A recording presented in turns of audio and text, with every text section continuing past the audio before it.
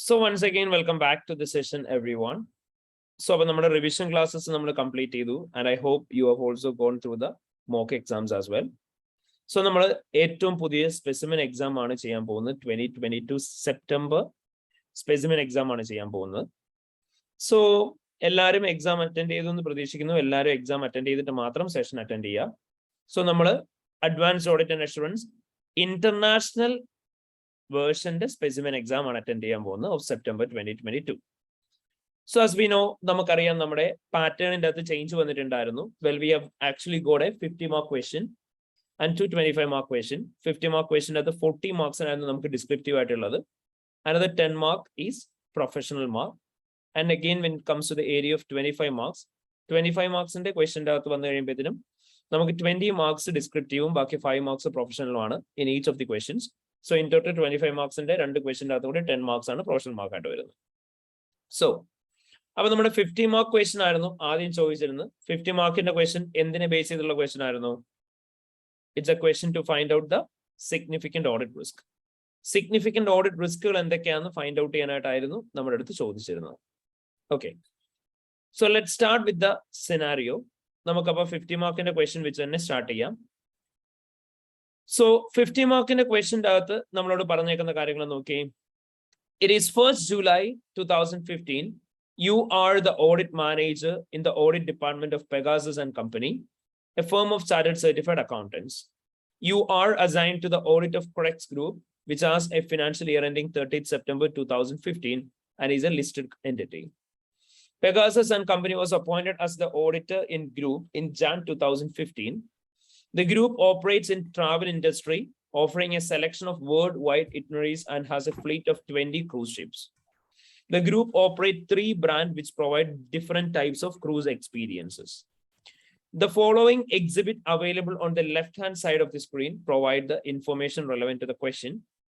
They have provided us with a partner's email, background information, selected financial information, then audit team meeting notes.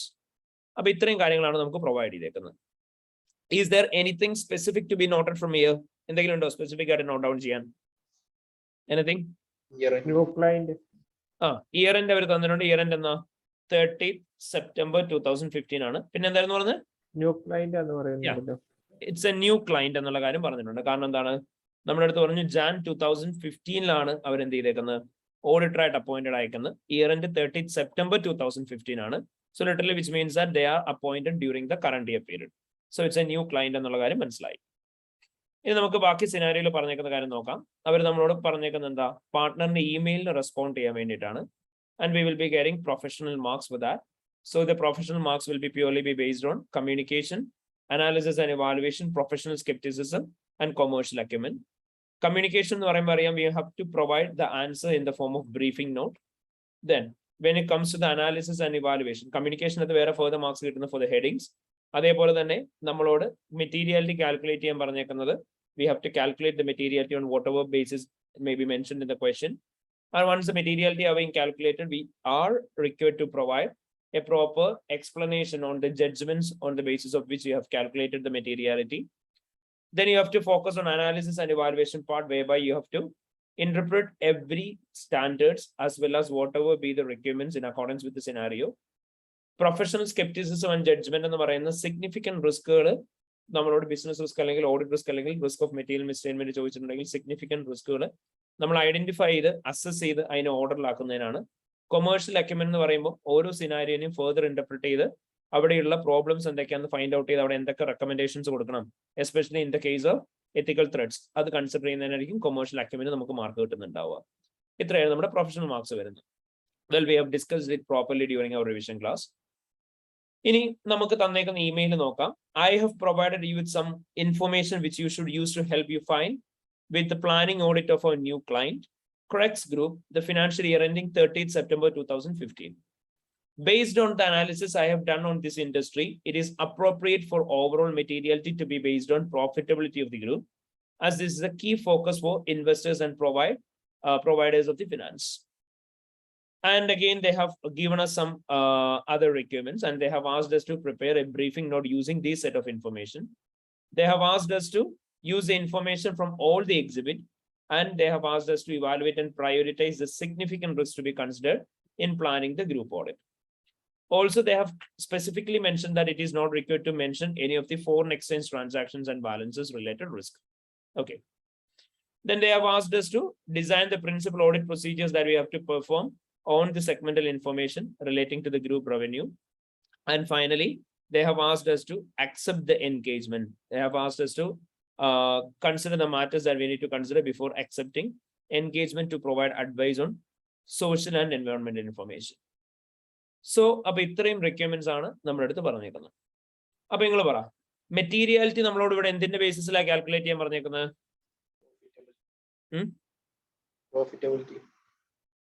Materiality എന്തിന്റെ ബേസിസിലാണ് നമ്മളോട് calculate ചെയ്യാൻ പറഞ്ഞേക്കുന്നത്? പ്രോഫിറ്റബിലിറ്റിയുടെ ബേസിസിലാണ് materiality calculate ചെയ്യാനായിട്ട് പറഞ്ഞേക്കുന്നത്. So അപ്പൊ നമ്മൾ ഡെഫിനറ്റ്ലി മെറ്റീരിയാലിറ്റി കാൽക്കുലേറ്റ് ചെയ്യുന്നത് എങ്ങനെയായിരിക്കണം? പ്രോഫിറ്റബിലിറ്റിയുടെ ബേസിസ് തന്നെയായിരിക്കണം.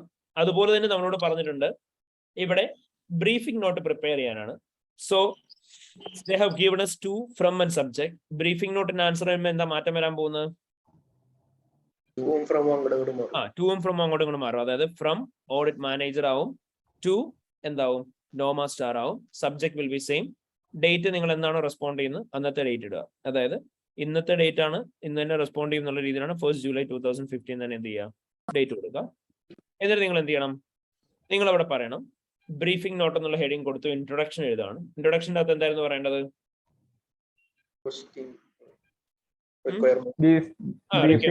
എന്ന് പറയാ, ഈ ബ്രീഫിംഗ് നോട്ട് പ്രിപ്പയർ ചെയ്തേക്കുന്നത് ഈ നോമ സ്റ്റാർ കമ്പനിയുടെ നമ്മുടെ ക്രക്സ് ഗ്രൂപ്പിന്റെ ഓഡിറ്റ് പ്ലാനിങ്ങുമായിട്ട് റിലേറ്റ് ചെയ്തിട്ടാണ്. ആൻഡ് ഇത് നമ്മൾ മെയിൻലി ഈ ഒരു പർട്ടിക്കുലർ ബ്രീഫിംഗ് നോട്ടിനകത്ത് ഇൻക്ലൂഡ് ചെയ്തേക്കുന്ന എന്തൊക്കെ കാര്യങ്ങളാണെന്ന് പറയാം? സിഗ്നിഫിക്കന്റ് ഓഡിറ്റ് റിസ്കുകളുണ്ട്, ദെൻ സെഗ്മെന്റൽ ഇൻഫർമേഷൻ ഉണ്ട്, അതേ segmental information related audit procedures ഉണ്ട്. അതുപോലെ തന്നെ എന്തൊക്കെ ഫാക്ടേഴ്സ് ആണ് സോഷ്യൽ ആൻഡ് എൻവയോൺമെന്റൽ ഇൻഫർമേഷൻ കൺസിഡർ ചെയ്യുന്നതിന് മുന്നേ എടുക്കേണ്ടതെന്നുള്ളത് ഉണ്ടെന്ന് പറയാം. ദെൻ നിങ്ങൾ എന്ത് ചെയ്യണം? You can give answer with regarding the materiality. അപ്പോൾ ഇവിടുത്തെ സിനാരിയോനെ ബേസ് ചെയ്ത് മെറ്റീരിയാലിറ്റി കാൽക്കുലേറ്റ് ചെയ്യുക, കമ്പ്യൂട്ട് ചെയ്യുക, മെറ്റീരിയാലിറ്റി ബെഞ്ച് മാർക്ക് ഏതാണെന്ന് വേണമെങ്കിൽ പറയാം. ഇവിടെ ഈ ഒരു പർട്ടിക്കുലർ ക്ലയന്റിനെ സംബന്ധിച്ച് മെറ്റീരിയാലിറ്റി നിങ്ങളുടെ പ്രോഫിറ്റിന്റെ ബേസിസിലാണ് കാൽക്കുലേറ്റ് ചെയ്യാൻ പറഞ്ഞേക്കുന്നത്. സോ ഇവിടെ മെറ്റീരിയാലിറ്റി പ്രോഫിറ്റിന്റെ ബേസിസിലാണ് കാൽക്കുലേറ്റ് ചെയ്യുന്നുണ്ടെങ്കിൽ let me ask you guys, പ്രോഫിറ്റിന്റെ എത്രയൊക്കെയാണ് ബെഞ്ച് മാർക്സ്? 5 to 10. ഓക്കെ, പ്രോഫിറ്റബിലിറ്റിയുടെ 5 to 10% ആണ് മെറ്റീരിയാലിറ്റി റേഞ്ച് വരിക. ഔട്ട് ഓഫ് വിച്ച് 5% ആണ് ചൂസ് ചെയ്യേണ്ടത്, 10% ആണ് ചൂസ് ചെയ്യേണ്ടത്? ഇവിടെ 5% ആണ്. റീസൺ എന്താ? ന്യൂ ക്ലയന്റ് ആണ്. നമ്മൾ റിവിഷൻ ക്ലാസ്സിന് സമയത്ത് ഡിസ്കസ് ചെയ്താണ്. ആരെങ്കിലും അത് അറ്റൻഡ് ചെയ്തിട്ടില്ലെങ്കിൽ ഡേ 1 അറ്റൻഡ് ചെയ്യണം. നമ്മളവിടെ പറഞ്ഞിരുന്നു when it comes to a new client, ഒരു ന്യൂ ക്ലയന്റ് ആകുമ്പോൾ അവിടെ എന്തൊക്കെ കാര്യങ്ങളാണ് നമ്മൾ കൺസിഡർ ചെയ്യേണ്ട മെറ്റീരിയാലിറ്റി ഡിറ്റർമൈൻ ചെയ്യുമ്പോൾ? എന്തൊക്കെയായിരുന്നു ഒരു പർട്ടിക്കുലർ ക്ലയന്റിന്റെ മെറ്റീരിയാലിറ്റി ഡിറ്റർമൈൻ ചെയ്യുമ്പോൾ ഏതിന്റെ ബേസ് മെറ്റീരിയാലിറ്റി ഡിറ്റർമൈൻ ചെയ്യണം എന്ന് നോക്കാൻ തീരുമാനിക്കുന്ന ഫാക്ടേഴ്സ്? ന്യൂ ക്ലയന്റ് ആണോ, ന്യൂലി ലിസ്റ്റഡ് ആണോ, പിന്നെ കോർപ്പറേറ്റ് ഗവർണൻസ് വീക്ക്നെസ് ഉണ്ടോ, എഫിഷ്യൻസി ഉണ്ടോ, പിന്നെ മാനേജ്മെന്റ് ബയസിനുള്ള പോസിബിലിറ്റി ഉണ്ടോ? ഇതിനുള്ള ഏതിനും പോസിബിലിറ്റി ഉണ്ടെങ്കിൽ അപ്പർ ലിമിറ്റ് ആയിരിക്കോ ലോവർ ലിമിറ്റ് ആയിരിക്കോ? Lower limit. അല്ലാന്നുണ്ടെങ്കിലോ അപ്പർ ലിമിറ്റ്. മിക്സ് വന്നു കഴിഞ്ഞാൽ ഇൻ ബിറ്റ്വീൻ. നമ്മൾ പറഞ്ഞു ന്യൂലി ലിസ്റ്റഡോ ന്യൂ ക്ലയന്റ് ആണോ എപ്പോഴും എന്ത് വേണം എടുക്കാൻ? ലോവർ ലിമിറ്റ് വേണം എടുക്കാൻ. So here you will be selecting the lower limit for materiality. Sir, ഈ റിസ്ക് നോക്കിയിട്ട് റിസ്ക് ഓഫ് മെറ്റീരിയാലിറ്റി നോക്കിയിട്ട് നമുക്ക് അങ്ങനെ ഫിക്സ് ചെയ്യാൻ പറ്റുമോ? സോറി, റിസ്ക് ഓഫ് മെറ്റീരിയൽ മിസ്റ്റേറ്റ്മെന്റ് നോക്കിയിട്ട് നമുക്ക് ലോവർ ലിമിറ്റ് ഫിക്സ് ചെയ്യാൻ പറ്റുമോ? അതായത് ഇപ്പൊ ഒരുപാട് അക്കൗണ്ടിങ് ട്രീറ്റ്മെന്റിന്റെ അകത്ത് മിസ്റ്റേക്സ് ഉള്ള പോസിബിലിറ്റി ഒരുപാട് പറഞ്ഞിട്ടുണ്ട് അവര്. അങ്ങനെയാണെങ്കിൽ ലോവർ ലിമിറ്റ് കൊണ്ടുവന്ന് വെക്കണ്ട. നമ്മളന്ന് പറഞ്ഞിരുന്നല്ലോ, അതായത് ന്യൂ ക്ലയന്റോ ന്യൂലി ലിസ്റ്റഡോ അല്ലാന്നുണ്ടെങ്കിൽ മാത്രം എന്ത് ചെയ്താൽ മതി? ന്യൂ ക്ലയന്റോ ന്യൂലി ലിസ്റ്റഡോ ആണെങ്കിൽ മാത്രം ഏറ്റവും ലോവർ ലിമിറ്റിലേക്ക് പോയാൽ മതി. അല്ലാന്നുണ്ടെങ്കിൽ ഇൻ ബിറ്റ്വീൻ ഉള്ള റേഞ്ച് നോക്കിയാൽ മതി. ഓക്കെ. സോ അപ്പൊ നിങ്ങൾക്ക് ആ മെറ്റീരിയാലിറ്റിനെ കുറിച്ച് പ്രോപ്പർലി എക്സ്പ്ലെയിൻ ചെയ്യണം. നിങ്ങൾ പറയാം മെറ്റീരിയാലിറ്റി പ്രോഫിറ്റബിലിറ്റിയുടെ ബേസിസിലാണ് കാൽക്കുലേറ്റ് ചെയ്തേക്കുന്നത്. It have been taken between the 5 to 10%. ഇവിടെ 5% ആണ് മെറ്റീരിയാലിറ്റി ക്രിയേറ്റ് ചെയ്തേക്കുന്നതെന്ന് പറയാം. കാരണം എന്താ? ന്യൂ ക്ലയന്റ് ആണ്. അതുപോലെ തന്നെ മിസ്റ്റേക്ക് ഉണ്ടെങ്കിൽ അതിനുള്ള പോസിബിലിറ്റീസ് ഉണ്ട്. അതുകൊണ്ടാണ് മെറ്റീരിയാലിറ്റി ലോവർ ലിമിറ്റ് സെറ്റ് ചെയ്തേക്കുന്നത് പറയാം. എന്നിട്ട് പറയാം പ്ലാനിംഗ് സ്റ്റേജ് സെറ്റ് ചെയ്തേക്കുന്ന മെറ്റീരിയാലിറ്റി ആണിത്. ത്രൂ ഔട്ട് ദ ഓഡിറ്റ് നിങ്ങൾ റിവ്യൂ ചെയ്യുന്നുണ്ടാവും. ഇഫ് നെസസറി നിങ്ങൾ ആ മെറ്റീരിയാലിറ്റി ലെവൽസ് റിവൈസ് ചെയ്യുന്നുണ്ടാവും എന്നുള്ള കാര്യം പറയാം. ഓക്കെ, അപ്പൊ ഇത്രയും കാര്യങ്ങൾ പറയണം. ഫോറിൻ കറൻസിനെ ബേസ് ചെയ്തിട്ടുള്ള റിസ്കുകൾ പറയേണ്ട ആവശ്യമുണ്ടോ? വേണ്ട. പറഞ്ഞ മാർക്ക് കിട്ടുമോ? ഇല്ല. കാരണം എന്താ? അവർ സ്പെസിഫിക്കലി പറഞ്ഞിട്ടുണ്ട് that you are not required to consider any risk in relation to the foreign transactions and balances. അപ്പൊ നിങ്ങൾ അത് കൺസിഡർ ചെയ്യേണ്ട ആവശ്യമില്ല. ഇനി നിങ്ങൾ നോക്കേണ്ട ഒരു കാര്യം എന്താണെന്ന് വെച്ചാൽ, നമുക്കറിയാം നമ്മൾ മെറ്റീരിയാലിറ്റി ചൂസ് ചെയ്ത് കഴിഞ്ഞു. ഇനി നമ്മൾ അതുപോലെ തന്നെ ഇവിടെ നമ്മുടെ പ്രോഫിറ്റബിലിറ്റിയുടെ ബേസിസിലാണ് മെറ്റീരിയാലിറ്റി എടുത്തേക്കുന്നത്. അപ്പർ ലിമിറ്റ് വേണോ ലോവർ ലിമിറ്റ് വേണോ എന്നുള്ള കാറ്റഗറൈസേഷൻ കൊണ്ടുവന്നു. ഇതെല്ലാം കഴിഞ്ഞ് കഴിഞ്ഞ് നമ്മൾ ഇനി എന്താ ചെയ്യേണ്ടത്? സിഗ്നിഫിക്കന്റ് റിസ്കുകളാണ് നമ്മളോട് കണ്ടുപിടിക്കാൻ പറഞ്ഞേക്കുന്നത്. സോ സിഗ്നിഫിക്കന്റ് റിസ്കുകൾ കണ്ടുപിടിക്കണം എന്നുണ്ടെങ്കിൽ നിങ്ങൾ ആദ്യം എന്ത് ചെയ്യണം? സിനാരിയോ ഫുള്ള് വായിച്ച് നോക്കാം. ഈ സിനാരിയോക്കകത്ത് എന്തൊക്കെ റിസ്കിനുള്ള പോസിബിലിറ്റി ആണ് ഉള്ളതെന്നുള്ളതിനെ കുറിച്ച് ക്ലിയർലി മനസ്സിലാക്കുക. അതും മനസ്സിലാക്കി കഴിഞ്ഞതിന് ശേഷം മാത്രം എന്ത് ചെയ്യണം? You have to take the list of risk associated here, out of which ഏറ്റവും സിഗ്നിഫിക്കന്റ് ആയിട്ടുള്ള റിസ്കുകൾ ആദ്യമേ പ്രയോറിറ്റൈസ് ചെയ്ത് എഴുതുക. അവിടെ നമ്മൾ ഒരു റിസ്ക് സിഗ്നിഫിക്കന്റ് ആണോ എന്ന് അറിയാൻ വേണ്ടി നമ്മൾ കുറച്ച് ബെഞ്ച് മാർക്സ് നോക്കാമെന്ന് പറഞ്ഞു. എന്തൊക്കെയായിരുന്നു? റിസ്ക് ഓഫ് ഫ്രോഡ് നമുക്ക് കൺസിഡർ ചെയ്യാം. പിന്നെ എന്തായിരുന്നു? റീസൺ ഇക്കണോമിക് അക്കൗണ്ടിങ് അല്ലെങ്കിൽ അതർ ഡെവലപ്മെന്റ്സ് എന്തെങ്കിലും റിലേറ്റ് ചെയ്തുള്ള റിസ്ക് ആണോ നോക്കാം. സബ്ജക്റ്റീവ് ഏരിയ ആണോ നമുക്ക് നോക്കാം. അൺയൂഷ്വൽ ട്രാൻസാക്ഷൻസ് എന്തെങ്കിലും ഉണ്ടോ എന്നുള്ള കാര്യം നമുക്ക് കൺസിഡർ ചെയ്യാം. റിലേറ്റഡ് പാർട്ടി ട്രാൻസാക്ഷൻസ് കൺസിഡർ ചെയ്യാം. കോംപ്ലിസിറ്റി ഓഫ് ട്രാൻസാക്ഷൻസ് കൺസിഡർ ചെയ്യാം. ക്ലിയർ ആയോ? ഓർമ്മയുണ്ടോ മക്കളെ? ഓക്കെ. അപ്പം ഇങ്ങനെ ഏതെങ്കിലും ഫാക്ടേഴ്സ് ഉണ്ടോ എന്ന് നോക്കുക. ഫ്രോഡോ, ഇക്കണോമിക് അക്കൗണ്ടിംഗ്, അതർ ഡെവലപ്മെന്റ്സോ, സബ്ജക്റ്റീവ് ഏരിയാസോ, അൺയൂഷ്വൽ ട്രാൻസാക്ഷൻസോ, സിഗ്നിഫിക്കന്റ് റിലേറ്റഡ് പാർട്ടി ട്രാൻസാക്ഷൻസോ, കോംപ്ലക്സ് ഏരിയാസോ ഏതെങ്കിലും ഉണ്ടോ എന്ന് നോക്കുക. അത് ഏതെങ്കിലും ഉണ്ടെങ്കിൽ അതിനെ എന്തായിട്ട് വേണം ട്രീറ്റ് ചെയ്യാൻ? You have to treat it as a significant risk. Okay. ഇനി നമുക്കപ്പം സിനാരിയോ വായിക്കാം. അവിടുന്ന് ഓരോ റിസ്കുകൾ പിക്ക് ചെയ്യാം. നമ്മളോട് പറഞ്ഞേക്കാണ് the group operates cruises under 3 brand which offers passengers a variety of cruise itineraries with a wide range of destinations. Cruises typically last for 2 weeks, though some last for 6 weeks. The brand are internally generated, therefore are not recognized as an intangible asset. Then, information about 3 brands operated by the group are as follows. Sunseeker Cruises. Cruises which will visit beach destination in the Caribbean, Europe and North America. Explorer Cruises. Cruises which focuses on visiting sites and landmark around the world. Pioneer Cruises.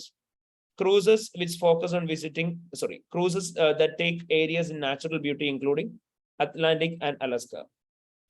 Business developments in the year. The first one with regarding the Sunseeker Cruises. In the financial year, the group will spend 75 million on upgrading and maintenance of the Sunseeker cruise ships. Luxury ship has to adhere to a very standard, so group regularly increase high expenditure on their maintenance. As well as the refurbishment, several ship has been enhanced by installation of entertainment facilities including cinemas and gym. Equipment in the gym will need to be replaced average every 3 years. Parayam. Any specific risk till the scenario എന്തെങ്കിലും റിസ്കുകൾ ഉണ്ടോ? New client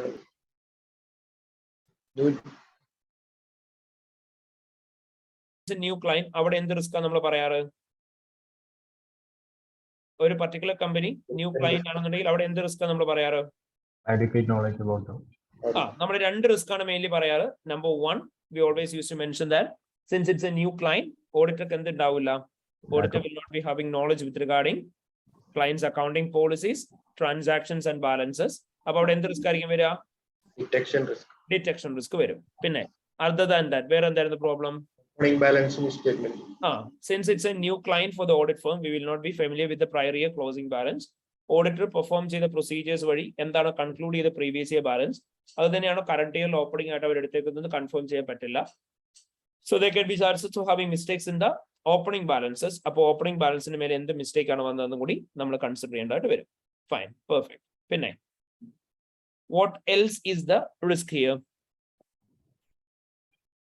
maintenance കോസ്റ്റും ഈ improvement cost അത് രണ്ട് overhauling risk വരും.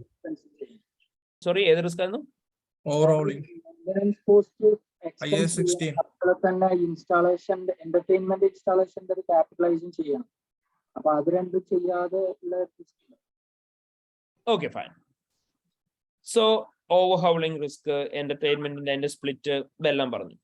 Summary ആയിട്ടൊന്ന് quickly പറയാം എന്തൊക്കെയായിരുന്നു. മെയിൻലി രണ്ട് കാര്യങ്ങൾ എന്തൊക്കെയാ? ഇവിടെ മെറ്റീരിയാലിറ്റി കാൽക്കുലേറ്റ് ചെയ്യണോ? വേണം. മെറ്റീരിയാലിറ്റി കാൽക്കുലേറ്റ് ചെയ്യാൻ പറ്റുക?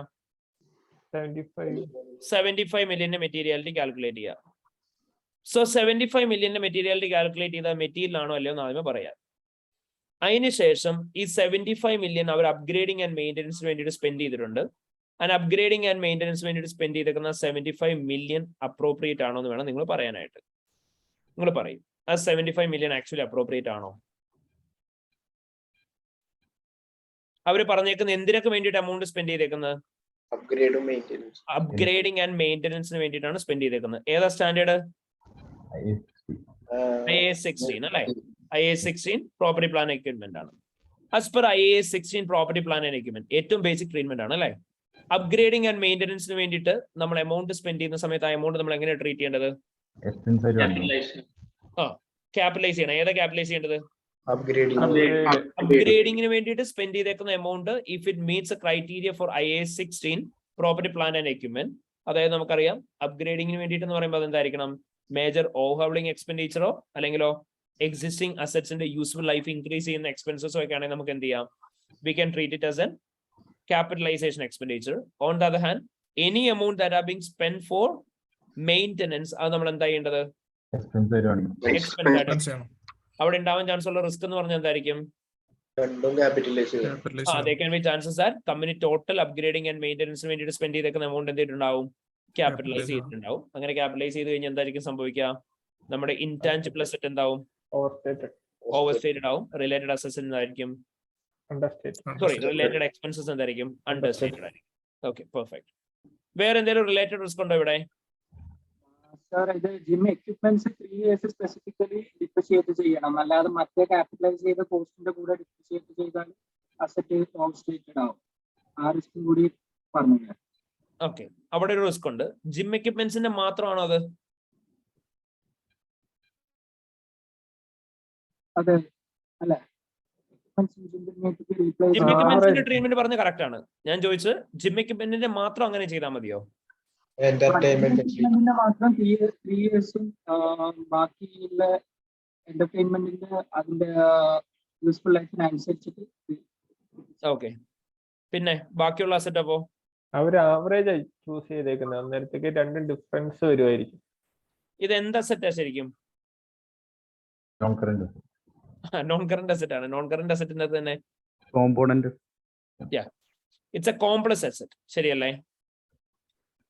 നമ്മള് പണ്ട് എക്സാമ്പിൾ ആയിട്ട് പണ്ട് തൊട്ടേ കോംപ്ലക്സ് അല്ലെങ്കിൽ കോമ്പോണന്റ് അസറ്റ്സിന്റെ എക്സാമ്പിൾ പറഞ്ഞുകൊണ്ടിരുന്നത് എന്തായിരുന്നു? ഷിപ്പായിരുന്നു അല്ലെ? പണ്ടോട്ട് നമ്മൾ പറയില്ല ഷിപ്പ് എന്ന് പറഞ്ഞിട്ട് പറയായിരുന്നു. ആ സെയിം കേസ് തന്നെയല്ലേ ഇത്? അവർ പറഞ്ഞെന്താ? They have got a big ship. ആ ഷിപ്പിലാണ് അവർ അപ്ഗ്രേഡിംഗ് ആൻഡ് മെയിൻ്റനൻസ് വേണ്ടി 75 million സ്പെൻഡ് ചെയ്ത് അവർ റീഫോർബിഷ്മെന്റ് ചെയ്തതിന്റെ ഭാഗമായിട്ട് അവർ പുതിയ എന്റർടൈൻമെന്റ് ഫെസിലിറ്റീസ് ആയ സിനിമാസും ജിമ്മും ഒക്കെ ഇൻസ്റ്റാൾ ചെയ്തെന്ന് പറഞ്ഞു. ജിമ്മിന്റെ യൂസ്ഫുൾ ലൈഫ് സ്പെസിഫിക്കലി അവരെടുത്ത് പറഞ്ഞിട്ടുമുണ്ട്. So in case if it is a component asset അല്ലെങ്കിൽ ഒരു കോംപ്ലക്സ് അസറ്റ് ആണെങ്കിൽ അതിന്റെ ഓരോ കോമ്പോണൻസും നമ്മൾ എന്താ ചെയ്യേണ്ടത്? ഡിപ്രിഷിയേറ്റ് ചെയ്യണം. എങ്ങനെ ഡിപ്രിഷിയേറ്റ് ചെയ്യേണ്ടത്? യൂസ്ഫുൾ ലൈഫിനനുസരിച്ച്, വിച്ച് മീൻസ് ഇൻഡിവിജ്വൽ യൂസ്ഫുൾ ലൈഫിനനുസരിച്ച് എന്തായിരിക്കണം? അതിന് ഓരോന്നിനെയും ഓരോ കോമ്പോണൻസിനെയും സെപ്പറേറ്റ്ലി ഡിപ്രിഷിയേറ്റ് ചെയ്യുന്നുണ്ടാവണം. ഇവിടെ എന്തായിരിക്കും അവർ ചെയ്തിട്ടുണ്ടാവുക? ആ total amount as a whole ആയിരിക്കും ഡിപ്രിഷിയേറ്റ് ചെയ്തിട്ടുണ്ടാവുക. അങ്ങനെയാണെങ്കിൽ ഡിപ്രിസിയേഷൻ എന്താവാം? ഓരോ പർട്ടിക്കുലർ പീരീഡിലേക്കുള്ള ഡിപ്രിസിയേഷൻ എന്തായിരിക്കും? ഈതർ അണ്ടർ സ്റ്റേറ്റഡ് ആയിരിക്കും, അല്ലാന്നുണ്ടെങ്കിലോ ചിലത് ഓവർ സ്റ്റേറ്റഡ് ആയിരിക്കും. ക്ലിയർ ആയോ? Is it clear? Yes, sir. Okay. The Explorer cruise ship while still luxurious, are the oldest ship in the fleet. The group is gradually replacing this with new ships. During the financial year, 2 new ships with a total cost of 110 million will come into use. The ship will took 3 years to build and were constructed by Vela Shippers Company, a company which is not owned by group. However, the chairman of the group, Max Darko, is also chairman of Vela Shippers Company, and his son is company's chief executive officer. Purchase of the ship was financed through a 110 million loan with a fixed interest rate of 6% per annum. A further 3 ships are currently under construction by Vela Shippers Company. The group has taken out a loan of 180 million with a 6.5% fixed interest rate to finance the capital expenditure. പറയാം എന്തൊക്കെയാ നമുക്ക് ഇവിടെ പറയാൻ പറ്റുക? What all are the risks associated here? Related party transaction. എവിടെ related party transaction ഉള്ള? അവരുടെ ബോർഡിലുള്ള same person ആണെന്ന് നിങ്ങളോട് പറഞ്ഞോ? ഇല്ല. But still, is that a related party transaction? Yes. ആണോ? Not ആണ്. നമുക്ക് എന്താ അവിടെ പറയാൻ പറ്റുക? chairman. എന്തായിരിക്കും അവിടെ പറയാൻ പറ്റുക? നമ്മളോട് അവിടെ പറഞ്ഞേക്കുന്നത് എന്താ? നമ്മളോട് അവിടെ പറഞ്ഞേക്കുന്ന വേല ഷിപ്മെന്റ് കമ്പനി എന്ന് പറയുന്ന കമ്പനി, ആ കമ്പനിയാണ് നമുക്ക് എന്ത് ചെയ്തു തരുന്നതെന്ന് പറഞ്ഞു? നമുക്ക് ആ ഒരു പുതിയ ഷിപ്പ് റീപ്ലേസ് ചെയ്യാൻ വേണ്ടിയുള്ള ഷിപ്പ് ഉണ്ടാക്കി തരുന്നു. ആ വേല ഗ്രൂപ്പ് എന്ന് പറയുന്ന ആ ഷിപ്പ് ബിൽഡിംഗ് കമ്പനിയിലെ ചെയർമാൻ, നമ്മുടെ കമ്പനിയുടെ ചെയർമാൻ മാക്സ് ഡെർക്കോ, അവര് തന്നെയാണ് എന്ത് വേല ഷിപ്പേഴ്സ് കമ്പനിയുടെ ചെയർമാൻ. അതുപോലെ തന്നെ പുള്ളിയുടെ സൺ ആണ് അവിടുത്തെ CEO. അപ്പൊ ഓട്ടോമാറ്റിക്കലി അത് എന്ത് ട്രാൻസാക്ഷൻ ആണെന്നാണ് നിങ്ങൾ പറഞ്ഞത്? It's A related party transaction. Related party transaction ഏതാ സ്റ്റാൻഡേർഡ്? IAS 24. IAS 24 ആണ് related party transaction. So whenever there is a possibility for related party transaction, how do we need to treat that transaction? Disclosure. Okay, അതും മെറ്റീരിയാലിറ്റിയുടെ computation പറയാം. Is that a material amount? It is material Yes, by ma'am. Related party transaction is material on the basis of the nature of the transaction. Transaction nature and the basis of the material ആണ്. So നമ്മൾ ആ related party transaction consider ചെയ്യണം. ഇനി നിങ്ങൾ പറ, as per IAS 24 related party transaction ഉണ്ടെങ്കിൽ നമ്മൾ എന്താ ചെയ്യേണ്ടത്? adequate amount of disclosure കൊടുക്കണം. Adequate amount of disclosures കൊടുത്തിട്ടുണ്ടാവണം ഫിനാൻഷ്യൽ സ്റ്റേറ്റ്മെന്റ്സിനകത്ത് with regarding the related party transactions. എന്തൊക്കെ ഡിസ്ക്ലോഷേഴ്സ് ആണ് കൊടുക്കണം നമ്മൾ സ്റ്റാൻഡേർഡ്സിൽ പഠിച്ചത്? Nature of relationship. The nature of related party transactions, പിന്നെ value of transaction, nature of related party relationship, transactions with related parties, പിന്നെ Outstanding value of the outstanding transaction, balances that are necessary for the related party bad and doubtful debts. ഇത്രയും disclose or amount. അവിടെ ഉണ്ടാവാൻ chance ഉള്ള risk എന്ന് പറഞ്ഞാൽ എന്തായിരിക്കും? Inadequate disclosure. There can be chances that they might have provided inadequate disclosures in relation to the related party transactions. Inadequate disclosures ആയിരിക്കും കൊടുക്കുന്നുണ്ടെങ്കിൽ അവിടെ എന്തായിരിക്കും സംഭവിക്കുന്നുണ്ടാവുക? There can be chances that നമ്മുടെ റവന്യൂ എന്തായിരിക്കും? റവന്യൂ അല്ല, നമ്മുടെ ഡിസ്ക്ലോഷേഴ്സ് എന്തായിരിക്കും? Misstated. മെറ്റീരിയലി മിസ്സ്റ്റേറ്റഡ് ആയിരിക്കും. ശരിയല്ലേ? ഓക്കെ, പിന്നെ വേറെന്താ risk? Sir, financial statement extracts ships in use in the value 31 million increase ആയിട്ടുള്ളൂ കമ്പയറിംഗ് പ്രയർ ഇയർ. പക്ഷേ ഈ വർഷം 110 മില്യന്റെ പോസ്റ്റുള്ള ഷിപ്സ് യൂസിൽ വന്നിട്ടുണ്ട്. അത് അതിൽ റിഫ്ലക്ട് ആയിട്ടില്ല. ഒന്നുകൂടെ പറയൂ, വോയിസ് ക്ലിയർ ആയില്ല. സർ, നമുക്ക് തന്ന എക്സ്ട്രാക്ട്സിൽ ഈ വർഷത്തേക്ക് ഇൻക്രീസ് ആയ ഷിപ്സ് ഇൻ യൂസിന്റെ വാല്യൂ 31 മില്യൺ മാത്രമാണ്. എങ്കിൽ ഈ വർഷം 110 മില്യന്റെ കോസ്റ്റുള്ള ഷിപ്സ് യൂസിൽ വന്നിട്ടുണ്ട്. അപ്പൊ അത് രണ്ടും കൺസിസ്റ്റന്റ് അല്ല. അപ്പൊ അത് അണ്ടർസ്റ്റേറ്റ് ആയിട്ടുണ്ടാവാൻ ചാൻസ്. Okay, fine. അപ്പൊ അവിടെ അക്യുമുലേറ്റഡ് ഡിപ്രിസിയേഷൻ അതും കൂടെ വെച്ച് ക്രോസ് ഒക്കെ ആണ് കേട്ടോ കറന്റ് ഇയർ വന്നേക്കുന്ന ഇൻക്രീസ്. ഡിപ്രിസിയേഷൻ വേറെ തന്നെ തന്നിട്ടുണ്ട്. ഓക്കെ, വാല്യൂ തന്നിട്ടില്ല. ഫൈൻ. അപ്പൊ നമുക്ക് അതിനനുസരിച്ച് എന്താണ് റിസ്ക് ഉള്ളത് അത് വെച്ച് നമുക്ക് ഇന്റർപ്രറ്റ് ചെയ്യാം. ഓക്കെ, പിന്നെ വേറെ എന്താ സ്പെസിഫിക് റിസ്ക് ഇവിടെ ഉള്ളത്? Borrowing cost. അവർ നമ്മുടെ അടുത്ത് പറഞ്ഞു 110 മില്യൺ ആണ് അവർ എന്ത് ചെയ്തേക്കുന്നത്, ലോൺ എടുത്തേക്കുന്നത്. 110 മില്യന്റെ ലോൺ അവർ എടുത്തിട്ടുണ്ട്. ആ ലോണിന്റെ ഇൻട്രസ്റ്റ് പെർസെന്റേജ് എത്രയാന്ന് പറഞ്ഞു? 6% ആണ്. ആൻഡ് ഈ ഒരു പർട്ടിക്കുലർ ഫർദർ 3 ഷിപ്സ് കൺസ്ട്രക്ഷൻ പ്രോഗ്രസിലാണെന്ന് പറഞ്ഞു. അതിന് വേണ്ടിയിട്ട് അവർ 180 മില്യന്റെ ലോൺ എടുത്തിട്ടുണ്ട്. അത് അവരെങ്ങനെയാ ചെയ്തേക്കുന്നത്? 6.5% ഫിക്സഡ് ഇൻട്രസ്റ്റ് റേറ്റിലാണ്. സോ നിങ്ങൾ പറ, as per IAS 23 borrowing cost നമ്മൾ എങ്ങനെയാ ഇവിടെ ട്രീറ്റ് ചെയ്യേണ്ടത്? ഇവരെ സംബന്ധിച്ച് ഈ ഷിപ്പ് എന്ന് പറഞ്ഞ് ഇവരെന്ത് ചെയ്യാ? ഇവരെ സംബന്ധിച്ച് ഈ ഷിപ്പ് ഇവരെന്ത് ചെയ്യാ? ഉണ്ടാക്കിയെടുക്കുകയാണ് അല്ലെ? അതായത് മറ്റൊരു കമ്പനീനെ വെച്ച് ഉണ്ടാക്കിച്ചെടുക്കുകയാണ്. ഇവരെ സംബന്ധിച്ച് ഇതൊരു ക്വാളിഫയിങ് അസറ്റ് ആണോ? കാരണം എന്താ? Substantial period. Because they take a substantial period of time to get it for the intended use of sale, അല്ലെ? അപ്പം അതുകൊണ്ട് തന്നെ അതെന്താണ്? It's A qualifying asset. So ഒരു ക്വാളിഫയിങ് അസറ്റിന് വേണ്ടിയിട്ട് നമ്മളൊരു ലോൺ എടുക്കുകയാണ്, ക്വാളിഫയിങ് അസറ്റിന്റെ ഫിനാൻസ് ചെയ്യാൻ വേണ്ടിയിട്ട്. അങ്ങനെയാണ് ലോൺ എടുക്കുകയാണെങ്കിൽ ആ ലോണുമായിട്ട് റിലേറ്റ് ചെയ്തുള്ള ഇൻട്രസ്റ്റ് എക്സ്പെൻസും അതേപോലെ തന്നെ ഫിനാൻസ് കോസ്റ്റുകളും എന്തൊക്കെയാണ് അതെല്ലാം നമുക്ക് എന്ത് ചെയ്യാം? ക്യാപിറ്റലൈസ് ചെയ്യാം to the date on which the production ceases. ശരിയല്ലേ? അങ്ങനെയാണ് ഇവിടെ ഉണ്ടാവാൻ ചാൻസ് ഉള്ള റിസ്ക് എന്ന് പറഞ്ഞാൽ എന്തായിരിക്കും റിസ്ക്? കഴിഞ്ഞിട്ടും ക്യാപിറ്റലൈസേഷൻ ആണോ? ഇതിപ്പം നമ്മുടെ ക്യാപിറ്റലൈസേഷൻ 3 years എടുത്തിട്ടേ കഴിയുള്ളൂ എന്ന് പറഞ്ഞിട്ടുണ്ട് നമ്മുടെ അടുത്ത്. അങ്ങനെയാണ് ഇവിടെ പോസിബിൾ റിസ്ക് എന്തായിരിക്കും? ചാൻസസ് അവർ ആ ടോട്ടൽ എമൗണ്ട് എന്ത് ചെയ്തിട്ടുണ്ടാവാം? May be they might have treated it as expense in the P&L, അല്ലെങ്കിൽ ക്യാപിറ്റലൈസ് ചെയ്തിട്ടുണ്ടെങ്കിൽ അപ്രോപ്രിയേറ്റ് പീരീഡിലേക്ക് ക്യാപിറ്റലൈസ് ചെയ്തിട്ടുണ്ടാവില്ല. ദയവായി നമ്മുടെ ഫിനാൻസ് കോസ്റ്റ് എന്തായിരിക്കും? മിസ്സ്റ്റേറ്റഡ് ആയിരിക്കും. സെയിം as that നമ്മുടെ കമ്പനിയുടെ വാല്യൂ ഓഫ് അസറ്റ് എന്തായിരിക്കും? മിസ്സ്റ്റേറ്റഡ് ആയിരിക്കും. ക്ലിയർ ആയോ? Is it clear everyone? Yes, sir. Okay. Sir, ഇതില് നമ്മൾ എഫ്എസ് റെഫർ ചെയ്യേണ്ട കാര്യമുണ്ടോ ഇതില്? ഈ സിനാരിയോ ക്രോസ് ചെക്ക് ചെയ്യാം, എഫ്എസ് ക്രോസ് ചെക്ക് ചെയ്യാം. പക്ഷെ നമുക്ക് ഇപ്പൊ ഫുൾ ഫ്ലെഡ്ജ്ഡ് എഫ്എസ് തന്നിട്ടുണ്ടെങ്കിലാണ് നമുക്ക് ഓരോ എലമെന്റ്സ് ക്രോസ് ചെക്ക് ചെയ്യാൻ പറ്റുക. ഇവിടെ ഇപ്പൊ നമുക്ക് ആ എഫ്എസിന്റെ എക്സ്ട്രാക്ട് മാത്രമല്ലേ തന്നിട്ടുള്ളൂ. അല്ല സർ, ആ പിപിയുടെ കേസെല്ലാം പറയുമ്പോൾ അത് ഇൻക്ലൂഡ് ചെയ്തിട്ടുണ്ടോ എന്ന് ചെക്ക് ചെയ്യേണ്ട ആവശ്യമുണ്ടോ? പിപിയുടെ കേസ് പറയുന്ന സമയത്ത് നമുക്ക് ക്രോസ് ചെക്ക് ചെയ്യാം. പക്ഷെ നമ്മൾ പറഞ്ഞ പോലെ തന്നെ ഫുൾ ഫ്ലെഡ്ജ്ഡ് എഫ്എസ് തന്നു കഴിയുമ്പോൾ നമ്മൾ ബ്രേക്ക് ഡൗൺ വെച്ചിട്ട് ഓരോ എലമെന്റ്സും എടുത്ത് ക്രോസ് ചെക്ക് ചെയ്താൽ മതി, കൂടുതലും ഡെപ്ത് ആയിട്ട്. Okay. Then the pioneer cruises. The cruises are for more adventurous travelers and are growing in its popularity. In order to visit certain destinations on specialized cruises, the group has to acquire operating license from the local government. Cost of license is being capitalized as an intangible asset. അവർ നമ്മളോട് പറഞ്ഞു pioneer cruise കൂടുതൽ popular ആണ്, കാരണം എന്താണ്? കൂടുതൽ അഡ്വഞ്ചേറിയസ് ആയിട്ടുള്ള ട്രാവലേഴ്സിന് വേണ്ടിയിട്ടാണെന്ന് പറഞ്ഞു. അവിടെ പക്ഷെ ഗവൺമെന്റിന്റെ കയ്യിൽ നിന്ന് ഒരു ഓപ്പറേറ്റിംഗ് ലൈസൻസ് ഉണ്ടെങ്കിൽ അത് യൂസ് ചെയ്യാൻ പറ്റുള്ളൂ. അവരെ ലൈസൻസ് വാങ്ങിയിട്ട് എന്തായിട്ട് കാണിച്ചു എന്ന് പറഞ്ഞു? ഇൻടാഞ്ചിബിൾ അസറ്റ് ആയിട്ട് കാണിച്ചു. സോ നമുക്ക് വേണമെങ്കിൽ എന്ത് ചെയ്യാം? ആ ലൈസൻസിന്റെ കാര്യം നമുക്ക് നോക്കാം. സോ ഫസ്റ്റ് ഓഫ് ഓൾ നമുക്ക് ആ ലൈസൻസിനെ കുറിച്ച് വന്നിട്ടുണ്ട്. Intangible assets operating licence 56 million prior ഇയറിൽ എത്രയാ? 57 million കാണിച്ചിട്ടുണ്ട്. So it's on second one. Operating license are required for pioneer cruises shipped to visit certain destinations.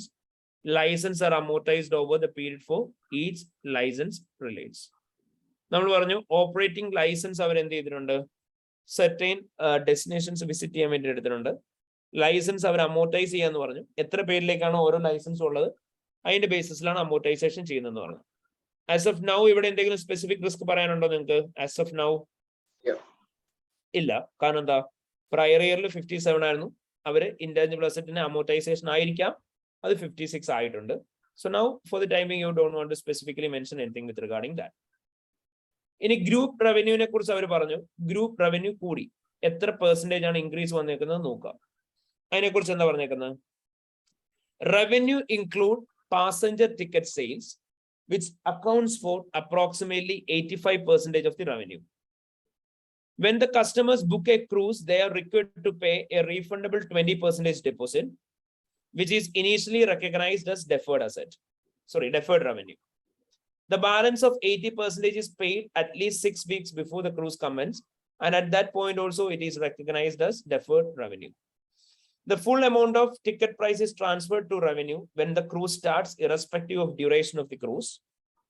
The remaining 50% of revenue is derived from onboard sales of food, drink, entertainment, and other items to the passengers. Management monitor this revenue stream closely as it achieves a high gross margin. Staff are encouraged to maximize these sales to the customers.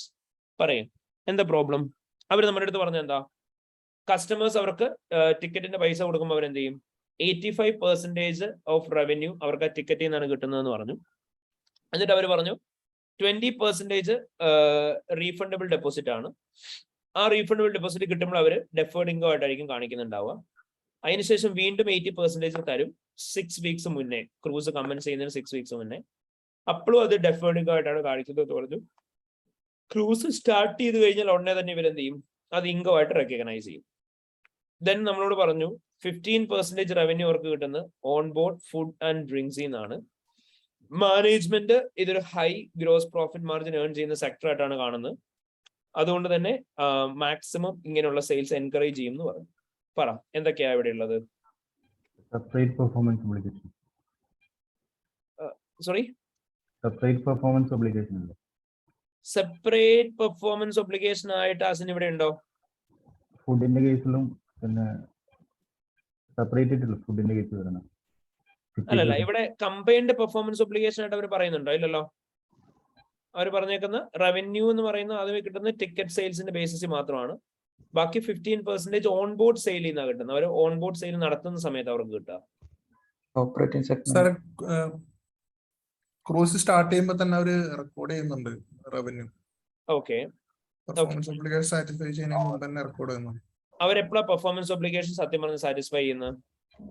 6 weeks over the time. Okay, 6 weeksലാണ് അവരുടെ performance obligation satisfy ചെയ്യുന്നത്, ശരിയല്ലേ? കാരണം നമ്മളോട് അവർ ആദ്യമേ പറഞ്ഞിട്ടുണ്ടായിരുന്നു on an average up to 6 weeks എടുക്കും എന്ന് പറഞ്ഞു അവരുടെ ഓരോ ജേർണിക്കും. ഇവിടെ നമ്മളോട് പറഞ്ഞു irrespective of the duration of the journey അവരെന്ത് ചെയ്യാണ്, വൺസ് ക്രൂസ് സ്റ്റാർട്ട് ചെയ്ത് കഴിഞ്ഞാൽ ഉടനെ തന്നെ അവർ ടോട്ടൽ എമൗണ്ട് എന്ത് ചെയ്യുക, റെക്കഗ്നൈസ് ചെയ്യാണ് റവന്യൂ ആയിട്ട്. സോ ഇവിടെ ലിറ്ററലി പറഞ്ഞ റവന്യൂ എങ്ങനെ ഇവിടെ പർട്ടിക്കുലർ കമ്പനിയുടെ വരുന്നത്? It is A revenue that have been recognised over A period of time. എത്രയാണോ ക്രൂസിന്റെ പീരീഡ്, ആ ക്രൂസ് ഷിപ്പിന്റെ പീരീഡ് ഫുള്ള് കഴിഞ്ഞതിന് ശേഷം മാത്രമായിരിക്കും നമ്മുടെ പെർഫോമൻസ് ഒബ്ലിഗേഷൻ മൊത്തത്തിൽ കംപ്ലീറ്റ് ആവുന്നുണ്ടാവുക. അതിന് എപ്പോഴാണോ ആ പെർഫോമൻസ് ഒബ്ലിഗേഷൻ അങ്ങനെ കംപ്ലീറ്റ്ലി കഴിയുന്നത്, ആ ഒരു പോയിന്റിൽ മാത്രമേ നമ്മൾ എന്ത് ചെയ്യാൻ പാടുള്ളൂ, വി ഷുഡ് റെക്കഗ്നൈസ് റവന്യൂ. പക്ഷെ കമ്പനി ഇവിടെ എന്ത് ചെയ്തു, ആദ്യം തന്നെ ടോട്ടൽ എമൗണ്ട് റവന്യൂ ആയിട്ട് റെക്കഗ്നൈസ് ചെയ്തു. അങ്ങനെ ആദ്യം തന്നെ ടോട്ടൽ എമൗണ്ട് റവന്യൂ ആയിട്ട് റെക്കഗ്നൈസ് ചെയ്ത് കഴിഞ്ഞാൽ ഓട്ടോമാറ്റിക്കലി എന്ത് സംഭവിക്കും?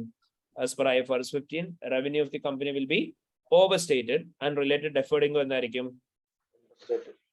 Understated ആവും. Clear ആയോ? Yes, sir.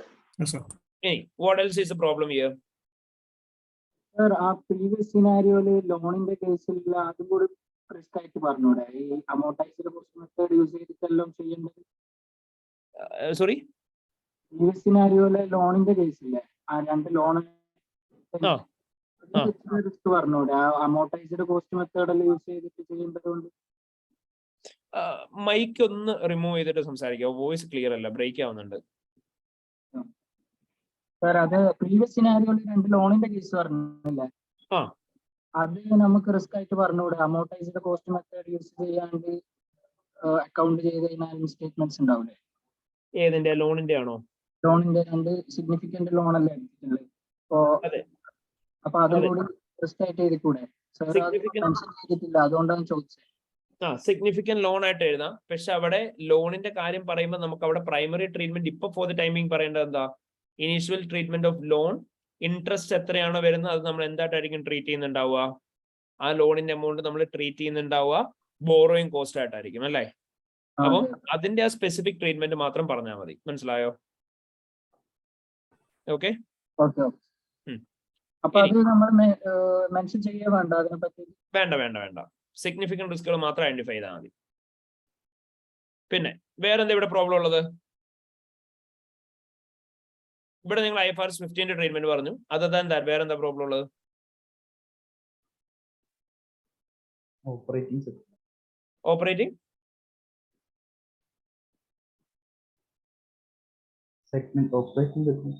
ഏത് operating segment? On board sale. നിങ്ങളോട് എന്തിനായിരിക്കും 15% ഓഫ് റവന്യൂ എന്നൊരു എക്സാക്ട് കണക്ക് അവർ പറഞ്ഞത്? മോർ ദാൻ 10% ഉണ്ടെങ്കിലല്ലേ? എക്സാക്ട്ലി, അല്ലേ? അതായത് നമുക്കറിയാം more than 10% of any element of financial statements ഒരു സിംഗിൾ ഏരിയ നിന്ന് കിട്ടുന്നുണ്ടെങ്കിലാണ് നമ്മൾ അതിനെ എന്തായിട്ട് ട്രീറ്റ് ചെയ്യുന്നുണ്ടാവുക? We will treat it as a operating segment, ശരിയല്ലേ? ഓപ്പറേറ്റിംഗ് സെഗ്മെന്റ് ആയിട്ട് ട്രീറ്റ് ചെയ്യുന്നുണ്ടാവുക. സോ ഇവിടെ നമ്മൾ പറയേണ്ടത് എന്താ? ഈ ഒരു റവന്യൂ എന്ന് പറയുന്നത് എക്സാക്ട്ലി 15% അവർക്ക് ഓൺ ബോർഡിംഗ് സെയിൽസ് ചെയ്ത് കിട്ടുന്നുണ്ട്. ബാക്കി 85% ആണ് അവർക്ക് ടിക്കറ്റ് സെയിൽ നിന്ന് കിട്ടുന്നത്. അപ്പൊ കമ്പനി മെയിൻലി 2 പ്രൊഡക്റ്റ് ആയിട്ട് എന്ത് ചെയ്യണം? സെഗ്മെന്റൈസേഷൻ ചെയ്യണം. And on the basis of which segmental ഇൻഫോർമേഷനെ കുറിച്ച് ആഡിക്വലി ഡിസ്ക്ലോസ് ചെയ്തിട്ടുണ്ടാവണം. കാരണം എന്താണ്? It is a listed entity. അവിടെ ഉണ്ടാവാൻ ചാൻസ് ഉള്ള റിസ്ക് എന്ന് പറഞ്ഞാൽ എന്തായിരിക്കും മെയിൻലി? അപ്പം എന്തായിരിക്കും അവിടെ ഉണ്ടാവാൻ ചാൻസ് ഉള്ള risk? There can be chances that they might not have provided adequate amount of disclosures with regarding the same. അവർ adequate amount of disclosures കൊടുത്തിട്ടുണ്ടാവില്ല എന്നുള്ളതാണ് നമ്മുടെ റിസ്ക് എന്ന് പറയാം. ക്ലിയർ ആയോ? Is it clear everyone? Okay. ഇനി അതേപോലെ തന്നെ ഇവിടെ നോക്കി കഴിഞ്ഞാൽ നിങ്ങൾക്ക് കാണാം revenue is presented on segmented basis in the notes to financial statements with segment based on 3 brand of the group. Sunseeker 320 prior year തന്നു, എക്സ്പ്ലോറർ ക്രൂസസ് തന്നു, അതേപോലെ തന്നെ പൈനിയർ ക്രൂസസ് തന്നു, ടോട്ടൽ എമൗണ്ട് തന്നു. ഇവിടെ നിങ്ങൾ നോക്കിയോ എത്രയാ variance compared with prior year? ഓരോ ഇയേഴ്സിലും എത്രയാണ് വേരിയൻസ് വന്നേക്കുന്നത് നോക്കിയോ?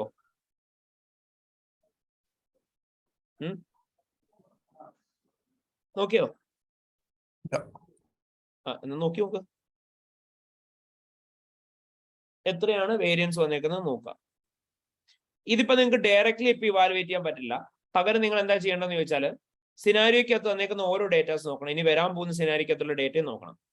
സിനാരിയോക്കകത്ത് പറഞ്ഞേക്കുന്ന കാര്യങ്ങൾ വെച്ചിട്ട് ഇവിടെ ഈ പർട്ടിക്കുലർ മൂവ്മെന്റ് ഇൻ റവന്യൂ എന്താണോ വന്നേക്കുന്നത് അത് ശരിക്കും ആപ്റ്റ് ആയിട്ടുള്ള മൂവ്മെന്റ് തന്നെയാണോ എന്ന് കൺസിഡർ ചെയ്യാം. ആപ്റ്റ് ആയിട്ടുള്ള മൂവ്മെന്റ് അല്ല എന്നുണ്ടെങ്കിൽ പോസിബിലിറ്റി ഓഫ് ഫ്രോഡ് അല്ലെങ്കിൽ എന്തെങ്കിലും ഇഷ്യൂസ് ഉണ്ടെങ്കിൽ അതിനെ കുറിച്ച് പറയാം. മനസ്സിലായോ? Okay, so let's go through the rest of the scenario എന്നിട്ട് നോക്കാം എന്തെങ്കിലും അഫക്ട് ചെയ്യുന്ന കാര്യങ്ങളുണ്ടോ എന്ന്. ഓപ്പറേറ്റിംഗ് പ്രോഫിറ്റ് ആയിട്ടാണോ? ഏതായിരുന്നു ഓപ്പറേറ്റിംഗ് പ്രോഫിറ്റ് ഇത് നോക്കിയിട്ടാണോ ചെക്ക് ചെയ്യേണ്ടത്? ഏതാണോ ഇൻഅപ്രോപ്രിയേറ്റ് മൂവ്മെന്റ് വന്നതിനോ നോക്കാം. അല്ലല്ല, നമ്മുടെ സിനാരിയോക്കകത്ത് പറഞ്ഞേക്കുന്ന കാര്യങ്ങൾ ഉണ്ടാവില്ലേ, ഫോളോയിങ് സിനാരിയോക്കകത്ത് അവിടെ പറഞ്ഞേക്കുന്ന കാര്യങ്ങൾ വെച്ചിട്ട് കേട്ടോ. അതായത് ഇതിന് മുന്നേ അല്ലെങ്കിൽ സിനാരിയോക്കകത്ത് എന്തെങ്കിലും ഇതിനെ അഫക്ട് ചെയ്യുന്ന കാര്യങ്ങൾ പറഞ്ഞിട്ടുണ്ടെങ്കിൽ അതിനനുസരിച്ച്. ദെൻ പി പിയുടെ എമൗണ്ട്സ് തന്നിട്ടുണ്ടായിരുന്നു നമുക്ക്. പി പിക്കകത്ത് എത്ര ഇൻക്രീസ് ആണ് വന്നേക്കുന്നത് എന്നുള്ളത്. പി പിയുടെ നിങ്ങൾക്ക് അനലിറ്റിക്കൽ പ്രൊസീജിയർ പെർഫോം ചെയ്യാം. പി പി നിങ്ങൾ കമ്പൈൻ ചെയ്ത് എന്തിന്റെ കൂടി പറഞ്ഞാൽ മതി. എത്രയാണ് ക്യാപിറ്റലൈസേഷൻ നടന്നേക്കുന്ന കറണ്ട് ഇയർ അതുമായിട്ട് ലിങ്ക് ചെയ്ത് പറഞ്ഞാൽ മതി. So the recent weeks, the government of several countries which form a major part of pioneer cruise itineraries withdrew their operating license with immediate effect. Government have stated that it is likely to a temporary measure to being put in place to limit number of tourists visiting in the areas of natural beauty, but will not confirm when the group will resume operations in these countries. നിങ്ങളോട് പറയുകയാണെങ്കിൽ last വീക്കിൽ government എന്ത് ചെയ്തു, pioneer ക്രൂസിന് ഇറ്റിനറീസ് പോകാനായിട്ടുണ്ടായിരുന്ന ആ ഒരു particular licence government cancel ചെയ്തു. Temporary ആയിട്ടാണ് cancel ചെയ്തേക്കുന്നത്. പക്ഷെ എപ്പോഴാണ് ഈ ഓപ്പറേഷൻ റിസ്യൂം ചെയ്യുന്നതെന്ന് അറിയില്ല എന്ന് പറഞ്ഞു. അവർ ഈ പൈനിയർ ക്രൂസിന് വേണ്ടിയിട്ട് കിട്ടിയ ലൈസൻസ് ആയിരുന്നു ഇൻടാഞ്ചിബിൾ അസറ്റ് ആയിട്ട് കാണിച്ചേക്കുന്നത്. They have amortised that as well. What is the required accounting treatment here? ഏതായിരുന്നു? ഇമ്പയർമെന്റ്. ഇവിടെ നമ്മൾ ആദ്യമേ ചെയ്യേണ്ടത് ഇവിടുത്തെ മെറ്റീരിയാലിറ്റി കാൽക്കുലേറ്റ് ചെയ്യണ്ടേ. എത്ര എമൗണ്ടിന് മെറ്റീരിയാലിറ്റി കാൽക്കുലേറ്റ് ചെയ്യേണ്ടത്? നിങ്ങൾക്ക് എത്ര എമൗണ്ട് ഓഫ് ഇമ്പയർമെന്റ് റെക്കഗ്നൈസ് ചെയ്യണമെന്ന് അറിയോ? ഇല്ല. അപ്പൊ ഏത് എമൗണ്ടിന്റെ കാൽക്കുലേറ്റ് ചെയ്യേണ്ടത്? 56 മില്യന്റെ. അപ്പൊ 56 മില്യന്റെ മെറ്റീരിയാലിറ്റി കാൽക്കുലേറ്റ് ചെയ്യാം. എന്നിട്ട് പറയേ മെറ്റീരിയൽ ആണോ അല്ലയോ എന്നുള്ള കാര്യം. ദെൻ ആസ് പെർ ഏത് സ്റ്റാൻഡേർഡ് നമ്മൾ കൺസിഡർ ചെയ്യേണ്ടത്? ഏതാണ് സ്റ്റാൻഡേർഡ് ഇവിടെ വരുന്നത്? IAS 36 impairment of asset. നമ്മളിവിടെ എന്തായിട്ട് തന്നെ ഇതിനെ കൺസിഡർ ചെയ്യേണ്ടത്? Consider as A potential indicator of impairment. So നമുക്കറിയാം ഇവിടെ ഇപ്പം ആസ് ഓഫ് നൗ ഇത് കൺഫേംഡ് ആണോ നമ്മുടെ വാല്യൂ ഓഫ് അസറ്റ് ഇമ്പയർഡ് ആണെന്നുള്ള കാര്യം? അല്ല. കാരണം ടെമ്പററി പീരീഡിലേക്കാണ് അവർ ഈ ഒരു ലൈസൻസ് ക്യാൻസൽ ചെയ്തേക്കുന്നത്. But at the same time അവർ സ്പെസിഫിക്കലി എടുത്ത് പറയുന്നുണ്ട് എത്ര നാളത്തേക്കാണ് ഇത് പ്രിവെന്റ് ചെയ്തേക്കുന്നതെന്ന് അറിയില്ല എന്ന്. അപ്പൊ എത്ര നാളത്തേക്കാണ് ഇത് ഇങ്ങനെ പ്രൊഹിബിറ്റ് ചെയ്തേക്കുന്നതെന്ന് അറിയില്ല എന്നുണ്ടെങ്കിൽ ഓട്ടോമാറ്റിക്കലി എന്ത് സംഭവിക്കാം? വാല്യൂ ഓഫ് അസറ്റ് ഇമ്പയർ ആയിട്ടുണ്ടാവും. അപ്പൊ നമ്മൾ എങ്ങനെ അസറ്റിന്റെ വാല്യൂ റെക്കഗ്നൈസ് ചെയ്യേണ്ടത്? Higher of fair value cost to sell അല്ലെങ്കിൽ വാല്യൂ ഇൻ യൂസ് ആയിരിക്കും റെക്കഗ്നൈസ് ചെയ്തിട്ടുണ്ടാവുക. അതുപോലെ തന്നെ ക്യാരിയിങ് വാല്യൂ അല്ലെങ്കിൽ recoverable amount whichever is higher അതായിരിക്കും റെക്കഗ്നൈസ് ചെയ്യുന്നത്. റിസ്ക് എന്തായിരിക്കും? അവർ ഇമ്പയർമെന്റ് എന്തെങ്കിലും നടത്തിയിട്ടുണ്ടോ? നിങ്ങൾ നോക്കിയാൽ കാണാമല്ലോ. Risk is very simple. They have done the impairment review. അവർ എന്ത് മാത്രമേ ചെയ്തിട്ടുള്ളൂ? അമോർട്ടൈസേഷൻ മാത്രമേ ക്യാരി ഔട്ട് ചെയ്തിട്ടുള്ളൂ. അപ്പൊ വാല്യൂ ഓഫ് ഇൻടാഞ്ചിബിൾ അസറ്റ് എന്തായിരിക്കും? ഓവർ സ്റ്റേറ്റഡ് ആയിരിക്കും. റിലേറ്റഡ് ആയിട്ടുള്ള എക്സ്പെൻസസ് എന്തായിരിക്കും? അണ്ടർ സ്റ്റേറ്റഡ് ആയിരിക്കും. എന്തോ മൊത്തത്തിലൊരു ക്യാഷ് ജനറേറ്റിംഗ് യൂണിറ്റ് ആയിട്ട് കൺസിഡർ ചെയ്തൂടെ ഇമ്പയർമെന്റിന് വേണ്ടിയിട്ട്? ഇമ്പയർമെന്റിന് വേണ്ടിയിട്ടോ? ഇമ്പയർമെന്റിന് വേണ്ടിയിട്ട് കൺസിഡർ ചെയ്യാം. പക്ഷെ നമ്മളിവിടെ ഫസ്റ്റ് കൺസിഡർ ചെയ്യുന്നത് എന്തായിരിക്കും? ഈ ഫുള്ളി ഇമ്പയർഡ് ഇൻടാഞ്ചിബിൾ അസറ്റ് ആയിരിക്കണ്ടേ. കാരണം എന്താ, ഇവിടെ ഈ ഒരു പർട്ടിക്കുലർ എന്ന് പറയുന്നത് സ്പെസിഫിക്കലി ആ ലൈസൻസുമായിട്ട് റിലേറ്റ് ചെയ്തിട്ടല്ലേ. അതായത് നമ്മൾ ആ ലൈസൻസ് ആണ് വാങ്ങിച്ചേക്കുന്നത്. ഗവൺമെന്റ് ക്യാൻസൽ ചെയ്തേക്കുന്നത് എന്ത് തന്നെയാണ്? ആ ലൈസൻസ് ആണ്. അപ്പം it is better to impair that license specifically അല്ലേ. ഓപ്പറേഷൻസ് നടക്കൂലോ. അപ്പോ ബാക്കിയുള്ളതും കൂടി അങ്ങനെ ഓപ്പറേഷൻസ് നടന്നിട്ടില്ല എന്നുണ്ടെങ്കിൽ ആദ്യമേ ഇതിന്റെ വാല്യൂ ഫുള്ളി ഇമ്പയർ ചെയ്തതിനു ശേഷമായിരിക്കുമല്ലോ നമ്മൾ ചെയ്യുന്നുണ്ടാവുക അല്ലേ. കാരണം ഇതല്ലേ പർച്ചേസ്ഡ് വൺ. അപ്പൊ ആദ്യമേ ഇതിന്റെ പ്രൈവറ്റൈസ് ചെയ്ത് പറഞ്ഞാൽ മതി. മനസ്സിലായോ? പറഞ്ഞ ശേഷം നമുക്ക് ബാക്കിയുള്ളതിന്റെയും കൂടി പറയാൻ പറ്റുമോ? ബാക്കിയുള്ളത് പറയാം. പക്ഷെ അതിന് ഒരുപാട് വാലിഡ് ആയിട്ടുള്ള മാർക്ക് കിട്ടണം എന്നില്ല. കാരണം നമ്മളോട് തന്നേക്കുന്ന സിനാരിക്കകത്ത് എന്തൊക്കെയാണ് സിഗ്നിഫിക്കന്റ് എമൗണ്ട്സ് എന്നുള്ളതാണ് സിഗ്നിഫിക്കന്റ് റിസ്ക് എന്നുള്ളതാണ് കണ്ടുപിടിക്കാൻ പറഞ്ഞത്. അപ്പൊ നമ്മൾ ഫെർദർ ഇന്റർപ്രിട്ടേഷന് പോയാലും നമുക്ക് എക്സ്ട്രാ ഒരുപാട് മാർക്ക് അവിടെ കിട്ടൂല. ഓക്കെ, ഡിസ്ക്ലോസേഴ്സ് കൊടുക്കണോ ഈ അഡീഷണൽ ഇമ്പയർമെന്റ് വരുന്നത്? ഡെഫിനറ്റ്ലി ഇംപേയ്മെന്റ് റിലേറ്റഡ് ആയിട്ടുള്ള എക്സ്പെൻഡിച്ചേഴ്സ് വരുമ്പോൾ അതുമായിട്ട് റിലേറ്റ് ചെയ്ത് എന്ത് ചെയ്യണം? നമ്മൾ ആഡിക്വറ്റ് എമൗണ്ട് ഓഫ് ഡിസ്ക്ലോഷേഴ്സ് കൊടുത്തിട്ടുണ്ടാവണം. ഫിനാൻഷ്യൽ സ്റ്റേറ്റ്മെന്റ്സിനകത്ത് റിസ്ക് എന്തായിരിക്കും? അവര് കൊടുത്തിട്ടുണ്ടാവില്ല. ഇനി ഇത് നേരത്തെ നമ്മൾ പറഞ്ഞ പ്രയർ റിസ്ക് ഏതെങ്കിലുമായിട്ട് ലിങ്ക് ചെയ്യാനായിട്ട് പറ്റുമോ? റവന്യൂവിന്റേതുമായിട്ട് വേണം ലിങ്ക് ചെയ്യാം. അതായത് ആരുടെ റവന്യൂ നിങ്ങൾ ക്രോസ് ചെക്ക് ചെയ്യേണ്ടത്? പൈനിയർ ക്രൂസിന്റെ റവന്യൂ. നിങ്ങൾ എന്ത് ചെയ്യണം എന്ന് ചോദിച്ചാൽ ഇവരുടെ ഓരോരുത്തരെയും റവന്യൂസ് തമ്മിൽ എത്ര വേരിയൻസ് വന്നിട്ടുണ്ടെന്ന് ചെക്ക് ചെയ്യാം. അതേപോലെ തന്നെ പൈനിയർ ക്രൂസിന്റെ റവന്യൂന്റെ അകത്തും എത്ര വേരിയൻസ് വന്നിട്ടുണ്ടെന്ന് ചെക്ക് ചെയ്യാം. സിഗ്നിഫിക്കന്റ് ഇൻക്രീസ് വല്ലതുമാണ് ഏതെങ്കിലും ഏരിയാസിൽ വന്നേക്കുന്നതെങ്കിൽ നമുക്ക് എന്ത് പറയാം? ദേ can be chances at misclassification ഉണ്ടായിട്ടുണ്ടെന്ന് പറയാം. ശരിയല്ലേ? അതായത് ടോട്ടൽ റവന്യൂ ചിലപ്പോൾ ഇൻഅപ്രോപ്രിയറ്റ്ലി മിസ്ക്ലാസിഫൈഡ് ആയിരിക്കും. കാരണം പൈനിയർ ക്രൂസിന് ഇപ്പൊ റവന്യൂ ഉണ്ടാവാനായിട്ട് എന്തെങ്കിലും ചാൻസ് ഉണ്ടോ? ഇല്ല. കാരണം എന്തായിരിക്കും? ലാസ്റ്റ് വീക്കില് അവരുടെ ആ റവന്യൂ അവർക്ക് ഉണ്ടാവില്ല. കാരണം എന്താണ്? ഗവൺമെന്റ് ഓൾറെഡി ചെയ്തതാണ്. അപ്പം അത് കാരണം കൊണ്ട് ഇമ്പാക്ട് ഉണ്ടായിട്ടുണ്ടാവും. അല്ലെങ്കിൽ ഓൾറെഡി അന്ന് എന്തെങ്കിലും ഇഷ്യൂസ് മുന്നേ ഉണ്ടായിട്ടുണ്ടെന്നുണ്ടെങ്കിൽ അതുമായിട്ട് റിലേറ്റ് ചെയ്ത് റവന്യൂ കുറഞ്ഞിട്ടുണ്ടാവും. അതുകൊണ്ട് തന്നെ അത് ചിലപ്പോൾ റീസണബിൾ ആയിരിക്കില്ല എന്ന് നമുക്ക് പറയാം. മനസ്സിലായോ? ഓക്കെ. ഇതിന്റെ റിക്കവറബിൾ എമൗണ്ട് കണ്ടുപിടിക്കാനുള്ള ഡിഫിക്കൽട്ടീസും കൂടി പറഞ്ഞോളൂ. സോറി, റിക്കവറബിൾ എമൗണ്ട് ഇമ്പയർമെന്റിന് വേണ്ടിയിട്ട് റിക്കവറബിൾ എമൗണ്ട് കണ്ടുപിടിക്കുമ്പോൾ ഡിഫിക്കൽട്ടീസ് അതെല്ലാം പ്രൈമറി റിസ്ക് ആയിട്ട് തന്നെ പറഞ്ഞാൽ മതി കേട്ടോ. അതായത് ഇപ്പൊ ഞാൻ പറഞ്ഞില്ലേ, ഇപ്പൊ ഒരു പർട്ടിക്കുലർ റിസ്ക് നമ്മൾ എടുത്തിട്ട് അവിടെ ഓവർ ഇവാലുവേറ്റ് ചെയ്യാണ്. അതായത് സിനാരിയോക്കകത്ത് പറഞ്ഞേക്കുന്ന കാര്യത്തിന് പുറമെ നമ്മൾ വെറുതെ അവിടെ കുറെ കാര്യങ്ങൾ സംസാരിച്ചുകൊണ്ടിരുന്നു കഴിഞ്ഞാൽ അവിടെ നമുക്ക് എക്സ്ട്രാ മാർക്ക് അവിടെ ഒരുപാട് സ്കോർ ചെയ്യാൻ പറ്റില്ല. മനസ്സിലായോ? ഓക്കെ. ആൻഡ് മോർ ഓവർ അവർ ആ ഫേ വാല്യൂ മെഷർമെന്റോ കാര്യങ്ങളോ ഒന്നും എടുത്തതിനെ കുറിച്ച് നമ്മുടെ അടുത്ത് പറഞ്ഞിട്ടില്ല.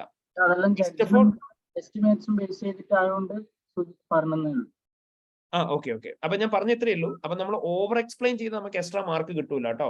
അതുപോലെ തന്നെ നമുക്ക് ബാക്കിയുള്ള കേസസ് ഐഡന്റിഫൈ ചെയ്ത് റെലവെന്റ് റിസ്കുകൾ കാറ്റഗറൈസ് ചെയ്യുന്നതിന്റെ പ്രൊഫഷണൽ മാർക്കും പോകും.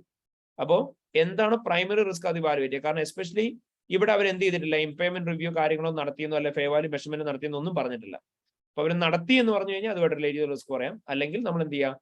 നടത്തിയിട്ടില്ല എന്നുള്ളത് തന്നെയാണ് നമ്മൾ റിസ്ക് പറയുന്നത്. മനസ്സിലായോ? Then next one is regarding the cyber security attack. Last month, the group suffered a cyber security attack in which the personal information of 1,400 customers, including their credit card details, were stolen. According to the representative of the group audit committee, group's internal audit team has not properly assessed risk relating to cyber security, which is a requirement of recently introduced data protection legislation in the jurisdiction in which group operates. Issue which led to cyber security attacks have now been resolved. നിങ്ങളോട് പറയാണ്, last month cyber security attack ഉണ്ടായി. 1,400 കസ്റ്റമേഴ്സിന്റെ credit card details അടക്കം പോയി എന്ന് പറഞ്ഞു. ഗ്രൂപ്പിന്റെ audit committee പറയാണ്, ഗ്രൂപ്പിന്റെ ഇന്റേണൽ ഓഡിറ്റർ പ്രോപ്പർലി എന്ത് ചെയ്തിട്ടില്ല? സൈബർ സെക്യൂരിറ്റി ആയിട്ട് റിലേറ്റഡ് റിസ്ക് അസസ് ചെയ്തിട്ടില്ല. ആക്ച്വലി അതൊരു ഡേറ്റ പ്രൊട്ടക്ഷൻ ലെജിസ്ലേഷൻ ആയിരുന്നു മാൻഡേറ്ററി ആയിട്ടും ഫോളോ ചെയ്യേണ്ടിയിരുന്നത്. ഈ ഇഷ്യൂ കാരണം കുറെ പ്രോബ്ലംസ് ഉണ്ടായി. അതിപ്പോ റിസോൾവ് ആയി എന്ന് പറഞ്ഞു. പറയും എന്തൊക്കെയായിരിക്കും നമ്മൾ അവിടെ പറയേണ്ടി വരിക? അവിടെ എന്തൊക്കെയായിരിക്കും പറയേണ്ടി വരിക? എന്തൊക്കെയായിരിക്കും? ലീഗൽ ക്ലെയിമിന്റെ ഇഷ്യൂ പറയാം. എന്താ പറയുന്നത്? ക്രെഡിറ്റ് കാർഡ്സ് ലീക്ക് ആയിരിക്കും അവർ കേസ് കൊടുക്കും. നിങ്ങൾക്ക് മൾട്ടിപ്പിൾ റിസ്കുകൾ പറയാം. ഒന്ന് നമുക്ക് പറയാം കസ്റ്റമേഴ്സിന്റെ എന്താ പോയേക്കുന്നത്. ഇപ്പം കസ്റ്റമേഴ്സിന്റെ ഏറ്റവും സിഗ്നിഫിക്കന്റ് ആയിട്ടുള്ള ഫിനാൻഷ്യൽ ഡേറ്റ, ക്രെഡിറ്റ് കാർഡ് ഡീറ്റെയിൽസും അത് കസ്റ്റമർ ഡീറ്റെയിൽസും ഓൾറെഡി അവരുടെ കയ്യിൽ നിന്ന് പോയി. അങ്ങനെയാണെന്നുണ്ടെങ്കിൽ ദേ can be chances that customers എന്ത് ചെയ്യാൻ ചാൻസ് ഉണ്ട്? കമ്പനിക്ക് അഗൈൻസ്റ്റ് ആയിട്ട് കേസ് ഫയൽ ചെയ്യാൻ ചാൻസ് ഉണ്ട്. ലീഗൽ പെറ്റീഷൻസ് ഫയൽ ചെയ്യാൻ ചാൻസ് ഉണ്ട്. അങ്ങനെ ലീഗൽ പെറ്റീഷൻ ഫയൽ ചെയ്ത് കഴിഞ്ഞാൽ എന്ത് സംഭവിക്കും? ദേ can be chances of having probable future cash outflow for the company on the basis of their present obligation. അങ്ങനെയാണെങ്കിൽ കമ്പനി എന്ത് ചെയ്യുന്നുണ്ടാവണം? IAS 37 provision contingent liabilities and contingent assets പ്രകാരം ഒരു പ്രൊവിഷൻ റെക്കഗ്നൈസ് ചെയ്യുന്നുണ്ടാവണം. Risk എന്തായിരിക്കും? പ്രൊവിഷൻ റെക്കഗ്നൈസ് ചെയ്തിട്ടുണ്ടാവില്ല. So automatically എന്ത് സംഭവിക്കും? Liability understated ആയിരിക്കും. പ്രോഫിറ്റ് ഓഫ് ദി കമ്പനി എന്താവും? ഓവർസ്റ്റേറ്റഡ് ആവും. ഓക്കെ. പിന്നെ വേറെന്താ റിസ്ക്? ഇന്റർണൽ കൺട്രോളിന്റെ റിസ്ക് പറയാൻ പറ്റില്ല. ഇന്റർണൽ കൺട്രോളിന്റെ റിസ്ക് പറയാം. ഇവിടെ എന്താ നമുക്ക് പറയാൻ പറ്റുന്നത്? പ്രോപ്പറായിട്ട് ചെക്ക് ചെയ്തിട്ടില്ല കമ്പനിയുടെ ഇന്റേണൽ കൺട്രോൾ സിസ്റ്റം നമുക്ക് എന്താന്ന് പറയാം, വീക്ക് ആണ് ആണെന്ന് പറയാം. കാരണം നമ്മളോട് അവിടെ സ്പെസിഫിക്കലി എടുത്ത് പറഞ്ഞു ഡേറ്റ പ്രൊട്ടക്ഷൻ ലെജിസ്ലേഷൻ പ്രകാരം മാൻഡേറ്ററി ആയിട്ടും ഫോളോ ചെയ്യേണ്ട കാര്യമായിരുന്നു ഇത്. അത്രയും ഇമ്പോർട്ടന്റ് ആയിട്ടുള്ള ഒരു ലോ ആൻഡ് റെഗുലേഷൻ ഉണ്ടായിട്ട് പോലും അവിടെ എന്താ ഉണ്ടായിരിക്കുന്നത്, non compliance with law and regulation ആണ്. അപ്പൊ എന്താണെന്ന് പറയാം, നമുക്ക് കമ്പനിയുടെ ഇന്റേണൽ ഓഡിറ്റ് ടീം നെഗ്ലിജന്റ് ആയിട്ടാണ് വർക്ക് ചെയ്യുന്നത്. Adequate amount of controls maintain ചെയ്തിട്ടുണ്ടാവില്ല, കാരണം ഒരു സിഗ്നിഫിക്കന്റ് ഇന്റേണൽ കൺട്രോൾ വരെ മെയിൻറ്റെയിൻ ചെയ്തിട്ടില്ല. സോ അങ്ങനെ സിഗ്നിഫിക്കന്റ് ഇന്റേണൽ കൺട്രോൾസ് മെയിൻറ്റെയിൻ ചെയ്തിട്ടില്ല എന്നുണ്ടെങ്കിൽ അവിടെ ഓട്ടോമാറ്റിക്കലി ഉണ്ടാവാൻ പോകുന്ന പ്രോബ്ലം എന്ന് പറഞ്ഞാൽ എന്തായിരിക്കും, what will happen in that case? എന്തായിരിക്കും പ്രോബ്ലം? കൺട്രോൾ റിസ്ക് ഉണ്ടാവാം. ഇതിന് പുറമെ അഡീഷണലി എന്തുണ്ടാവാൻ ചാൻസ് ഉണ്ട്, ഇന്റേണൽ കൺട്രോൾ ഡെഫിഷ്യൻസീസും കാര്യങ്ങളും ഉണ്ടാവാൻ ചാൻസ് ഉണ്ടെന്ന് പറയാം. ക്ലിയർ ആയോ? Okay, fine. സോ അപ്പം ഇതൊക്കെ ആയിരിക്കും നമ്മൾ റിസ്ക് ആയിട്ട് ഇവിടെ മെൻഷൻ ചെയ്യുന്നുണ്ടാവുക. അപ്പൊ ഇത്രയും റിസ്ക് ആണ് നമുക്ക് മെയിൻലി ഉള്ളത്. ക്ലിയർ ആണ് എല്ലാവർക്കും? ചെയ്യണമെന്നില്ലല്ലോ. ഇല്ലല്ല, ഇത് നമ്മളിപ്പം പറഞ്ഞ എന്താ, ഇവിടെ നമ്മൾ എല്ലാ റിസ്കുകളും പിക്ക് ചെയ്തു. ഈ എല്ലാ റിസ്കുകളും പിക്ക് ചെയ്തിട്ട് നമ്മൾ എന്ത് ചെയ്യണം, ഇവിടെ പ്രയോറിറ്റൈസ് ചെയ്യുക. ഏതൊക്കെയാണോ സിഗ്നിഫിക്കന്റ് റിസ്കുകൾ, ആ സിഗ്നിഫിക്കന്റ് റിസ്കുകൾ ഓരോന്നും പ്രയോറിറ്റൈസ് ചെയ്യുക. എപ്പോഴും നമ്മൾ പറയാറുണ്ട് ഏറ്റവും മെയിൻ ആയിട്ടുള്ള റിസ്ക് എന്ന് പറഞ്ഞാൽ ഒരെണ്ണം ഡിറ്റക്ഷൻ റിസ്ക് ആണ് വരിക. ഇവിടെ ഡിറ്റക്ഷൻ റിസ്ക് എവിടെയുള്ളത്, ന്യൂ ക്ലയന്റ്. സോ അതായിരിക്കും നിങ്ങൾ ഫസ്റ്റ് പ്രയോറിറ്റി കൊടുക്കുക. പിന്നെ മെയിൻ റിസ്കുകൾ എന്ന് പറഞ്ഞാൽ ഏതൊക്കെയാ, കോംപ്ലക്സ് ട്രാൻസാക്ഷൻ. ഏതാ? IFRS 15 ഉണ്ട്, കോംപ്ലക്സ് ട്രാൻസാക്ഷൻ. പിന്നെ വേറെ ഏതായിരുന്നു, related party transaction. Okay, fine. പിന്നെ ഇമ്പയർമെന്റ് നമുക്ക് പറയാം. പിന്നെ ഏതാ വേറെ കോംപ്ലക്സ് ഏരിയ ഏതാ ഈ സിനാരിയോയിലുള്ളത് സ്പെസിഫിക്കലി? നമ്മുടെ അപ്ഗ്രേഡിംഗ് ആൻഡ് മെയിൻ്റനൻസ് കോസ്റ്റ്. കാരണം എന്താ, ഇവിടെ കോമ്പോണന്റ് അസറ്റും കാര്യങ്ങളൊക്കെ വരുന്നുണ്ട്. അപ്പോൾ അപ്ഗ്രേഡിംഗ് ആൻഡ് മെയിൻ്റനൻസ് കോസ്റ്റിന്റെ കാര്യം പറയാം. ഇത്രയും കഴിഞ്ഞ് കഴിഞ്ഞാൽ ബാക്കി നിങ്ങൾക്ക് എഴുതാം. ക്ലിയർ ആയോ? ഓക്കെ. അപ്പൊ എപ്പോഴും മാർക്ക് കൺസിഡർ ചെയ്ത് മാത്രം എഴുതാം. മാക്സിമം അപ് ടു എത്ര മാർക്ക് ആയിരിക്കും കിട്ടുക? 3 മാർക്സ് ആയിരിക്കും കിട്ടുക. ആൻഡ് മെറ്റീരിയാലിറ്റിയുടെ ഐഡന്റിഫിക്കേഷൻ ആൻഡ് ഇന്റർപ്രിട്ടേഷന് വേണ്ടിയിട്ട് you will be getting 3 marks. ഇനി സോഷ്യൽ ആൻഡ് എൻവയോൺമെന്റൽ ഇൻഫർമേഷൻ നമുക്ക് തന്നിട്ടുണ്ട്. The group audit committee has inquired whether Pegasus company can provide an additional service to advise the management to how measure certain social and environmental information, which is published on the group website and is required by new regulation in the industry and is required to submit a regulatory authorities. Social and environmental information relate to a matter such as water efficiency, energy consumption, charitable donation and initiative which will support diversity in the workplace. In recognition in this is quite urgent as the deadline for the submission to the regulatory authority falls within next month. Group audit committee stating that it will be willing to pay enhanced fee for the service. നമ്മളോട് പറഞ്ഞേക്കുന്നത് എന്തൊക്കെയാ, group audit committee additional service നമുക്ക് provide ചെയ്യാന്ന് പറയുന്നു. അല്ല, നമ്മളോട് provide ചെയ്യണം എന്ന് പറയുന്നു. അവരുടെ സോഷ്യൽ എൻവയോൺമെന്റൽ ഇൻഫർമേഷൻ നമ്മളോട് എന്ത് ചെയ്യാൻ പറഞ്ഞു, റിവ്യൂ ചെയ്യാനാണ് പറയുന്നത്. അതെങ്ങനെ മെഷർ ചെയ്യണം എന്നുള്ളതിനെ കുറിച്ച് അഡ്വൈസ് ചെയ്യാനും പറയുന്നുണ്ട്. നമ്മളോട് പറഞ്ഞു ന്യൂ റെഗുലേഷൻ പ്രകാരം ഇത് റെഗുലേറ്ററി അതോറിറ്റിക്ക് സബ്മിറ്റ് ചെയ്യേണ്ട ഒരു ഡേറ്റയാണ്. സോഷ്യൽ ആൻഡ് എൻവയോൺമെന്റൽ ഇൻഫർമേഷൻ എന്ന് പറയുന്നത് എനർജി കൺസംഷനും വാട്ടർ എഫിഷ്യൻസിയും ചാരിറ്റബിൾ ഡൊണേഷനും ഒക്കെ റിലേറ്റ് ചെയ്തിട്ടാണ്. ഇത് ഭയങ്കര അർജന്റ് ആണെന്ന് പറഞ്ഞു. നിങ്ങളോട് 1 മന്തിനുള്ളിൽ തീർത്തു കൊടുക്കാനാണ് പറഞ്ഞേക്കുന്നത്. നിങ്ങൾക്ക് അതിന് അവർ കൂടുതൽ ഫീസ് തരാമെന്നും പറഞ്ഞു. ഇത്രയും കാര്യങ്ങളാണ് പറഞ്ഞേക്കുന്നത്. ഒരു കാര്യം ചെയ്യാം, നമുക്ക് ഡയറക്റ്റ്ലി എന്ത് ചെയ്യാം, എത്തിക്സിന്റെ തന്നെ ക്വസ്റ്റ്യൻ ചെയ്യാം. നിങ്ങളോട് ചോദിച്ചേക്കുന്നത് എന്താ, evaluate the matters to be considered in deciding whether Pegasus and companies should accept the engagement to provide advice on social and environmental information.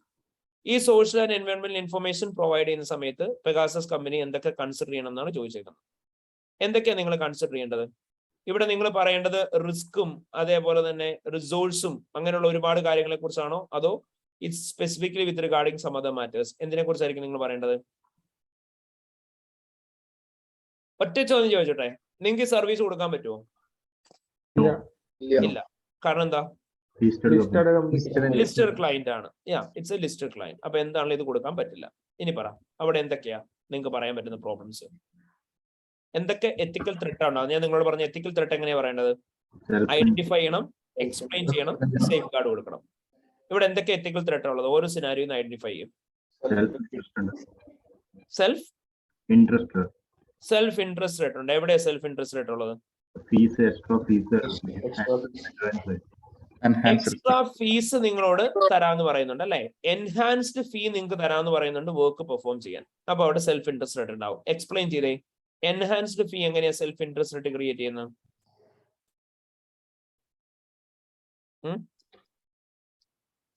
എങ്ങനെയായിരിക്കും?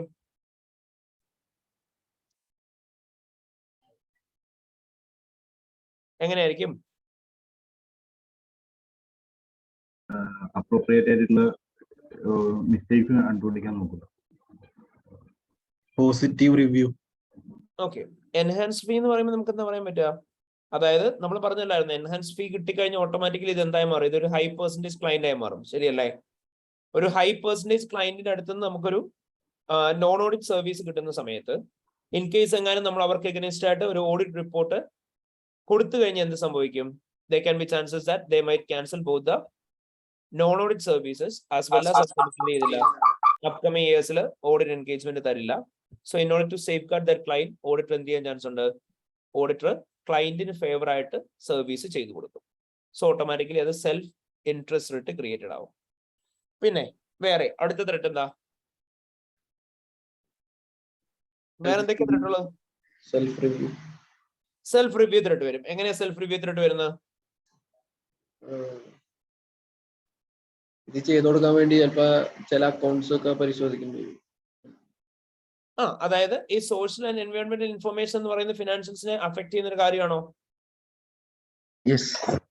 എങ്ങനെ അഫക്ട് ചെയ്യുന്നത്?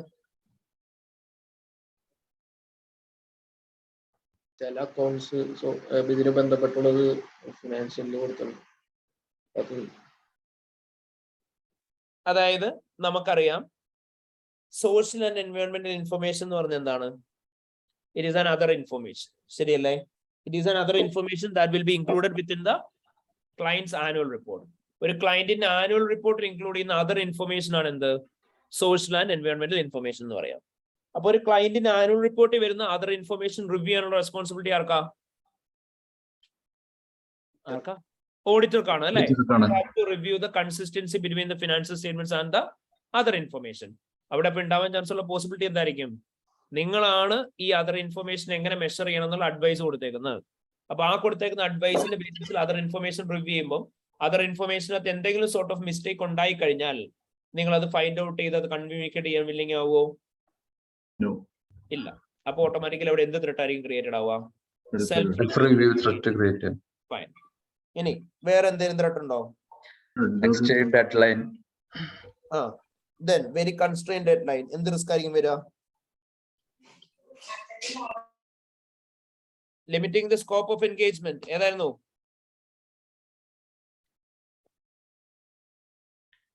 Limiting the scope of engagement ഉണ്ടാകുമ്പോൾ ഏത് ത്രെട്ടാ വരും അവിടെ?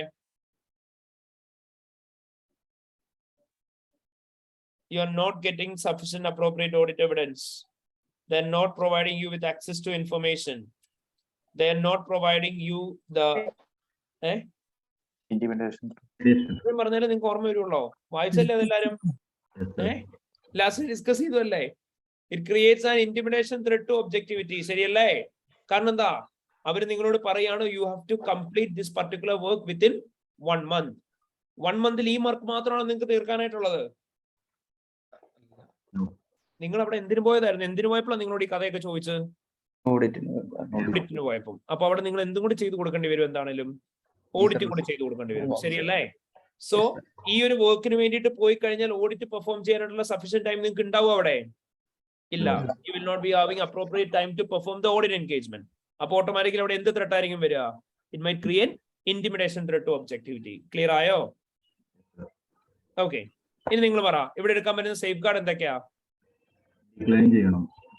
ഡിക്ലൈൻ ചെയ്യണം. First നിങ്ങൾക്ക് വേറൊരു ഓപ്ഷൻ പറയാം. നിങ്ങൾക്ക് പറയാം ഇവിടെ adequate amount of safeguards എടുത്തിട്ടുണ്ടാവണം. Adequate amount of safe guard ആയിട്ട് ഇവിടെ എടുക്കാൻ പറ്റുന്നതെന്ന് പറഞ്ഞാൽ എന്ത് മാത്രമായിരിക്കും? ഈ ഒരു സോഷ്യൽ ആൻഡ് എൻവയോൺമെന്റൽ ഇൻഫർമേഷൻ റിവ്യൂ ചെയ്യുന്നത് ഒരു സെപ്പറേറ്റ് എൻഗേജ്മെന്റ് ടീമിനെ യൂസ് ചെയ്ത് എന്ത് ചെയ്യിക്കാം? റിവ്യൂ ചെയ്യിക്കാം. സെപ്പറേറ്റ് എൻഗേജ്മെന്റ് ടീമിനെ യൂസ് ചെയ്ത് റിവ്യൂ ചെയ്ത് കഴിഞ്ഞാൽ എന്ത് ചെയ്യണം എന്ന് നമ്മൾ പഠിച്ചത്? ഒരു എക്സ്റ്റേണൽ ക്വാളിറ്റി കൺട്രോൾ റിവ്യൂർ എന്ത് ചെയ്യുന്നുണ്ടാവണം? നമ്മുടെ ഓഡിറ്റ് എൻഗേജ്മെന്റ് റിവ്യൂ ചെയ്യുന്നുണ്ടാവണം. In order to ensure that we have performed the engagement in accordance with the quality control standards. However, ഇത് ചെയ്യാൻ പറ്റുന്ന എങ്ങനെയാണെങ്കിൽ മാത്രമായിരിക്കും? ലോക്കൽ ലെജിസ്ലേഷൻ അലോ ചെയ്താൽ മാത്രമായിരിക്കും. ACCA code of ethics and conduct പ്രകാരം എന്ത് ചെയ്യാൻ പാടില്ല? എന്താ ചെയ്യാൻ പാടില്ലാത്തത് with regarding a non audit service to a audit client? If it is a listed client, mandatory ആയിട്ട് ഒരു നോൺ ഓഡിറ്റ് സർവീസ് കൊടുക്കാൻ പാടില്ല ആർക്ക്? ഒരു ഓഡിറ്റ് ക്ലയന്റിന് എന്നല്ലേ നമ്മൾ പഠിച്ചിട്ടുള്ളത്. അപ്പൊ ഇൻ കേസ് എങ്ങാനും ഇങ്ങനെ ഒരു റിക്വസ്റ്റ് അവർ റേസ് ചെയ്ത് കഴിഞ്ഞാൽ നമ്മൾ എന്ത് ചെയ്യാൻ പാടില്ല എന്ന് പറയാം? As per ACCA code of ethics കണ്ട് അത് പെർഫോം ചെയ്യാൻ പാടില്ല. ലോക്കൽ ലെജിസ്ലേഷൻ അലോ ചെയ്താൽ മാത്രമേ അല്ലെങ്കിൽ പെർഫോം ചെയ്യാൻ പറ്റത്തുള്ളൂ. And in such a case auditor എന്ത് ചെയ്യുക? മാനേജ്മെന്റിന്റെ ഓഡിറ്റർ ദോസ് ചാർജ് വിത്ത് ഗവേണൻസും ഓഡിറ്റ് കമ്മിറ്റി ആയിട്ട് ഈ കാര്യം കൺവേ ചെയ്യണം. അവരുമായിട്ട് എന്ത് സംസാരിക്കുക? ഈ എൻഗേജ്മെന്റ് അക്സെപ്റ്റ് ചെയ്യാൻ പറ്റില്ല എന്നുള്ള കാര്യം പറയാം. ക്ലിയർ ആയോ? Yes, sir. പക്കാ? Yes, sir. Yes, sir. Alright. അപ്പൊ ഇത്രയായിരിക്കും നമ്മൾ എത്തിക്കൽ ഇഷ്യൂസ് പറയുന്നുണ്ടാവുക. ഇത് പ്രോപ്പർലി ഐഡന്റിഫൈ ചെയ്യണം, എക്സ്പ്ലെയിൻ ചെയ്യണം. എത്തിക്കൽ ത്രെഡ്സിന്റെ നമ്മുടെ നോട്ട്സ് നല്ലപോലെ വായിച്ച് മനസ്സിലാക്കുക. നമ്മൾ പറഞ്ഞാണ് whenever you write a threat, എപ്പോഴും ത്രെഡ് ഐഡന്റിഫൈ ചെയ്യുക, ക്ലിയർലി ആ ത്രെഡ് എക്സ്പ്ലെയിൻ ചെയ്യുക, എന്നിട്ട് മാത്രമേ ബാക്കി എഴുതാവുള്ളൂ. ഓക്കെ. പിന്നെ അടുത്ത എന്തായിരുന്നു requirement? Discuss the principal audit procedures to be performed in relation to the segmental information to the group revenue. Group revenue ആയിട്ട് റിലേറ്റ് ചെയ്തിട്ട് സെഗ്മെന്റൽ ഇൻഫർമേഷന്റെ എന്തൊക്കെ ഓഡിറ്റ് പ്രൊസീജിയേഴ്സ് ആണ് പെർഫോം ചെയ്യാൻ പറ്റുന്നതെന്നാണ് നിങ്ങളോട് ചോദിച്ചേക്കുന്നത്. ഞാൻ പറഞ്ഞിട്ടുണ്ട് whenever you get a question for the audit procedures, അവിടെ നിങ്ങൾ എന്തൊക്കെ കൺസിഡർ ചെയ്യേണ്ടത്? എന്തൊക്കെ കാര്യങ്ങളാണ് മാനേജ്മെന്റോട് ഡിസ്കസ് ചെയ്യാൻ പറ്റുന്നത് നോക്കുക, എന്തൊക്കെ കാര്യങ്ങളെ കുറിച്ച് റിട്ടേൺ റെപ്രസന്റേഷൻ വാങ്ങിക്കാം, എന്തൊക്കെയാണ് റീകാൽക്കുലേറ്റ് ചെയ്യാൻ പറ്റുന്നത്, എന്തൊക്കെ ഡിസ്ക്ലോഷേഴ്സ് ആണ് നിങ്ങൾക്ക് റിവ്യൂ ചെയ്യാൻ പറ്റുന്നത്, ബോർഡ് മിനിറ്റ്സ് എന്തിനൊക്കെയാണ് നോക്കാൻ പറ്റുന്നത്, എന്തൊക്കെയാണ് സപ്പോർട്ടിംഗ് ഡോക്യുമെന്റ്സ് വെച്ച് മാച്ച് ചെയ്യാൻ പറ്റുക, കറണ്ട് ഇയറും പ്രയർ ഇയറും ആയിട്ട് എന്തൊക്കെ കാര്യങ്ങളാണ് കമ്പയർ ചെയ്യാൻ പറ്റുന്നത്, അതേപോലെ തന്നെ നമുക്ക് എന്തൊക്കെയാണ് ഡോക്യുമെന്റ്സ് റിവ്യൂ ചെയ്യാൻ പറ്റുന്നതെന്ന് കൺസിഡർ ചെയ്യാം. ദെൻ എക്സ്റ്റേണൽ കൺഫർമേഷൻ വാങ്ങിക്കാനുണ്ടോ നോക്കുക, കറസ്പോണ്ടൻസ് എന്തൊക്കെയാണ് റിവ്യൂ ചെയ്യാനുള്ളത് നോക്കുക. ഇങ്ങനെയുള്ള ഫാക്ടേഴ്സ് ആയിരുന്നു നമ്മൾ പറഞ്ഞിരുന്നത്. റിവിഷൻ ക്ലാസ്സിൽ നമ്മൾ പ്രോപ്പർലി ഡിസ്കസ് ചെയ്തിരുന്നു. പറയാം ഇവിടെ നമുക്ക് എന്തൊക്കെ പ്രൊസീജിയേഴ്സ് ആയിരിക്കും ചെയ്യാൻ പറ്റുക? What all are the audit procedures that can be perform by the auditor with this regard? എന്തൊക്കെയായിരിക്കും ഇവിടെ സിനാരിയോയിൽ എന്തൊക്കെയാ പറഞ്ഞേക്കുന്നത്? നമ്മളോട് പറഞ്ഞു നിങ്ങൾ പറഞ്ഞു എന്തോ ഒരു പുതിയ സെഗ്മെന്റൽ ഇൻഫർമേഷന്റെ കഥ പറഞ്ഞിട്ടുണ്ട്. പിന്നെ നിങ്ങൾ അതുപോലെ തന്നെ പറഞ്ഞു അനലിറ്റിക്കൽ പ്രൊസീജിയേഴ്സിന്റെ കഥ എന്തോ കുറച്ച് മുന്നേ പറഞ്ഞായിരുന്നു. അവർ തന്നെ നിങ്ങൾക്ക് കുറെ ഫിഗേഴ്സ് തന്നിട്ടുണ്ട്. നിങ്ങൾ പറ എന്തൊക്കെ ചെയ്യണ്ട? അപ്പോ റീകാൽക്കുലേറ്റ് ചെയ്യാം. എന്താ റീകാൽക്കുലേറ്റ് ചെയ്യേണ്ടത്? ഓപ്പറേറ്റിംഗ് സെഗ്മെന്റ്സ് 10% അച്ചീവ് ചെയ്താലല്ല അതൊരു ഓപ്പറേറ്റിംഗ് സെഗ്മെന്റ് ആയിട്ട് ഇപ്പൊ കണക്ക് വന്നിട്ടുള്ളൂ. Okay fine. അപ്പൊ നിങ്ങൾക്ക് എന്ത് പറയാം? You can recalculate the revenue from the break down. എന്തിനു വേണ്ടിയിട്ടായിരിക്കും? Break down provided. അതായത് നിങ്ങൾക്ക് താഴെ തന്നേക്കുന്ന ബ്രേക്ക് ഡൗൺ ഉണ്ടല്ലോ, അതിനെ ബേസ് ചെയ്ത് റവന്യൂവിന്റെ പെർസെന്റേജ് എടുത്ത് നോക്കുക. എന്തിനു വേണ്ട? In order to confirm that they meet the criteria of 15% of the total revenue to be shown as a separate segment. പറയാലോ? Okay good. പിന്നെ വേറെന്താ? നിങ്ങൾ റിസ്ക് പറഞ്ഞതിനെ ബേസ് ചെയ്ത് തന്നെ പറയാൻ എളുപ്പം. നിങ്ങൾ പറഞ്ഞ വേറൊരു റിസ്ക് എന്തായിരുന്നു? നിങ്ങൾ പറഞ്ഞു ഓൺ ബോർഡിംഗ് സെയിൽ എന്ത് ചെയ്യണം എന്ന് പറഞ്ഞു, സെപ്പറേറ്റ് സെഗ്മെന്റ് ആയിട്ട് കാണിക്കണം എന്ന് പറഞ്ഞു. അങ്ങനെയാണെങ്കിൽ നിങ്ങൾക്ക് അവിടെ എന്തായിരിക്കും ചെയ്യാൻ പറ്റുക?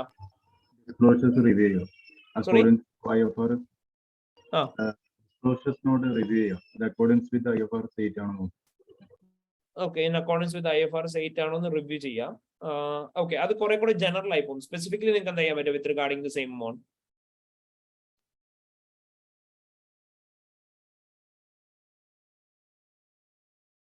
മാനേജ്മെന്റുമായിട്ട് ഡിസ്കസ് ചെയ്താൽ പോരെ? എക്സാക്ട്ലി പറഞ്ഞു തന്നെ. നിങ്ങൾ ഓവർ ദ മൈക്ക് പറയും കേട്ടോ. നിങ്ങൾക്ക് എന്താ പറയാൻ പറ്റുന്നത്?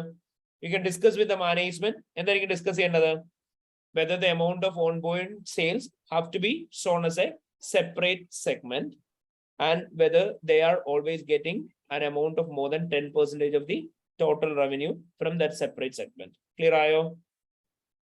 ഓക്കെ. പിന്നെ വേറെ എന്താ പറയാൻ പറ്റുക? നിങ്ങൾ റിസ്കുകൾ ഓരോന്നും പറഞ്ഞു പറ. നിങ്ങൾ അടുത്ത റിസ്ക് എന്തായിരുന്നു പറഞ്ഞത്? കഴിഞ്ഞ വർഷത്തേക്കാളും ഈ വർഷം ഒരുപാട് കൂടി എന്നാണ് പറഞ്ഞത് അല്ലേ? അങ്ങനെയാണ് അവിടെ നിങ്ങൾക്ക് എന്തായിരിക്കും ചെയ്യാൻ പറ്റുക? Perform analytical procedure by comparing. Perform analytical procedure by comparing prior year with the operating segmental revenue of the current year with that of the prior year. ബാക്കി എന്താ പറയേണ്ടത്? നമ്മൾ എന്തായിരുന്നു കോമൺ ആയിട്ട് പഠിച്ചു വെച്ച്? and investigate in case of any significant fluctuations. Okay, പിന്നെ വേറെന്താ പ്രോബ്ലം?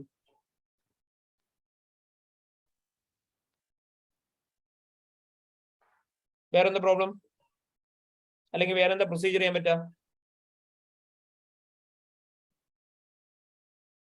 എന്താ ചോദിക്കണ്ടേ ഇനി? വേറെന്താ?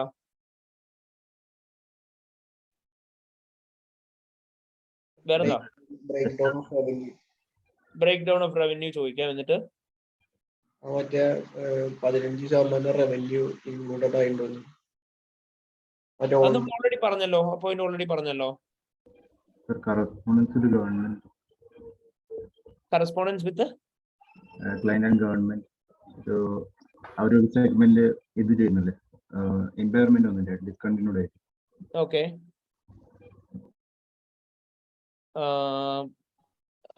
ഓക്കെ, അപ്പോ അവിടെ നമുക്ക് എന്തായിരിക്കും പറയാൻ പറ്റുക? പൈനിയർ കമ്പനിയുടെ റവന്യൂവിന്റെ ബ്രേക്ക് ഡൗൺ എടുക്കാൻ പറയാം. ഓക്കെ, റവന്യൂവിന്റെ ബ്രേക്ക് ഡൗൺ ഓരോ സെഗ്മെന്റ്സിന്റെ ബേസിൽ എടുക്കാം, പൈനിയർ കമ്പനിയുടെ എടുക്കാം. എന്നിട്ട് എന്താണെന്ന് നോക്കാൻ പറയാം. പൈനിയർ കമ്പനിയുടെ എത്രയാണ് സെഗ്മെന്റൽ ഇൻഫർമേഷൻ ആയിട്ട് റിപ്പോർട്ട് ചെയ്തേക്കുന്നത് അതുമായിട്ട് ക്രോസ് ചെക്ക് ചെയ്യാൻ പറയാം, എഗ്രി ചെയ്യാൻ പറയാം, കറക്റ്റ് ആണെന്ന് ഇൻഷുർ ചെയ്യാം. Okay, fine. പിന്നെ ഏറ്റവും സിമ്പിൾ പോയിന്റ് നിങ്ങൾ ഇതുവരെ പറഞ്ഞിട്ടില്ല. ഈ 15% അവരെ 20% അഡ്വാൻസ് ഡെപ്പോസിറ്റ് ബുക്ക് ചെയ്യണത് റവന്യൂ റെക്കഗ്നൈസ് ചെയ്തിട്ടുണ്ടോ എന്നുള്ളത് പ്രൊസീജർ ചെക്ക് ചെയ്യണ്ടേ? അത് പറയാം, പക്ഷെ അത് ബേസിക്കലി റവന്യൂവിന്റെ പ്രൊസീജിയേഴ്സിന്റെ അകത്ത് വരിക. ഇത് നമ്മളോട് ആ സെഗ്മെന്റൽ ഇൻഫർമേഷന്റെ മാത്രം സ്പെസിഫിക് ഓഡിറ്റ് പ്രൊസീജിയേഴ്സ് ആണ് ചോദിച്ചേക്കുന്നത്. ഈ chief 15% operating decision revenue maker അവിടെ ഉണ്ടോന്ന് നമുക്ക് ചെക്ക് ചെയ്തൂടെ? ഏതായിരുന്നു? Chief operating decision operate segment ആവുമ്പോ അത് എന്താ പറയാ, അയ്യോ, സെഗ്മെന്റൽ ഇൻഫർമേഷൻ ആരാ റിവ്യൂ ചെയ്യേണ്ടത്? റിവ്യൂ ചെയ്യേണ്ടത് ചീഫ് ഓപ്പറേറ്റിംഗ് ഡിസിഷൻ മേക്കർ. അങ്ങനെയാണ് അവിടെ നമുക്ക് എന്താ പറയാൻ പറ്റുന്നത്? അത് അവിടെ എക്സിസ്റ്റ് ചെയ്യണ്ടോ, അങ്ങനെ ഒരാൾ അങ്ങനെ ചങ്ങായി റിവ്യൂ ചെയ്തിട്ടുണ്ടോ എന്ന് ചോദിക്കാം അല്ലേ? നമുക്ക് എന്താ പറയാൻ പറ്റുന്നത്? Discuss with the management whether A chief operating decision maker have reviewed the segmental information in order to ensure that the segmentation have been done in accordance with IFRS 8. Okay. Written representation പറയാൻ പറ്റുമോ? Sorry? Written representation obtain ചെയ്യാൻ എന്തിനെ കുറിച്ച് written representation വാങ്ങേണ്ടത്? adequate disclosure provide ചെയ്തിട്ടുണ്ട്. IFRS 2 പ്രകാരം adequate disclosure provide ചെയ്തിട്ടുണ്ട്. IFRS 2 പ്രകാരം adequate amount of disclosures കൊടുത്തിട്ടുണ്ടെന്ന് അറിയാൻ അത് റിവ്യൂ ചെയ്യാൻ പറയാം. അങ്ങനെയാണ്. അതിന് മുന്നേ നിങ്ങൾക്ക് ഒരു ഇമ്പോർട്ടന്റ് പോയിന്റ് പറയാനുണ്ട്. ഏറ്റവും ഇമ്പോർട്ടന്റ് പോയിന്റ് ഉണ്ട്, അത് പറഞ്ഞിട്ടില്ല നിങ്ങൾ എപ്പോഴും.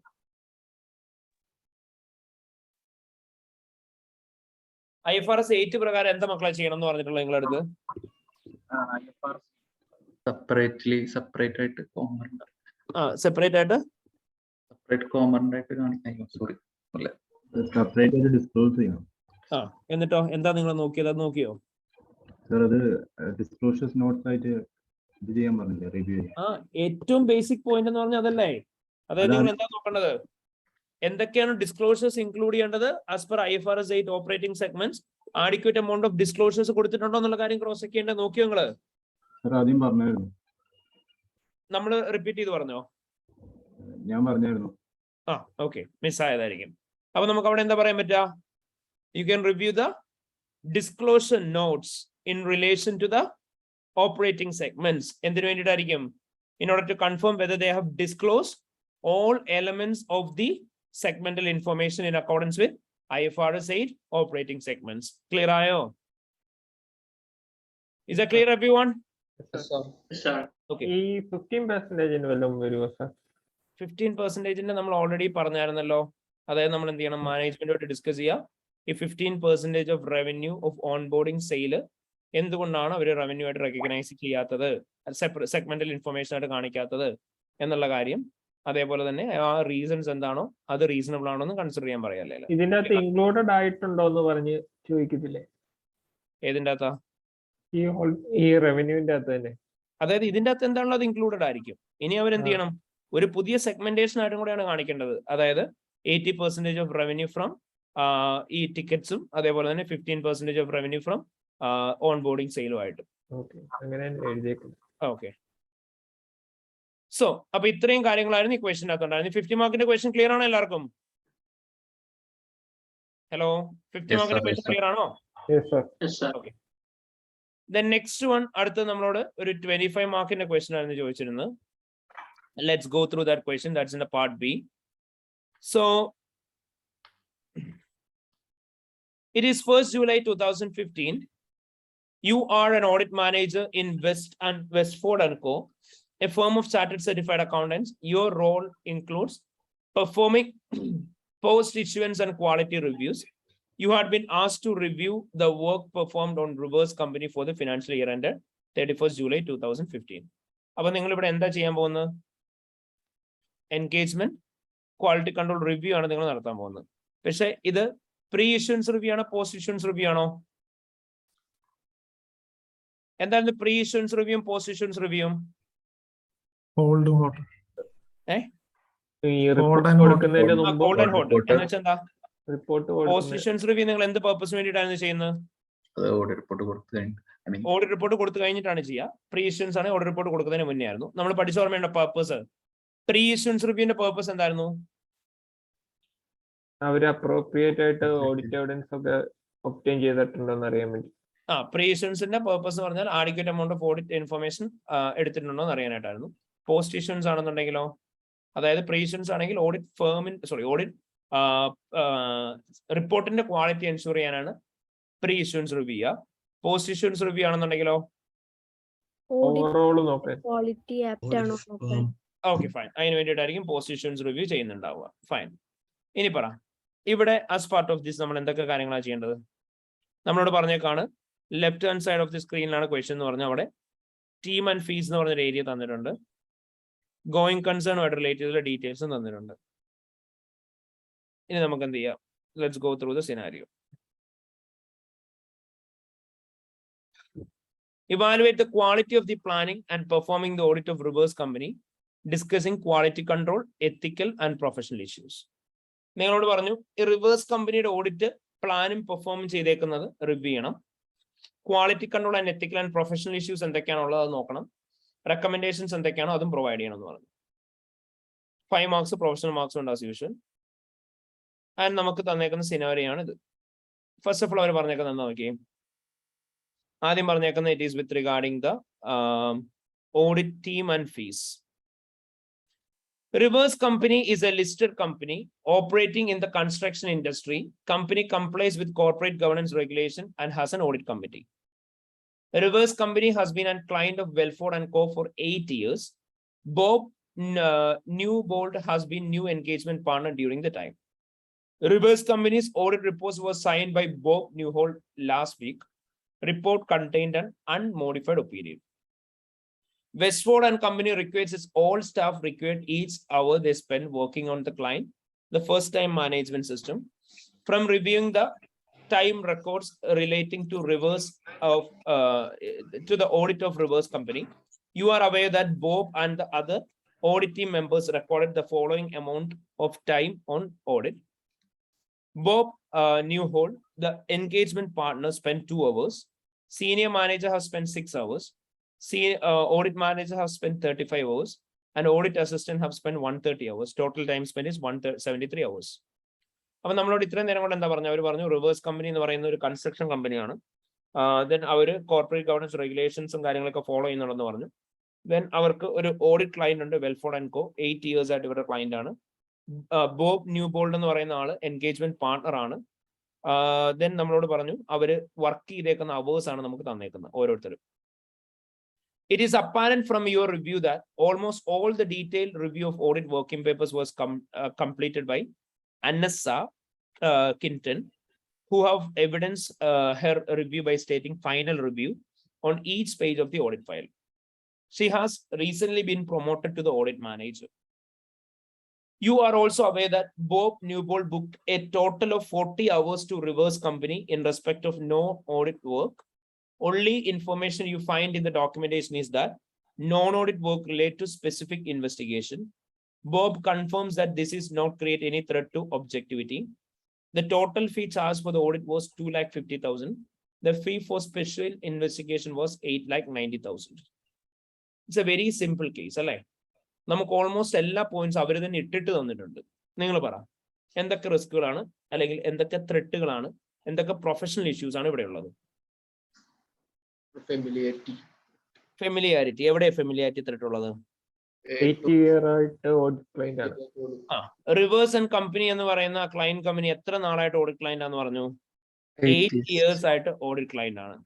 So when we are having long term association with the client, നിങ്ങൾ പറഞ്ഞ പോലെ തന്നെ അവിടെ എന്ത് ത്രെട്ട് ആയിരിക്കും വരുന്നുണ്ടാവുക? ഫെമിലിയാരിറ്റി ത്രെട്ട് ആയിരിക്കും വരുന്നുണ്ടാവുക. So familiarity threat to objectivity വരും. ഇനി സാറേ ഓഡിറ്റ് ഫേമിന് എന്തെങ്കിലും ഇത്ര വർഷം ലിമിറ്റേഷൻ ഉണ്ടോ അതോ ഉണ്ട്. നമ്മുടെ ഓഡിറ്റർക്ക് നമ്മുടെ അകത്ത് അങ്ങനെ സ്പെസിഫിക്കലി പറയുന്നില്ല. നമ്മുടെ അകത്ത് പറയുന്ന ക്ലയന്റിന്റെ എൻഗേജ്മെന്റ് പാർട്ണറിന് 7 years ആണ് ഉള്ളത്. അതൊക്കെ അതല്ല ഓഡിറ്റ് ഇയേഴ്സ് ആണ് ഉള്ളത്. 7 + 7. കമ്പനിക്ക് എങ്ങനെയാണ് 7 + ഓഡിറ്റ് 7. ഫേമിന് 7 + 7. ഓക്കെ പിന്നെ അവിടെ നിങ്ങൾ പറയുന്ന സമയത്ത് അപ്പൊ എന്ത് പറയണം? നിങ്ങൾ ക്ലിയർലി എക്സ്പ്ലെയിൻ ചെയ്യണം. Bob Newhold is being acting as an audit partner for the firm for the last 8 years. As per ACCA Code of Ethics and Conduct, the company should hire a same audit partner only for a maximum of 7 years. And the auditor should take a cooling off period. എത്രയായിരുന്നു? Engagement partner cooling off period എത്രയായിരുന്നു? 2 years. 2 years ആണ് engagement partner cooling off period. അല്ല 5 years after working continuously for the 7 years with the same assurance client. However, ഇവിടെ നിങ്ങൾ എന്ത് പറയാ? Bob has been an auditor for the same client for the 8th year now. So definitely it might create familiarity threat to objectivity. കാരണം എന്താന്ന് പറയാ? ആണ് 8 years ചെയ്തതെന്ന് പറയുന്നില്ല. This time മാത്രമല്ല, during this time മാത്രമല്ല പറയുള്ളൂ. Sorry? ബോബ് ന്യൂബോൾഡ് തന്നെയാണ് 8 years ഉണ്ടായതെന്ന് പറയുന്നില്ലല്ലോ. നമ്മൾ അവിടെ അസ്യൂം ചെയ്യാണ്. നമ്മുടെ അടുത്ത് പറഞ്ഞിട്ടില്ല മാറിയിട്ടുണ്ടോ പറയുന്നുണ്ടല്ലോ സാർ. During this time എന്ന് പറയുന്നുണ്ടല്ലോ. ഏതായിരുന്നു? This time അവിടെ പറയുന്നുണ്ടല്ലോ. During this time മാത്രം. അതായത് Rivers and company has been client of Welford and company for the 8 years. Bob Newhold has been the engagement partner during this time. അതായത് ഈ 8 years ഇവർ തന്നെയാണല്ലോ പറഞ്ഞേക്കുന്നത്. ഈ ഇയർ മാത്രമല്ല, അല്ല, ഡ്യൂറിംഗ് ദ ഇയർ എന്നല്ലേ പറഞ്ഞേക്കുന്നത്. ഡ്യൂറിംഗ് ദിസ് ടൈം, അതായത് ഓവർ ദ 8-year പീരീഡ്. മനസ്സിലായോ? ഓക്കെ. അവിടെ നമ്മളോട് സ്പെസിഫിക്കലി പറയാണ് കറണ്ട് ഇയറിലാണ് അപ്പോയിന്റഡ് ആയേക്കുന്നത് എന്ന് പറയുകയാണെങ്കിൽ അവിടെ പറയണ്ട. കാരണം എന്താ നമ്മൾ പറയാറ്? നമ്മൾ എത്തിക്കൽ ത്രെട്ടിന് സേഫ് ഗാർഡ് ആയിട്ട് പറയാറുള്ള പോയിന്റ് ആണ് 7 years സെയിം പേഴ്സൺ കണ്ടിന്യൂ ചെയ്ത് കഴിഞ്ഞാൽ 8th year നമുക്ക് എന്ത് ചെയ്യാന്ന് പാർട്ട്ണർ റൊട്ടേഷൻ ചെയ്തിട്ട് എൻഗേജ്മെന്റ് കണ്ടിന്യൂ ചെയ്യാമെന്ന്. മനസ്സിലായോ? ക്ലിയർ ആയോ? ഓക്കെ. അപ്പൊ ഇവിടെ ഫെമിലിയാരിറ്റി ത്രെഡ് ടു ഒബ്ജക്ടിവിറ്റി വരും എന്നുള്ള കാര്യം പറയാം. അങ്ങനെ ഫെമിലിയാരിറ്റി ത്രെഡ് ടു ഒബ്ജക്ടിവിറ്റി എന്തുകൊണ്ടാണ് വരുന്നത് എന്നുള്ള എക്സ്പ്ലെയിൻ ചെയ്യുക. എന്തുകൊണ്ടായിരിക്കും വരുന്നുണ്ടാവുക? ഓഡിറ്റർക്ക് പ്രൊഫഷണൽ ജഡ്ജ്മെന്റോ സ്കെപ്റ്റിസിസമോ മെയിൻറ്റെയിൻ ചെയ്യാൻ പറ്റില്ല. എങ്ങനെയാണെങ്കിൽ long term association with client ആണെന്നുണ്ടെങ്കിൽ so automatically there can be chances that auditor പല ഏരിയയിലും ഓഡിറ്റ് പ്രൊസീജിയേഴ്സ് പെർഫോം ചെയ്യുന്ന സമയത്ത് due to the familiar relationship with client company auditor എന്ത് ചെയ്യാൻ ബില്ലിംഗ് ആവില്ല.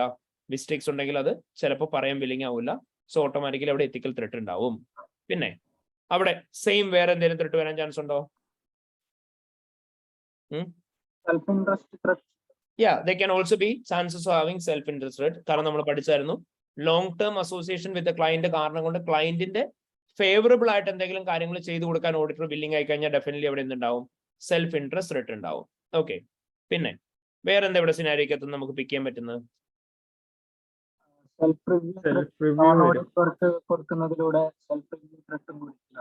ഓക്കെ. ഇവിടെ നമ്മളോട് പറഞ്ഞിട്ടുണ്ട് ബോബ് ന്യൂബോൾഡ് ബാക്കിയുള്ള 40 hours സ്പെൻഡ് ചെയ്യുന്ന എന്തിനു വേണ്ടിയിട്ടാ? നോൺ ഓഡിറ്റ് വർക്ക് പെർഫോം ചെയ്യാൻ വേണ്ടിയിട്ടാണ്. ഇവിടെ നോൺ ഓഡിറ്റ് സർവീസ് എന്താന്നുള്ളത് അവർ സ്പെസിഫൈ ചെയ്തിട്ടുണ്ടോ? ഇല്ല. അവരാകെ നമ്മളോട് പറയുന്നത് എന്ത് മാത്രമാ? സ്പെഷ്യൽ ഇൻവെസ്റ്റിഗേഷൻ ആണ് എന്ന് മാത്രമാണ്. സോ ഇതൊരു ലിസ്റ്റഡ് കമ്പനി ആണോ? അതെ. അതൊരു ലിസ്റ്റഡ് കമ്പനി ആണെന്നുണ്ടെങ്കിൽ ഒരു ലിസ്റ്റഡ് കമ്പനിക്ക് ഒരു സെപ്പറേറ്റ് എൻഗേജ്മെന്റ് നമുക്ക് കൊടുക്കാൻ പറ്റുമോ? അതുതന്നെ ഓഡിറ്റ് എൻഗേജ്മെന്റ് പറ്റില്ല.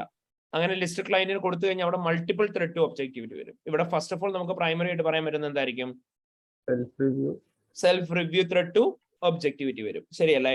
കാരണം അവിടെ ഉണ്ടാവാൻ റീസൺ എന്തായിരിക്കും? സെൽഫ് റിവ്യൂ ത്രെഡ് ഇവർ ചെയ്യുന്ന ആ സ്പെസിഫിക് വർക്ക് എന്താണോ നമുക്ക് എന്താണെന്ന് അറിയില്ല.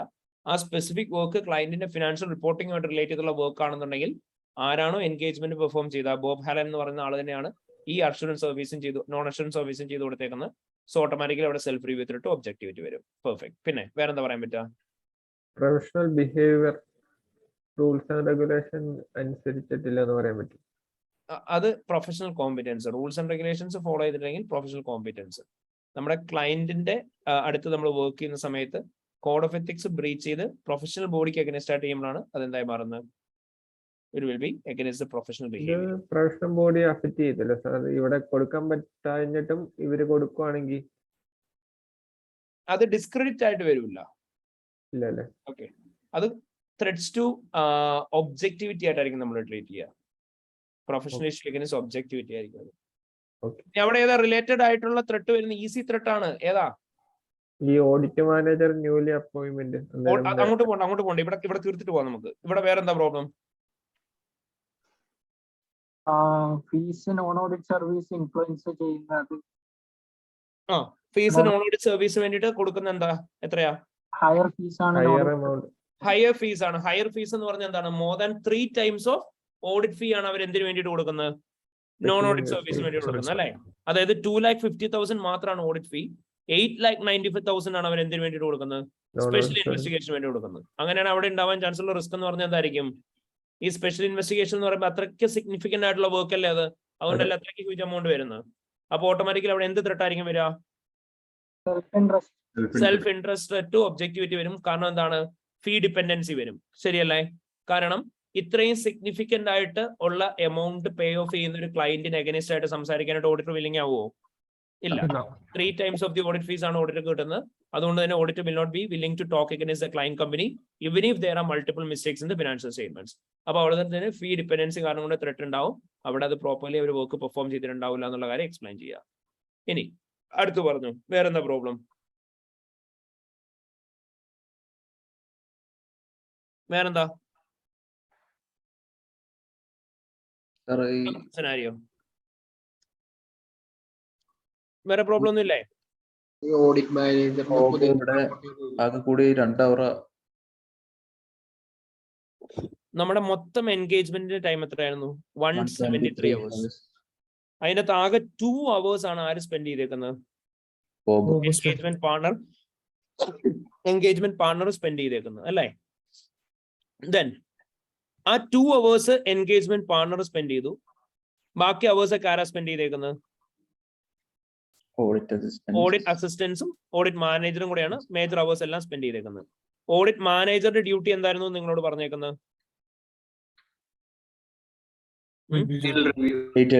അവരാണ് ഡീറ്റെയിൽഡ് റിവ്യൂ ചെയ്തേക്കുന്നത്. എല്ലാ വർക്കിംഗ് പേപ്പറിന്റെ തന്നെ ഡീറ്റെയിൽഡ് റിവ്യൂ അവരാണ് ചെയ്തേക്കുന്നത്. അവർ ഡീറ്റെയിൽഡ് റിവ്യൂ ചെയ്തിട്ട് എന്ത് ചെയ്തു എന്ന് പറഞ്ഞിട്ടുണ്ട്? ഫൈനൽ റിവ്യൂ എന്ന് പറഞ്ഞിട്ട് അവരെല്ലാ പേജിന്റെ മേലെ എഴുതി വെക്കുകയും ചെയ്തിട്ടുണ്ടെന്ന് പറഞ്ഞിട്ടുണ്ട്. പുള്ളിക്കാരിനെ പുതിയതായിട്ടാണ് ഓഡിറ്റ് മാനേജർ ആക്കിയത്. അങ്ങനെയാണ് ഈ വർക്ക് എല്ലാം ചെയ്തേക്കുന്ന ആരായിരിക്കും? ഓഡിറ്റ് മാനേജർ ആയിരിക്കും ചെയ്തേക്കുന്നത്. അയാൾ ഫുൾ ടൈം ആയിരിക്കും ചെയ്യുന്നതാണ്. അസിസ്റ്റൻസ് ആയിരിക്കും ചെയ്തിട്ടുണ്ടാവുക. ശരിയല്ലേ? കാരണം ടൈമിംഗ് നോക്കിക്കഴിഞ്ഞാൽ തന്നെ കാണാം 130 hours ആണ് അസിസ്റ്റൻസ് സ്പെൻഡ് ചെയ്തേക്കുന്നത്. ശരിയല്ലേ? ഓക്കെ, സോ നിങ്ങൾക്ക് പറയാൻ പറ്റുന്ന പോസിബിലിറ്റീസ് എന്തൊക്കെയാണെന്ന് ആദ്യമേ പറ. എന്തൊക്കെയാ ആ പോസിബിലിറ്റിയാണ് നിങ്ങൾ ഇന്റർപ്രറ്റ് ചെയ്ത് ആൻസർ ആക്കുന്നത്? എന്തൊക്കെയാ പോസിബിലിറ്റി? പ്രോപ്പർ ആയിട്ട് റിവ്യൂ റെസ്പോൺസിബിലിറ്റി നടന്നിട്ടില്ല. കാരണം എന്താ? റീസെന്റ് പ്രൊമോട്ടർ ആയിട്ടുള്ള ആളാണ് ഫുൾ റിവ്യൂ നടത്തിയേക്കുന്നത്. അതിനുശേഷം അത് റിവ്യൂ നടന്നിട്ടുണ്ടോ? ഇല്ല. കാരണം അവർ ക്ലിയർലി നമ്മുടെ അടുത്ത് പറഞ്ഞു അവർ റിവ്യൂ ചെയ്തതിനു ശേഷം എല്ലാ ഫയലിന്റെ മേലെ അവർ എഴുതിയിട്ടുണ്ടെന്ന് ഫൈനൽ റിവ്യൂ ആണെന്ന്. അങ്ങനെയാണെങ്കിൽ ഫെർദർ റിവ്യൂ ആരും നടത്തിയിട്ടില്ല. പിന്നെ വേറെന്താ പ്രോബ്ലം? സെൽഫ് റിവ്യൂ വരില്ല. വേറെന്താ പ്രോബ്ലം? ക്വാളിറ്റി ഓഫ് ഓഡിറ്റ് അല്ല. ക്വാളിറ്റി കൺട്രോൾ നമ്മൾ പണ്ട് പഠിച്ചിട്ടുള്ള പോയിന്റ്സ് ആലോചിച്ച് നോക്ക്. അവര് അപ്രോപ്രിയേറ്റ് ലെവൽ ഓഫ് സ്റ്റാഫിനെ കൊണ്ടായിരിക്കും വർക്ക് പെർഫോം ചെയ്തേക്കുന്നത്. ഇവിടെ അല്ല. ഇവിടെ അവരെങ്ങനെ വർക്ക് ചെയ്തേക്കുന്നത്? നമ്മൾ പറഞ്ഞു 130 hours സ്പെൻഡ് ചെയ്തേക്കുന്ന ആരാ? ഓഡിറ്റ് അസിസ്റ്റൻസ് ആണ്. അങ്ങനെയാണെങ്കിൽ മോസ്റ്റ് പ്രോബബ്ലി സിഗ്നിഫിക്കന്റ് ഏരിയാസ് ഒക്കെ ആര് കൈവച്ചിട്ടുണ്ടാവും? ഓഡിറ്റ് അസിസ്റ്റൻസ് വർക്ക് ചെയ്തിട്ടുണ്ടാവും. നമുക്കറിയാം സിഗ്നിഫിക്കന്റ് ആയിട്ടുള്ള അക്കൗണ്ടിങ് ഏരിയാസ് ഓരോന്നും റിവ്യൂ ചെയ്യേണ്ടത് ആരാണ്? ഓഡിറ്റ് മാനേജർ ആണ്. ഓഡിറ്റ് മാനേജർ പെർഫോം ചെയ്ത വർക്ക് റിവ്യൂ ചെയ്യേണ്ട ആരാ? സീനിയർ മാനേജേഴ്സും ഫൈനൽ റിവ്യൂ നടത്തുന്ന ആരാണ്? എൻഗേജ്മെന്റ് പാർട്ണറുമാണ്. ഇവിടെ ഏതെങ്കിലും റിവ്യൂ നടന്നിട്ടുണ്ടോ? ഇല്ല. ഓഡിറ്റ് മാനേജർ ആണ് ഫൈനൽ റിവ്യൂ നടത്തിയേക്കുന്നത്. അതുകൊണ്ട് തന്നെ നിങ്ങൾക്ക് എന്ത് പറയാം? ഓഡിറ്റ് പ്രോപ്പർലി സൂപ്പർവൈസ്ഡ് അല്ല. അതുപോലെ തന്നെ ഓഡിറ്റ് പ്രോപ്പർലി എന്തായിരിക്കില്ല? റിവ്യൂഡ് ആയിരിക്കില്ല. അത് എക്സ്പ്ലെയിൻ ചെയ്യാം. ക്ലിയർ ആയോ? ഇത് നമ്മൾ പ്യുവർലി റിവിഷൻ കിറ്റിന്റെ ബേസിസിലല്ല, അല്ലെങ്കിൽ നമ്മുടെ എക്സാം സജഷൻ ആൻസേഴ്സിന്റെ ബേസിലല്ല ഞാൻ ഈ പറയുന്നത്. Purely it's on the basis of what we learned in the class. നമ്മൾ ഈ സെയിം കാര്യം തന്നെ അല്ലായിരുന്നു പഠിച്ചത്. പ്രിൻസിപ്പിൾ അല്ലേ? ഏതായിരുന്നു? ക്വാളിറ്റി കൺട്രോളിന്റെ 6 പ്രിൻസിപ്പിൾസ്. പക്ഷെ ക്വാളിറ്റി കൺട്രോളിന്റെ പ്രിൻസിപ്പിളിന് പുറമെ നമ്മൾ ആ ക്രൈറ്റീരിയ പഠിച്ചില്ലായിരുന്നോ? അതായത് എന്തൊക്കെയാ ഫോളോ ചെയ്യേണ്ടതെന്ന്? ISS ഫോളോ ചെയ്തിട്ടുണ്ടോ, standard supervised and framework. Reviewed ആണോ, സ്റ്റാൻഡേർഡ് ആ. ഫോളോ ചെയ്യുന്നോ, അതൊക്കെ കൺസിഡർ ചെയ്യുന്നത്. Okay, okay. ടൈം കൺസ്ട്രെയിന്റ് ഉണ്ടായിരുന്നോ, ഇവിടെ ആരും പ്രത്യേകിച്ച് ഒന്നും ചെയ്തിട്ടില്ല, ശരിയല്ലേ? Yes. ഓക്കെ, ഇനി നിങ്ങൾക്ക് അതും പറയാൻ വേണമെങ്കിൽ ഇന്റിമിഡേഷൻ ത്രെറ്റിന്റെ കാര്യം പറയാം. ഇവിടെ ഇന്റിമിഡേഷൻ ത്രെറ്റുള്ള പോസിബിലിറ്റി ഉണ്ടോ? ഓഡിറ്റിന് വേണ്ടിയിട്ട് ഈ ന്യൂ ബോൾഡിന് ആഡിക്വേറ്റ് ടൈം ഉണ്ടായിരുന്നു ഓഡിറ്റ് ചെയ്യാൻ?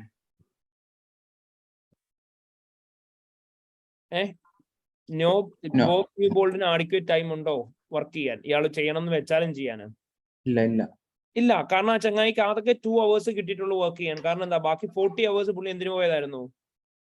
സ്പെഷ്യൽ ഇൻവെസ്റ്റിഗേഷൻ ചെയ്ത് കൊടുക്കാൻ പോയതായിരുന്നു. as he is getting high amount of revenue from that work, so automatically there can be chances that he might not have properly worked on the client's engagement. അപ്പോൾ automatically അവിടെ എന്തിന് against ആയിട്ടായിരിക്കും ഇത് വരുന്നുണ്ടാവുക? It will be against the threats to intimidation, ശരിയല്ലേ? കാരണം എന്താണ്, അവിടെ audit time പ്രഷർഡ് ആയിട്ടായിരിക്കും ചെയ്തിട്ടുണ്ടാവുക. സഫിഷ്യന്റ് ടൈം അവർ ഡിവോട്ട് ചെയ്തിട്ടില്ല. സോ അവർ സഫിഷ്യന്റ് അപ്രോപ്രിയേറ്റ് എവിഡൻസ് ഒബ്ടൈൻ ചെയ്തിട്ടില്ല, അല്ലെങ്കിൽ അവർ പ്രോപ്പർലി റിവ്യൂ ചെയ്തിട്ടില്ല. അപ്പൊ ആ ത്രെറ്റ് ഉണ്ടാവും എന്ന് പറയാം. ക്ലിയർ ആയോ? ക്ലിയർ ആയോ മക്കളെ? Yes, sir. From reviewing the audit working papers, you are aware that going concern was identified as a significant audit risk at the planning stage of audit due to low profit margin or losses being made on many of the company's construction contracts, increasing economic uncertainty. The company typically has 20 contracts ongoing at any time. Most of the audit work on going concern was performed by Mary Loxley, an audit assistant who has just taken her last professional exam and is not yet qualified.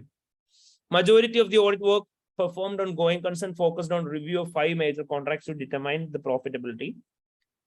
Management of reverse company identified the major contracts for review and provided Mary with forecasts indicating the contract which would make a small profit. Mary confirmed that the assumptions used in the forecast agreed to assumptions used in the previous years. Mary also used the firm's data analytics tools to confirm the mathematical accuracy of the forecast, that the assumptions set out management had appropriately reflected in the forecast. Following this work, Mary concluded that the contract which she had reviewed support the going concern status of the company. Having reviewed these major contracts, Mary completed the conclusion on going concern, stating that there are no significant uncertainty over going concern. Mary commented that the effectiveness of the data analytics tool, she had to record 8 hours in relation to the work she performed on going concern. Then, പറയും, ഇവിടുത്തെ ഓരോ കാര്യങ്ങളും evaluate ചെയ്യാം. ഒറ്റ കഥയാണ് നിങ്ങൾക്ക് പറയാനായിട്ടുള്ളത്. എന്താ ഇവിടുത്തെ പ്രോബ്ലം?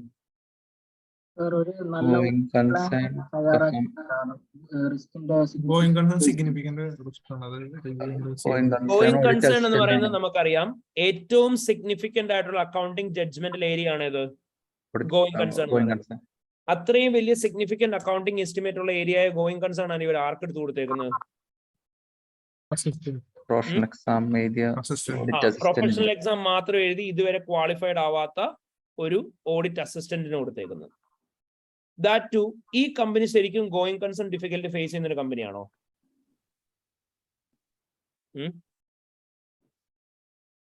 ആണോ?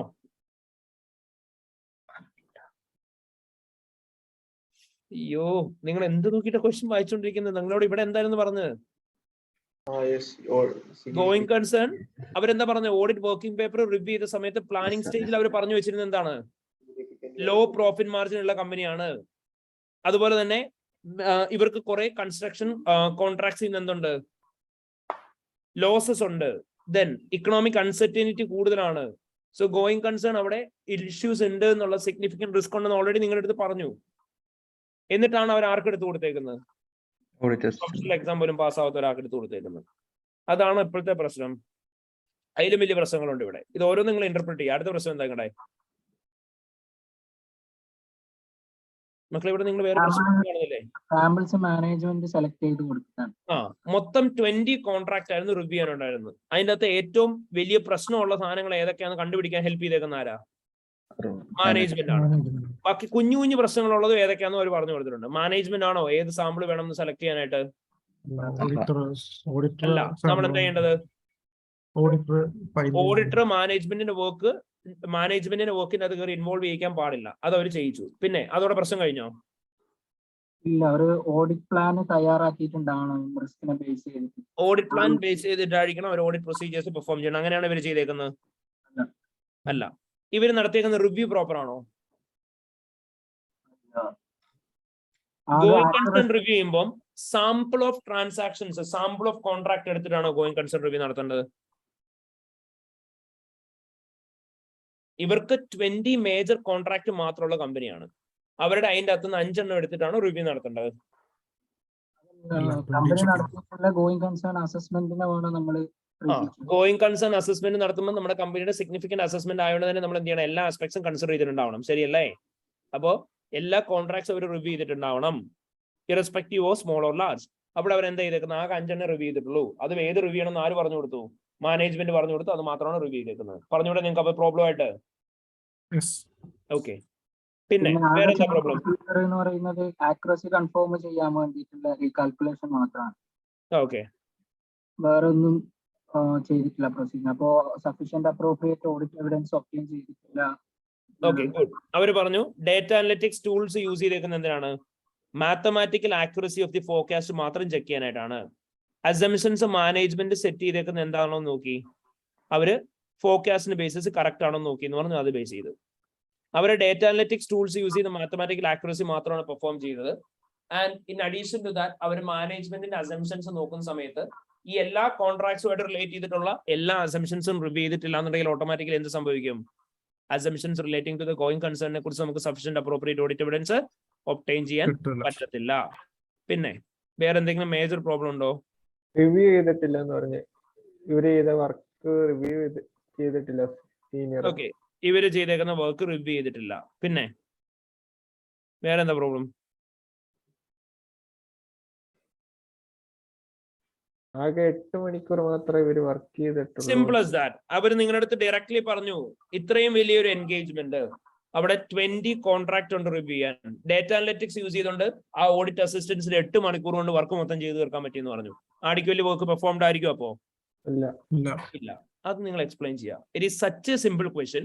നിങ്ങൾ ഇതിനകത്തുള്ള ഓരോ എലമെന്റ്സും പിക്ക് ചെയ്തിട്ട് അവരത് പ്രോപ്പർലി ചെയ്തിട്ടില്ല എന്നുള്ളത് മാത്രം സ്റ്റേറ്റ് ചെയ്താൽ മതി. അതിനാണ് നിങ്ങൾക്ക് മാർക്ക് കിട്ടുന്നത്. ആൻഡ് നിങ്ങൾക്ക് കൊമേഴ്ഷ്യൽ അക്യുമെന്റ് എന്ന് പറയുന്ന ആ ഒരു പർട്ടിക്കുലർ പ്രൊഫഷണൽ മാർക്ക് കിട്ടുന്നു അതിന് വേണ്ടിയിട്ടാണ്. കാരണം എന്താണ്? മേലെ നിങ്ങൾ പറഞ്ഞ കാര്യങ്ങളെല്ലാം നിങ്ങളുടെ നോളജ് പാർട്ട് ആയിരുന്നു പറഞ്ഞു. അവിടെ നിങ്ങൾക്ക് അനാലിസിസ് ആൻഡ് ഇവാലുവേഷൻ ആയിരിക്കും മാർക്ക് കിട്ടുക. നോളജ് പാർക്ക് പറഞ്ഞിട്ട് അത് വെച്ച് സിനാരി എക്സ്പ്ലെയിൻ ചെയ്തതിന്. റിസ്ക് ഓരോന്നും അസസ് ചെയ്ത് കണ്ടുപിടിക്കുന്നതിന് നിങ്ങൾക്ക് മാർക്ക് കിട്ടുന്നത് എന്തിനായിരിക്കും? പ്രൊഫഷണൽ ജഡ്ജ്മെന്റ് ആൻഡ് സ്കെപ്റ്റിസിസത്തിനായിരിക്കും. അതേപോലെ തന്നെ കൊമേഴ്ഷ്യൽ അക്യുമെന്റ് മാർക്ക് കിട്ടാൻ പോകുന്നത് എന്താ? ഇതുപോലുള്ള ജനറൽ റിസ്കുകൾ നിങ്ങൾ എക്സ്പ്ലെയിൻ ചെയ്യുന്നതിന്, അത് ത്രെഡ്സ് എക്സ്പ്ലെയിൻ ചെയ്യുന്നതിനും ഇവിടെ ഉള്ള റെക്കമെൻഡേഷൻ പറയുന്നതിനാണ് നിങ്ങൾക്ക് മാർക്ക് കിട്ടുക. ക്ലിയർ ആയോ? മനസ്സിലായോ എല്ലാവർക്കും? ഒപ്പീനിയൻ അഗൈൻസ്റ്റ് ആയിട്ട് ഒരു പോയിന്റ് പറയാൻ പറ്റും. എന്തായിരിക്കും ഇവിടുത്തെ റെക്കമെൻഡേഷൻ? എന്താ? അൺമോഡിഫൈഡ് റിപ്പോർട്ടാണ് പ്രൊവൈഡ് ചെയ്തിട്ടുള്ളത്. ഈ ഗോയിങ് കൺസേൺ ഇഷ്യൂ ഉള്ളത് കൊണ്ടെല്ലാം അപ്പൊ ഇൻഅപ്രോപ്രിയേറ്റ് ഒപ്പീനിയൻ എന്നുള്ള രീതിയിൽ ഒരു പോയിന്റ് പറയാൻ പറ്റുമോ? അല്ലല്ല, നമുക്ക് ഇവിടെ ഉള്ള പോയിന്റ് എന്താന്ന് ചോദിച്ചാൽ ഇത്രയേ ഉള്ളൂ. അതായത് ഇവിടെ നമ്മൾ പറയുന്ന സമയത്ത് ഇവിടെ നമുക്ക് റെക്കമെൻഡേഷൻ കൊടുക്കുമ്പോൾ ഒപ്പീനിയൻ മാറ്റാനോ കാര്യങ്ങളോ ഒന്നും പറയാൻ പറ്റില്ല. അതിന് റീസൺ എന്തായിരിക്കും? ഓൾറെഡി സബ്മിറ്റ് ചെയ്തു. പോസ്റ്റ് ഇഷ്യൂൻസ് റിവ്യൂ ആണിത്. അതായത് ക്ലയന്റിന് ഓഡിറ്റേഴ്സ് റിപ്പോർട്ട് ഓൾറെഡി കൊടുത്തതാണ്. ക്ലയന്റിന് റിപ്പോർട്ട് കൊടുത്ത് ഓഡിറ്റും കൺക്ലൂഡ് ചെയ്ത് വിട്ടതാണ്. ഇനി നിങ്ങൾക്ക് അവിടെ വേറെ അപ്ഡേഷൻസ് ഒന്നും പറയാൻ പറ്റില്ല. അപ്പൊ ഇവിടെ നിങ്ങൾക്ക് പറയാൻ പറ്റുന്ന റെക്കമെൻഡേഷൻ എന്ന് പറഞ്ഞാൽ എന്തായിരിക്കും? കോമൺ റെക്കമെൻഡേഷൻ ആയിരിക്കും. അടുത്ത വർഷത്തെ ഓഡിറ്റ് എങ്ങനെ നന്നാക്കാം എന്നുള്ളത് മാത്രമേ നിങ്ങൾക്ക് ചിന്തിക്കാൻ പറ്റുള്ളൂ. അപ്പൊ നിങ്ങൾക്ക് ഇവിടെ പറയാൻ പറ്റുന്ന റെക്കമെൻഡേഷൻ എന്ന് പറഞ്ഞാൽ എന്തായിരിക്കും?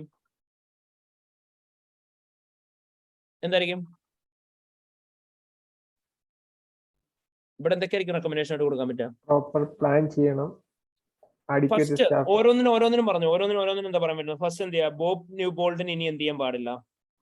ഇൻവോൾവ് ചെയ്യാൻ പറ്റും. ഈ പർട്ടിക്കുലർ കമ്പനിയുടെ ഓഡിറ്റ് വർക്കിനകത്ത് ഇനി ഇൻവോൾവ് ചെയ്യാൻ പാടില്ല. അയാളോട് എന്ത് ചെയ്യാൻ പറയണം? കൂളിംഗ് ഓഫ് പീരീഡ് എടുക്കാൻ പറയണം. കൂളിംഗ് ഓഫ് പീരീഡ് കഴിയാതെ ഈ വർക്കിൽ ഇനി ഇൻവോൾവ് ആവാൻ പാടില്ല. പിന്നെ വേറെന്താ? അടുത്ത പ്രാവശ്യം തൊട്ട് നമ്മുടെ ഓരോ ഓഡിറ്റ് ടീം മെമ്പേഴ്സും നമ്മൾ സഫീഷ്യന്റ് എമൗണ്ട് ഓഫ് എന്ത് കൊടുത്തിട്ടുണ്ടാവണം? ട്രെയിനിങ് കൊടുക്കണം എന്ന് പറയാം. എസ്പെഷ്യലി ആ ന്യൂലി അപ്പോയിന്റഡ് ആയിട്ടുള്ള എൻഗേജ്മെന്റ് മാനേജർക്ക് അയാൾക്ക് എന്ത് ചെയ്യാൻ പറയാം? ട്രെയിനിങ് കൊടുക്കാൻ പറയാം. ഇനി വേറെ എന്താ പറയാൻ പറ്റുന്നത്? നോൺ ഓഡിറ്റ് സർവീസ് എടുക്കാൻ പാടില്ല. നോൺ ഓഡിറ്റ് സർവീസ് ഇനി തൊട്ട് അഷുറൻസ് സർവീസസിന് കൊടുക്കാൻ പാടില്ല എന്ന് പറയാം. അതുപോലെ തന്നെ എൻഗേജ്മെന്റ് പാർട്ട്നേഴ്സിനോട് എന്ത് ചെയ്യാൻ പറയണം? സഫീഷ്യന്റ് ടൈം ഡിവോട്ട് ചെയ്യാൻ പറയണം ഓരോ എൻഗേജ്മെന്റും പെർഫോം ചെയ്യുന്ന സമയത്ത്. പിന്നെ വേറെന്താ? ഗോയിങ് കൺസേൺ സബ്ജക്റ്റീവ് ഏരിയ ഒരു സീനിയറിനെ കൊണ്ട് ചെയ്യിപ്പിക്കണമെന്ന് പറഞ്ഞു. ഗോയിങ് കൺസേൺ സബ്ജക്റ്റീവ് ഏരിയാസ് അതുപോലുള്ള ഏരിയാസ് എന്ത് ചെയ്യണം, സീനിയറിനെ കൊണ്ട് പെർഫോം ചെയ്യിക്കണം. പിന്നെ അഡിക്വേറ്റ് ടൈം കൊടുക്കണമെന്ന് പറഞ്ഞു. അഡിക്വേറ്റ് ടൈം കൊടുക്കണം എന്ന് പറയാം ഓഡിറ്റ് വർക്ക് പെർഫോം ചെയ്യാൻ. ഇനി വേറൊരു മേജർ കാര്യം പറയാനുണ്ട്. ഇവിടെ എൻഗേജ്മെന്റ് ക്വാളിറ്റി കൺട്രോൾ റിവ്യൂ നടന്നിട്ടുണ്ടാവോ? പ്രീ ഇഷ്യൂൻസ് റിവ്യൂ നടന്നിട്ടുണ്ടാവോ? ഉണ്ടാവോ? ഉണ്ടാവില്ല. കാരണം പ്രീ ഇഷ്യൂൻസ് റിവ്യൂ നടന്നിട്ടുണ്ടെങ്കിൽ പ്രോപ്പർലി ആണ് പെർഫോം ചെയ്തേക്കുന്നുണ്ടെങ്കിൽ ഇത്രയും നമ്പർ ഓഫ് മിസ്റ്റേക്സ് അവിടെ ഉണ്ടാവാൻ ചാൻസ് ഉണ്ടോ? ഇല്ല. അപ്പൊ നമുക്ക് എന്താ പറയാൻ പറ്റുന്നത്?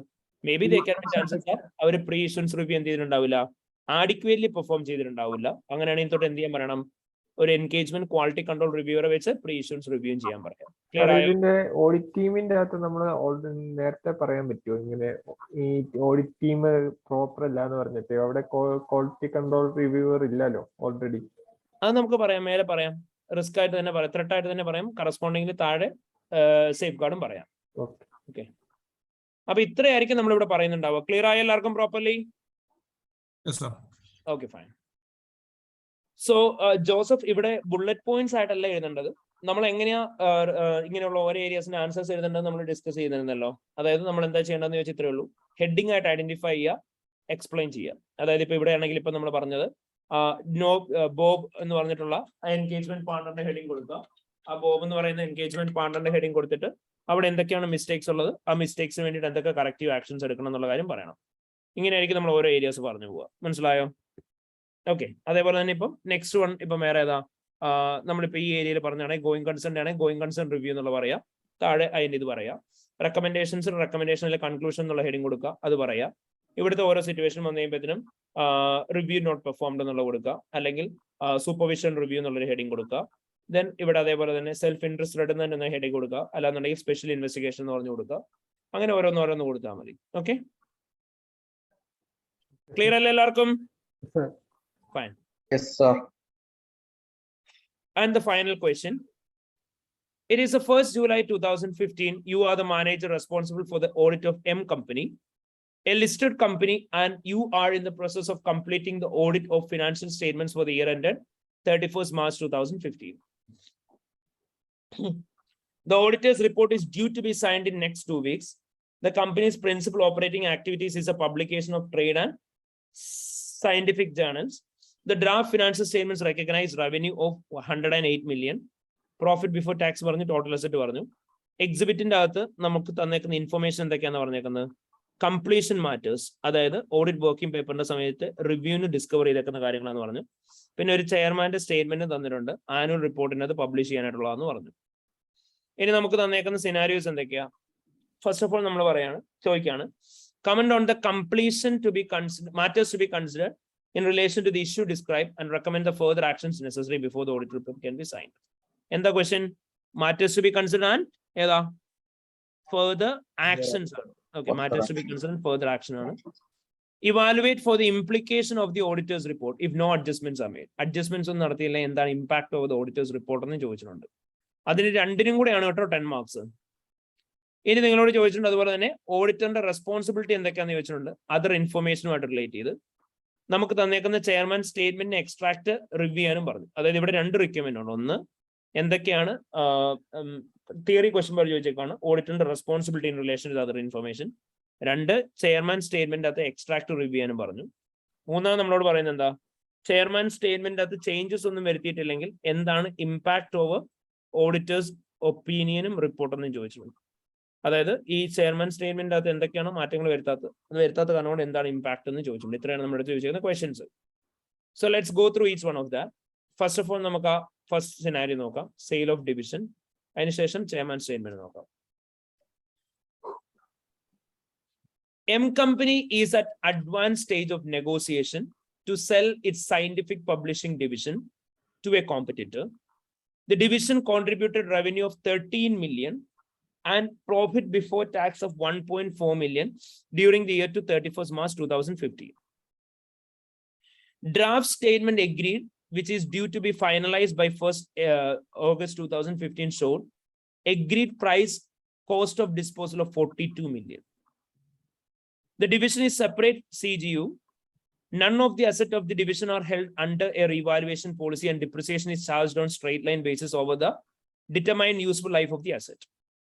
The finance director of M company has not made any disclosure with respect to the upcoming sale of financial statements for the year ended 31st March 2015, as he considers it would be next year's accounting transaction. However, the division has been written down from the carrying value of 45 million to an estimated useful life of 41 million in the financial statements for the year ended 31st March 2015. ഇത്രയാണ് നിങ്ങളുടെ അടുത്ത് പറഞ്ഞേക്കുന്നത്. ഏതാ standard? IFRS 5. IFRS 5 ഏതാ? Held for sale. Held for sale. Okay. പറയൂ. IFRS 5 IAS 36 വന്നിട്ടില്ല sir ഇവിടെ. എന്തോ? സാർ IAS 36 വന്നിട്ടില്ല, ഇമ്പയർമെന്റ് വന്നിട്ടില്ലേ? പറയാം അങ്ങോട്ട് പോവാം നമുക്ക്. ഓക്കെ.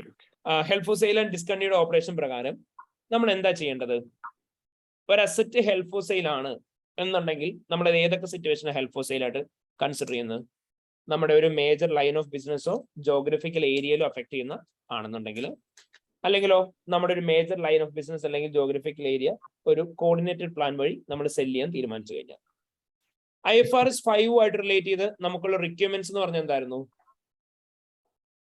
IFRS 5 റിലേറ്റഡ് റിക്വയർമെന്റ് എന്തായിരുന്നു?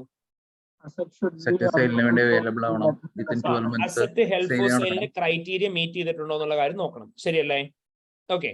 എന്തായിരുന്നു മക്കളെ ക്രൈറ്റീരിയ? മാനേജ്മെന്റിന് ഒരു ആക്റ്റീവ് പ്ലാൻ ഉണ്ടാവണം സെല് ചെയ്യാനായിട്ട്, അല്ലെ? കമ്മിറ്റഡ് ആയിരിക്കണം സെല് ചെയ്യാൻ. പിന്നെയോ അസറ്റ് അവൈലബിൾ ഫോർ സെയിൽ ആയിരിക്കണം. ബയറിനെ ലൊക്കേറ്റ് ചെയ്യാനായിട്ട് നമ്മൾ ആക്റ്റീവ്ലി പ്രോഗ്രാം റൺ ചെയ്യുന്നുണ്ടാവണം. പിന്നെ എന്തായിരിക്കണം? 12 months. സെയിൽ വിത്തിൻ 12 monthsനുള്ളിൽ ഹാപ്പൻ ചെയ്യണം, വിച്ച് മീൻസ് സെയിൽ പ്രോബബിൾ ആയിരിക്കണം. പിന്നെ അസറ്റ് നമ്മൾ ആക്റ്റീവ്ലി എന്ത് ചെയ്യണം? മാർക്കറ്റ് ചെയ്യണം റീസണബിൾ പ്രൈസിൽ. ഇത്രയാണ് നമ്മൾ പഠിച്ചിട്ടുള്ളത്, അല്ലെ? ഇനി അവിടെ അതുപോലെ തന്നെ വേറൊരു പോയിന്റ് കൂടെ ഉണ്ടായിരുന്നു, നമ്മുടെ ഹെൽഡ് ഫോർ സെയിലിനെ അത് ക്യാൻസൽ ചെയ്യാൻ പാടില്ല എന്നുള്ളത്, അല്ലെ? പിന്നെ അപ്പം ഇത്രയും ക്രൈറ്റീരിയാസ് മീറ്റ് ചെയ്തിട്ടുണ്ട് എന്നുണ്ടെങ്കിൽ എന്ത് ചെയ്യാൻ പറയണം? എന്താ ചെയ്യാൻ പറയുന്നത്? ഓക്കെ, ഹെൽഡ് ഫോർ സെയിൽ ആയിട്ട് നമ്മൾ ട്രീറ്റ് ചെയ്യണം. അവരങ്ങനെ എന്തെങ്കിലും സ്റ്റാർട്ട് ചെയ്തതായിട്ട് നമ്മളോട് പറയുന്നുണ്ടോ? ഇല്ല. ഇല്ല. എന്താ നമ്മുടെ അടുത്ത് പറഞ്ഞേക്കുന്ന മൊത്തത്തിലുള്ള കാര്യങ്ങള്? മൊത്തത്തിലുള്ള കാര്യത്തിന്റെ അകത്ത് നമ്മുടെ അടുത്ത് പറഞ്ഞു സയന്റിഫിക് ഡിവിഷനെ കുറിച്ചും കാര്യങ്ങളെ കുറിച്ചൊക്കെ നമ്മുടെ അടുത്ത് പറഞ്ഞിട്ടുണ്ട്. ഇതിന്റെ അകത്ത് പറഞ്ഞേക്കുന്ന പ്രകാരം ഇവര് നമ്മളോട് പറഞ്ഞ എന്തായിരുന്നു? ഈ കമ്പനീനെ സംബന്ധിച്ച് they are planning to dispose of a particular area of their business. So stage of negotiation നടന്നുകൊണ്ടിരിക്കുകയാണ്. അഡ്വാൻസ് സ്റ്റേജ് ഓഫ് നെഗോസിയേഷൻ ആണ് അവർ ഓൾറെഡി എന്ന് പറഞ്ഞിട്ടുണ്ട്. സോ അവർ ഓൾറെഡി അഡ്വാൻസ്ഡ് സ്റ്റേജ് ഓഫ് നെഗോസിയേഷനിലാണ് എന്നുണ്ടെങ്കിൽ അവർ അതിന് വേണ്ടിയിട്ടുള്ള ആക്റ്റീവ്ലി പ്രോഗ്രാം സ്റ്റാർട്ട് ചെയ്തിട്ടുണ്ടാവുമല്ലോ. So literally which means that അവർ ഇയറിന് മുന്നേ തന്നെ എപ്പോൾ ചെയ്തിട്ടുണ്ടാവും? they have actively started to dispose of the particular asset. അങ്ങനെയാണെങ്കിൽ നമ്മൾ ഇതിനെ എന്തായിട്ട് വേണം ട്രീറ്റ് ചെയ്യാനായിട്ട്? എങ്ങനെ നമ്മൾ ട്രീറ്റ് ചെയ്യേണ്ടത്? അസറ്റ് ഹെൽഡ് ഫോർ സെയിൽ ആയിട്ട് ട്രീറ്റ് ചെയ്യണം. അവർ നമ്മുടെ അടുത്ത് ആദ്യമേ പറഞ്ഞു അവർ എന്ത് ചെയ്തിട്ടില്ല എന്ന്, ഡിസ്ക്ലോഷേഴ്സ് ഒന്നും കൊടുത്തിട്ടില്ല എന്ന് പറഞ്ഞു, അല്ലെ? അവര് ഒരു ഡിസ്ക്ലോഷേഴ്സും കൊടുത്തിട്ടില്ല എന്ന് പറഞ്ഞു. നമുക്കിപ്പോ ഫസ്റ്റ് പറയാൻ പറ്റുന്ന ഡിസ്ക്ലോഷർ എന്തായിരിക്കും? നമുക്ക് ഫസ്റ്റ് പറയാൻ പറ്റുന്ന റിസ്ക് എന്തായിരിക്കും? നമുക്ക് പറയാൻ പറ്റുന്നത് എന്താണ്? As per IFRS 5 in case if an asset is held for sale, company എന്ത് ചെയ്തിട്ടുണ്ടാവണം? ആഡിക്വേറ്റ് എമൗണ്ട് ഓഫ് ഡിസ്ക്ലോഷേഴ്സ് കൊടുത്തിട്ടുണ്ടാവണം ഫിനാൻഷ്യൽ സ്റ്റേറ്റ്മെന്റ്സിന്റെ അകത്ത് with regarding the asset that are being held for sale. അവിടെ ഉണ്ടാവാൻ ചാൻസ് ഉള്ള റിസ്ക് എന്ന് പറഞ്ഞാൽ എന്താ? ഇവിടെ മിസ്സ്റ്റേറ്റ്മെന്റ് ആണ്. They have provided any disclosures in relation to the asset held for sale. അപ്പോൾ ഓട്ടോമാറ്റിക്കലി എന്ത് സംഭവിക്കും? നെസസറി ഡിസ്ക്ലോഷേഴ്സ് ഇല്ലെങ്കിൽ ഫിനാൻഷ്യൽ സ്റ്റേറ്റ്മെന്റ്സും മെറ്റീരിയൽ എന്താവും? മിസ്സ്റ്റേറ്റഡ് ആവും. ഇനി വേറെ എന്താ നമുക്ക് പറയാൻ പറ്റുന്നത്? മെറ്റീരിയാലിറ്റി പറയുമ്പോൾ അത് ഏത് എമൗണ്ടിനെ ബേസ് ചെയ്തിട്ടാ പറയാ? റവന്യൂനെ ബേസ് ചെയ്തിട്ടാണോ അതോ? സോറി, മെറ്റീരിയാലിറ്റി പറയുമ്പോൾ ഏത് എമൗണ്ടിനെ ബേസ് ചെയ്തിട്ടാണ്? സെയിൽ വാല്യൂ ബേസ് ചെയ്തിട്ടാണോ അല്ല അതിന്റെ റവന്യൂനെ ബേസ് ചെയ്തിട്ടാണോ പറയാ? ഫസ്റ്റ് നിങ്ങൾ പറയുന്ന സമയത്ത് മെറ്റീരിയാലിറ്റിയുടെ കഥ പറയണ്ട, കാരണം അവിടെ വാല്യൂ ഓഫ് അസറ്റിന്റെ ബേസിൽ. അപ്പൊ നമുക്ക് ടോട്ടൽ എമൗണ്ടിന്റെ ബേസിസ് മെറ്റീരിയാലിറ്റി ചെക്ക് ചെയ്യാം. പക്ഷെ ഇനി വേറെ എന്തെങ്കിലും സ്പെസിഫിക് റിസ്ക് ഉണ്ടെങ്കിൽ അതിന്റെ ബേസ് തന്നെ പറയണം. ആദ്യമേ നിങ്ങൾ പറയുമ്പോൾ എന്ത് പറയാം? ടോട്ടൽ എമൗണ്ട് ബേസിൽ പറയാം. ഇനി നമ്മുടെ ഏതെങ്കിലും സ്പെസിഫിക് എമൗണ്ട് ഉണ്ടോ ഇവിടെ പറയാനായിട്ട്? വേറെ എന്തെങ്കിലും സ്പെസിഫിക് റിസ്ക് ആയിട്ട്? ഏതായിരുന്നു? ഡിപ്രിസിയേഷന്റെ കേസ് ഇനി വരുവോ? വരില്ല അല്ലെ? ഡിപ്രിസിയേഷൻ വരില്ല. അതല്ലാതെ ഇവർ തന്നേക്കുന്ന ട്രീറ്റ്മെന്റ് ബേസിക്കൽ എന്തെങ്കിലും പറയാനുണ്ടോ നിങ്ങൾക്ക്? ഇമ്പയർമെന്റ് ഇവരുടെ കമ്പ്യൂട്ടേഷൻ അപ്രോപ്രിയേറ്റ് ആണോ? അല്ല. എന്താ പ്രശ്നം എന്താ? തെറ്റായിട്ട് ചെയ്തിരിക്കുന്നത് അവര് സാറേ. ഇവരുടെ അസറ്റിന്റെ NRV എത്രയാ? 42. Okay, NRV is 42. Value in യൂസോ? 41. 41. 41. Okay, value in use is 41. Value of asset എത്രയാ? 45. 45 million. നമുക്കറിയാം, നിങ്ങൾ അത് കൃത്യമായിട്ട് പറയാട്ടോ. As per IAS 36 impairment of asset recognise ചെയ്യുന്ന സമയത്ത് ഫെയർ വാല്യൂ ലോസ് ഉണ്ടാവും. നിങ്ങൾ എന്തിലേക്കാ റീവാല്യൂ ചെയ്യേണ്ട? ഇതിനെ recoverable recoverable amount or carrying value ആണ്. ആൻഡ് റിക്കവറബിൾ എമൗണ്ട് എന്ന് പറയുന്നത് എന്തായിരിക്കണം? വാല്യൂ ഇൻ യൂസോ higher of Zero by NRV or value in use carrying or NRV ആണ്. ഇവിടെ വാല്യൂ ഇൻ യൂസ് ആണോ NRV ആണോ ഹയർ? NRV. NRV. കാരണം അവർ സെയിൽ പ്രൈസ് അഗ്രി ചെയ്തേക്കുന്നത് എത്രയാ? 42 million ആണ്. ഇവര് പക്ഷെ എത്രയിലേക്കാണ് അതിന്റെ വാല്യൂ റെഡ്യൂസ് ചെയ്തേക്കുന്നത്? 41 million. So which means that അവർ എന്ത് ചെയ്തിട്ടുണ്ട്? അപ്പം 1 million അവർ എന്ത് ചെയ്തിട്ടുണ്ട്? ഇംപെയർ ചെയ്തിട്ടുണ്ട്. അപ്പം വാല്യൂ ഓഫ് അസറ്റ് എന്താണ് ഇവിടെ ശരിക്കും? അണ്ടർസ്റ്റേറ്റഡ് ആണ് ബൈ 1 million. അതേപോലെ തന്നെ നമ്മുടെ വാല്യൂ ഓഫ് അസറ്റ് അണ്ടർസ്റ്റേറ്റഡ് ആവും അഡ്ജസ്റ്റ് ചെയ്ത് കഴിഞ്ഞാൽ. അറ്റ് ദ സെയിം ടൈം പ്രോഫിറ്റും എന്തായിരിക്കും? അണ്ടർസ്റ്റേറ്റഡ് ആവും. അങ്ങനെയാണെങ്കിൽ നമുക്ക് ഇവിടെ മെറ്റീരിയാലിറ്റി കാൽക്കുലേറ്റ് ചെയ്യേണ്ട ഏത് ഫിഗറിന്റെ ആയിരിക്കും? 1 million. 1 million ആയിരിക്കും മെറ്റീരിയാലിറ്റി കാൽക്കുലേറ്റ് ചെയ്യേണ്ടി വരിക. ക്ലിയർ ആയ എല്ലാവർക്കും? ഓക്കെ, പക്ക ക്ലിയർ ആണോ? അസറ്റ് ഹെൽഡ് ഫോർ സെയിൽ ആയിട്ട് ക്ലാസിഫൈ ചെയ്യുന്നതിന് പുറമെ ഇതൊരു ഡിസ്കണ്ടിന്യൂഡ് ഓപ്പറേഷൻ ആയിട്ട് ഡിസ്ക്ലോസ് ചെയ്യേണ്ടത്, അതും കൂടി പറയാമോ? അത് നമുക്ക് പറയാം. പക്ഷെ നമ്മൾ ഇവിടെ പ്രൈമറി ഇമ്പോർട്ടൻസ് കൊടുക്കുന്ന എന്തിനായിരിക്കും? അവർ ഓൾറെഡി ആ ട്രീറ്റ്മെന്റ് ചെയ്ത് ഫെയർ വാല്യൂ റിഡക്ഷൻ നടത്തിയേക്കുന്നതിനായിരിക്കും. മനസ്സിലായോ? ഓക്കെ, ഇനി വേറെ എന്താ പ്രോബ്ലം? സാറേ ഒരു കാര്യം ചോദിക്കട്ടെ. ഇവിടെ മെറ്റീരിയാലിറ്റി നമ്മൾ എഴുതുമ്പോ ഫസ്റ്റില് അവരുടെ ആ 45 41 ആക്കിയപ്പോ കിട്ടുന്ന ഒരു 4 million ഉണ്ടല്ലോ. 4 million ആദ്യം ഒരു മെറ്റീരിയാലിറ്റി കണ്ടിട്ട് പിന്നെ നമ്മൾ അതിനെ 1 million ആണെന്ന് ഫൈൻഡ് ചെയ്യുന്നുണ്ടല്ലോ. വാട്ട് ഹാസ് റോങ് എന്ന് പറയണ്ടല്ലോ. അപ്പൊ ആദ്യം ഒരു മെറ്റീരിയാലിറ്റി എഴുതണമെന്നുണ്ടോ? അതോ നമ്മൾ ഈ റോങ് എന്താണെന്ന് പറഞ്ഞിട്ട് ലാസ്റ്റ് മെറ്റീരിയാലിറ്റി എഴുതിയാൽ ഇല്ല, ഇവിടെ 4 million മെറ്റീരിയാലിറ്റി കാൽക്കുലേറ്റ് ചെയ്യണ്ട. കാരണം 4 million എന്ന് പറയുന്നത് എന്താണ്? Correctly treated. അത് മിസ്റ്റേറ്റ്മെന്റ് അല്ല. നമുക്ക് ഇവിടെ മിസ്റ്റേറ്റ്മെന്റ് ഉള്ളത് 1 million മാത്രമേ ഉള്ളൂ. ശരിക്കും 4 million ഇംപേയ്മെന്റ് ഉണ്ടായിട്ടുണ്ടല്ലോ. അപ്പൊ നമ്മൾ ആദ്യം എറർ കണ്ടെത്തിയിട്ട് വേണം മെറ്റീരിയാലിറ്റി കാണാൻ. അതായത് നമ്മൾ ആൻസർ എഴുതുമ്പോൾ exactly materiality, accounting treatment, what went wrong, impact വരണമെന്ന് യാതൊരു നിർബന്ധമില്ല. നിങ്ങളുടെ ആൻസറിന്റെ അകത്ത് ഈ 4 എലമെന്റ് ഉണ്ടായാൽ മതി. നമ്മൾ അന്ന് പറഞ്ഞില്ലായിരുന്നു പഠിച്ച സമയത്ത് ക്ലാസ്സിൽ നമ്മൾ ആ ഒരു മെത്തേഡ് ഫോളോ ചെയ്യുന്നതിനാ എപ്പോഴും കൺസിസ്റ്റന്റ് ആയിട്ട് ആൻസർ എഴുതി പോകുമ്പോൾ 4 കാര്യങ്ങൾ വരാൻ വേണ്ടിയിട്ടാണ് സെയിം പാറ്റേൺ ഫോളോ ചെയ്ത്. ബട്ട് നിങ്ങൾ ഫൈനൽ ആൻസർ എഴുതുമ്പോൾ എൻഷുർ ദാറ്റ് ഈ 4 എലമെന്റ് ഉണ്ടായാൽ മതി. മെറ്റീരിയാലിറ്റി ആദ്യം ആണെങ്കിലും അവസാനം ആണെങ്കിലും മാർക്ക് കിട്ടും. Okay sir. Thank you. Asset held for സെയിലിന്റെ കേസ് പറയുന്ന സമയത്ത് ഡിവിഷന്റെ റവന്യൂ പിന്നെ ടോട്ടൽ റവന്യൂ കമ്പയർ ചെയ്തിട്ട് മെറ്റീരിയാലിറ്റി പറഞ്ഞാൽ മതി. ഓക്കെ, ഇനി നമ്മുടെ ഫസ്റ്റ് റിക്വയർമെന്റ് നമ്മൾ മീറ്റ് ചെയ്തു. മാറ്റേഴ്സ് എന്തൊക്കെയാണെന്നുള്ള കൺസിഡർ ചെയ്തു. ഇനി ഫർദർ ആക്ഷൻസ് എന്തൊക്കെയാണ് വേണ്ടതെന്ന് ചോദിച്ചു. ഇവിടെ എന്തായിരിക്കും ഫർദർ ആക്ഷൻ എടുക്കാൻ പറ്റുക? Management request. The auditor should request the management to adjust the misstatement in the financial statement by reversing the amount of impairment of 1 million. പിന്നെ എന്തായിരിക്കും ചോദിക്കേണ്ടത്? Disclosures separated. And also should request them to provide adequate amount of disclosures in relation to the asset held for sale. ഇനി in case if the management is unwilling to correct the misstatement, auditor എന്ത് ചെയ്യണം എന്ന് പറയാം? Auditory കാര്യം those charged with governance ആയിട്ട് communicate ചെയ്യുന്നുണ്ടാവണം. Auditory കാര്യം those charged with governance ആയിട്ട് communicate ചെയ്തതിനു ശേഷം ഓഡിറ്റർ എന്ത് ചെയ്യണം? അവർ അൺവില്ലിംഗ് ആണെങ്കിൽ അവരെന്ത് ചെയ്യാം?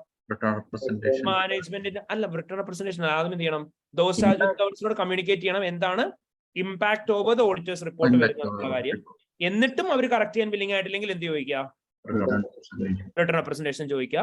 അൺകറക്റ്റഡ് മിസ്റ്റേറ്റ്മെന്റ് ആയിട്ട് മുന്നോട്ട് പോകാൻ വില്ലിംഗ് ആണെന്ന് പറഞ്ഞിട്ട്. ദെൻ നെക്സ്റ്റ് എന്തായിരുന്നു? നെക്സ്റ്റ് നമ്മളോട് ചോദിച്ചേക്കുന്നത് what is impact over the auditors റിപ്പോർട്ടാണ്. ഓഡിറ്റേഴ്സ് റിപ്പോർട്ടിന് മേലെ ഇമ്പാക്ട് കണ്ടുപിടിക്കാൻ എന്ത് ചെയ്യുക? എമൗണ്ട് മെറ്റീരിയൽ ആണോ നോക്കുക. At the same time pervasive ആണോ നോക്കുക. മെറ്റീരിയലും പെർവേസീവ് ആണോ, മെറ്റീരിയലും പെർവേസീവ് അല്ലേ, ഏതാണ് ഒപ്പീനിയൻ കൊടുക്കണം നോക്കുക. Consider that it is material but not pervasive ആണെന്ന് അസ്യൂം ചെയ്യുക. പെർവേസീവ് ആണോ അല്ലയോ നമ്മൾ നോക്കുന്നത് എങ്ങനെയായിരിക്കും? പ്രോഫിറ്റ് ലോസ് ആവുക, ലോസ് പ്രോഫിറ്റ് ആവുക ചെയ്തിട്ടുണ്ടോ നോക്കണം. അതിന്റെ ബേസിസിൽ എന്ത് ഒപ്പീനിയൻ കൊടുക്കുക? ഇതാണ് കേസ് എങ്കിൽ ക്വാളിഫൈഡ് കൊടുക്കുക. ആൻഡ് ബേസിസ് ഓഫ് ഒപ്പീനിയനിൽ എന്താണ് കൊടുക്കേണ്ടതെന്നുള്ള പറയാം. ക്ലിയർ ആയ എല്ലാവർക്കും? Okay. And the final question. As part of your review of M company, you have also been presented to an extract from the draft chairman statement, which will be published in the annual report. alongside the financial statements for the year. The company's results for the year are extremely positive. Idana chairman statement.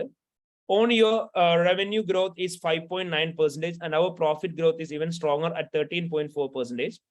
All of the revenue streams have been performed well, especially the scientific publishing division. And we are looking forward to an existing sustainability growth level again next year. As you see, our auditors report, the auditors agree to results are strong and a sound basis for taking company to an even greater place next year. We have also made significant progress in social and environmental aim of reproducing carbon footprint, encouraging reuse and recycling across our division. We are proud to announce that we are now moved all our printed products to recycled paper. നമുക്ക് എന്നിട്ട് അവരെന്ത് ചെയ്തു? ഇങ്ങനെ ഒരു data തന്നു. അവരുടെ ഓരോ ഡിവിഷനിൽ നിന്നും സയന്റിഫിക് പബ്ലിഷിംഗിൽ നിന്നും എല്ലാം എത്രയാണ് റവന്യൂ എന്നുള്ളത്. നമ്മളോട് പറയണം, ഓഡിറ്റ് സൂപ്പർവൈസർ ഒരു നോട്ട് തന്നിട്ടുണ്ട്. At least 3 of the publications of M company cells are not prepared on recycled paper. മക്കളെ നിങ്ങൾ പറ, നമ്മുടെ ഓഡിറ്റർ എന്നുള്ള രീതിയിൽ നമ്മളോട് ആദ്യമേ ചോദിച്ചിരുന്നത് എന്തായിരുന്നു? എന്താണ് നമ്മുടെ responsibility in relation to other information എന്നായിരുന്നു ചോദിച്ചിരുന്നത്. എന്താ നമ്മുടെ responsibility in relation to other information? Responsibility എന്താ? ഓഡിറ്ററിന്റെ കമ്പനിയായിട്ടുള്ള അണ്ടർസ്റ്റാൻഡിംഗ് ആയിട്ട് കൺസിസ്റ്റന്റ് ആണോ നോക്കാം ചെയർമാൻ. എക്സാക്ട്ലി. ഏതായിരുന്നു സ്റ്റാൻഡേർഡ് നമ്മൾ പഠിച്ചത്? പേര് എഴുതണം നിർബന്ധമില്ല, പഠിച്ചില്ല. ഏതായിരുന്നു? ISA 720 ആയിരുന്നു auditor's responsibility in relation to other information. Standard പ്രകാരം നമ്മൾ എന്തായിരുന്നു പഠിച്ചത്?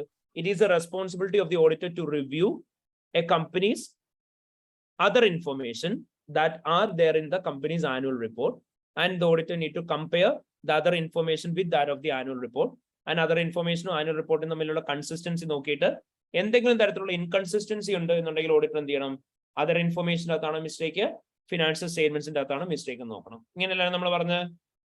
ഓക്കെ, ഇനി ഇവിടെ ചെയർമാന്റെ സ്റ്റേറ്റ്മെന്റുമായിട്ട് റിലേറ്റ് ചെയ്തിട്ട് ഇനി എന്തൊക്കെ സ്റ്റാൻഡേർഡ് കിട്ടണം എന്ന് നിർബന്ധമുണ്ടോ? സോറി, സ്റ്റാൻഡേർഡ് കറക്റ്റ് സ്റ്റാൻഡേർഡ് ഇല്ല.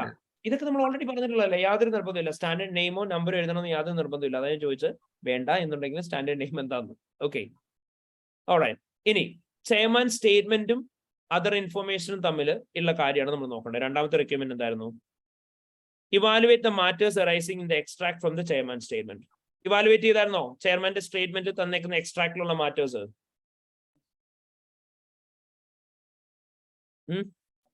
നിങ്ങൾ ഓരോന്നും ഐഡന്റിഫൈ എക്സ്പ്ലെയിൻ ചെയ്യുക. അത് തെറ്റാണെങ്കിൽ തെറ്റാന്ന് പറയാം, അത്രയേ ഉള്ളൂ. നിങ്ങൾ എന്താ ചെയ്യേണ്ടത്? കമ്പനിയുടെ ഇയർ എൻഡ് ഗ്രോത്ത് 5.9% ആണെന്ന് പറഞ്ഞു. എങ്ങനെയാ നിങ്ങൾക്ക് അറിയാൻ പറ്റുക?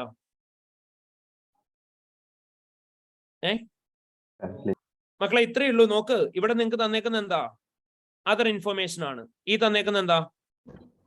ഫിനാൻഷ്യൽ സ്റ്റേറ്റ്മെന്റ്സ് ആണ്. നിങ്ങൾ നോക്കേണ്ടത് എന്താ? ഫിനാൻഷ്യൽ സ്റ്റേറ്റ്മെന്റ്സും അതർ ഇൻഫർമേഷനും തമ്മിലുള്ള കൺസിസ്റ്റൻസി ആണ്, അല്ലേ? അത്രയേ ഉള്ളൂ. ഭയങ്കര സിമ്പിൾ ക്വസ്റ്റൻ ആണ്. നിങ്ങൾ എന്താ ചെയ്യേണ്ടത്? നിങ്ങൾക്ക് അവർ റവന്യൂ ഗ്രോത്ത് 5.9% ആണെന്ന് തന്നു. നിങ്ങൾ എന്താ ആദ്യമേ ചെയ്യേണ്ടത്? കഴിഞ്ഞ വർഷം 102 ആയിരുന്നു റവന്യൂ, പ്രാവശ്യം എത്രയായി? 108 ആയി. എത്ര പെർസെന്റേജ് ഇൻക്രീസ് ഉണ്ടെന്ന് നോക്കുക. എത്ര പെർസെന്റേജ് ഇൻക്രീസ് ആണ് വന്നേക്കുന്നത്? 5.9 തന്നെ. Okay, fine. Profit before tax same growth ആണോ? Profit before tax same growth ആണ്. Okay, fine. ആൻഡ് നിങ്ങളോട് പറഞ്ഞു റവന്യൂ സ്ട്രീം ഭയങ്കര നല്ലതായിരുന്നു, അടിപൊളിയായിരുന്നു ഈ പ്രാവശ്യം എന്ന് പറഞ്ഞു. നിങ്ങളോട് പറയാണ് റവന്യൂ സ്ട്രീം നല്ലതായിരുന്നു ആൻഡ് നെക്സ്റ്റ് ഇയറിൽ ഇതിലും നല്ലതായിരിക്കും എന്ന് പറഞ്ഞു. കാരണം സയന്റിഫിക് പബ്ലിഷിംഗ് ഡിവിഷൻ ഇതിലും നല്ല രീതിയിൽ പെർഫോം ചെയ്യും എന്ന് പറഞ്ഞു. ഓക്കെ ആണോ? അല്ല,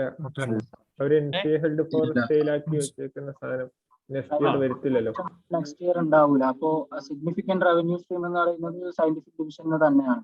അപ്പോ ഈ സ്റ്റേറ്റ്മെന്റ് തെറ്റാണ്. Okay, fine. നമുക്ക് പറയാൻ പറ്റുന്ന എന്താ? ഇവര് തന്നെ നിങ്ങളുടെ അടുത്ത് പറഞ്ഞിട്ടുണ്ട് സയന്റിഫിക് പബ്ലിഷിംഗ് ഡിവിഷൻ ആണ് നമ്മളിപ്പോ സെയിൽ ചെയ്യാൻ വേണ്ടിയിട്ട് വെച്ചേക്കുന്നത്, ശരിയല്ലേ? ഇവരുടെ മേജർ പാർട്ട് ഓഫ് റവന്യൂ എന്ന് പറയുന്നത് എവിടെ നിന്നാന്ന് പറഞ്ഞിട്ടുണ്ട്? സയന്റിഫിക് പബ്ലിഷിംഗ് ഡിവിഷനിൽ നിന്നാണ്. ഇൻക്രീസ് വന്നേക്കുന്നതിന് ഒരു മേജർ റീസൺ എന്ത് തന്നെയാണ്? സയന്റിഫിക് പബ്ലിഷിംഗ് ഡിവിഷനിലാണ്. കാരണം ഇവിടെ നോക്കി കഴിഞ്ഞാൽ കാണാം റവന്യൂ ആണെങ്കിലും അതേപോലെ തന്നെ പ്രോഫിറ്റ് ആണെങ്കിലും എല്ലാം കൂടിയേക്കുന്ന എവിടെയാ? സയന്റിഫിക് പബ്ലിഷിംഗ് ഡിവിഷനിൽ മാത്രമാണ്. അങ്ങനെയാണെന്നുണ്ടെങ്കിൽ ഈ കമ്പനി ആ ഒരു പർട്ടിക്കുലർ സെഗ്മെന്റ് ഡിസ്പോസ് ചെയ്ത് കഴിഞ്ഞാൽ നെക്സ്റ്റ് ഇയറിൽ ഇവർ പറയുന്ന ഇൻക്രീസ് ഇൻ റവന്യൂ ഉണ്ടാവുമോ? ഇല്ല. അപ്പൊ നമുക്ക് എന്ത് പറയാം? അതൊരു ഇൻകൺസിസ്റ്റൻസിയാണ്. ഇവർ അപ്രോപ്രിയേറ്റ്ലി അപ്പൊ അതിനെക്കുറിച്ച് എന്ത് ചെയ്തിട്ടുണ്ടാവില്ല? മെൻഷൻ ചെയ്തിട്ടുണ്ടാവില്ല. കാരണം അങ്ങനെ ഒരു മെൻഷനിങ് കൊടുക്കാൻ പറ്റില്ല. കറണ്ട് ഇയറിൽ അവർക്ക് പെർഫോം ചെയ്തു എന്ന് പറയാം, പക്ഷെ നെക്സ്റ്റ് ഇയറിൽ കൺസിസ്റ്റൻസി ഉണ്ടാവും എന്ന് പറയാൻ പറ്റില്ല എന്ന് പറയാം. അത് റിമൂവ് ചെയ്യണം എന്ന് പറയാം. ഇനി അടുത്ത എന്താ പ്രോബ്ലം? നിങ്ങളോട് എന്താ പറഞ്ഞേക്കുന്നത്? ഓഡിറ്റേഴ്സ് റിപ്പോർട്ടിന്റെ അകത്ത് ഓഡിറ്റർ അവരുടെ റിസൾട്ട്സ് സ്ട്രോങ് ആൻഡ് സൗണ്ട് ബേസിസിൽ കമ്പനിയുടെ മാരകമാണെന്ന് പറഞ്ഞിട്ടുണ്ടെന്ന് പറയുന്നു. ആൻഡ് അവരോട് പറയുന്നത് the auditors agree that our results are strong and a sound basis for taking company to even a greater place next year.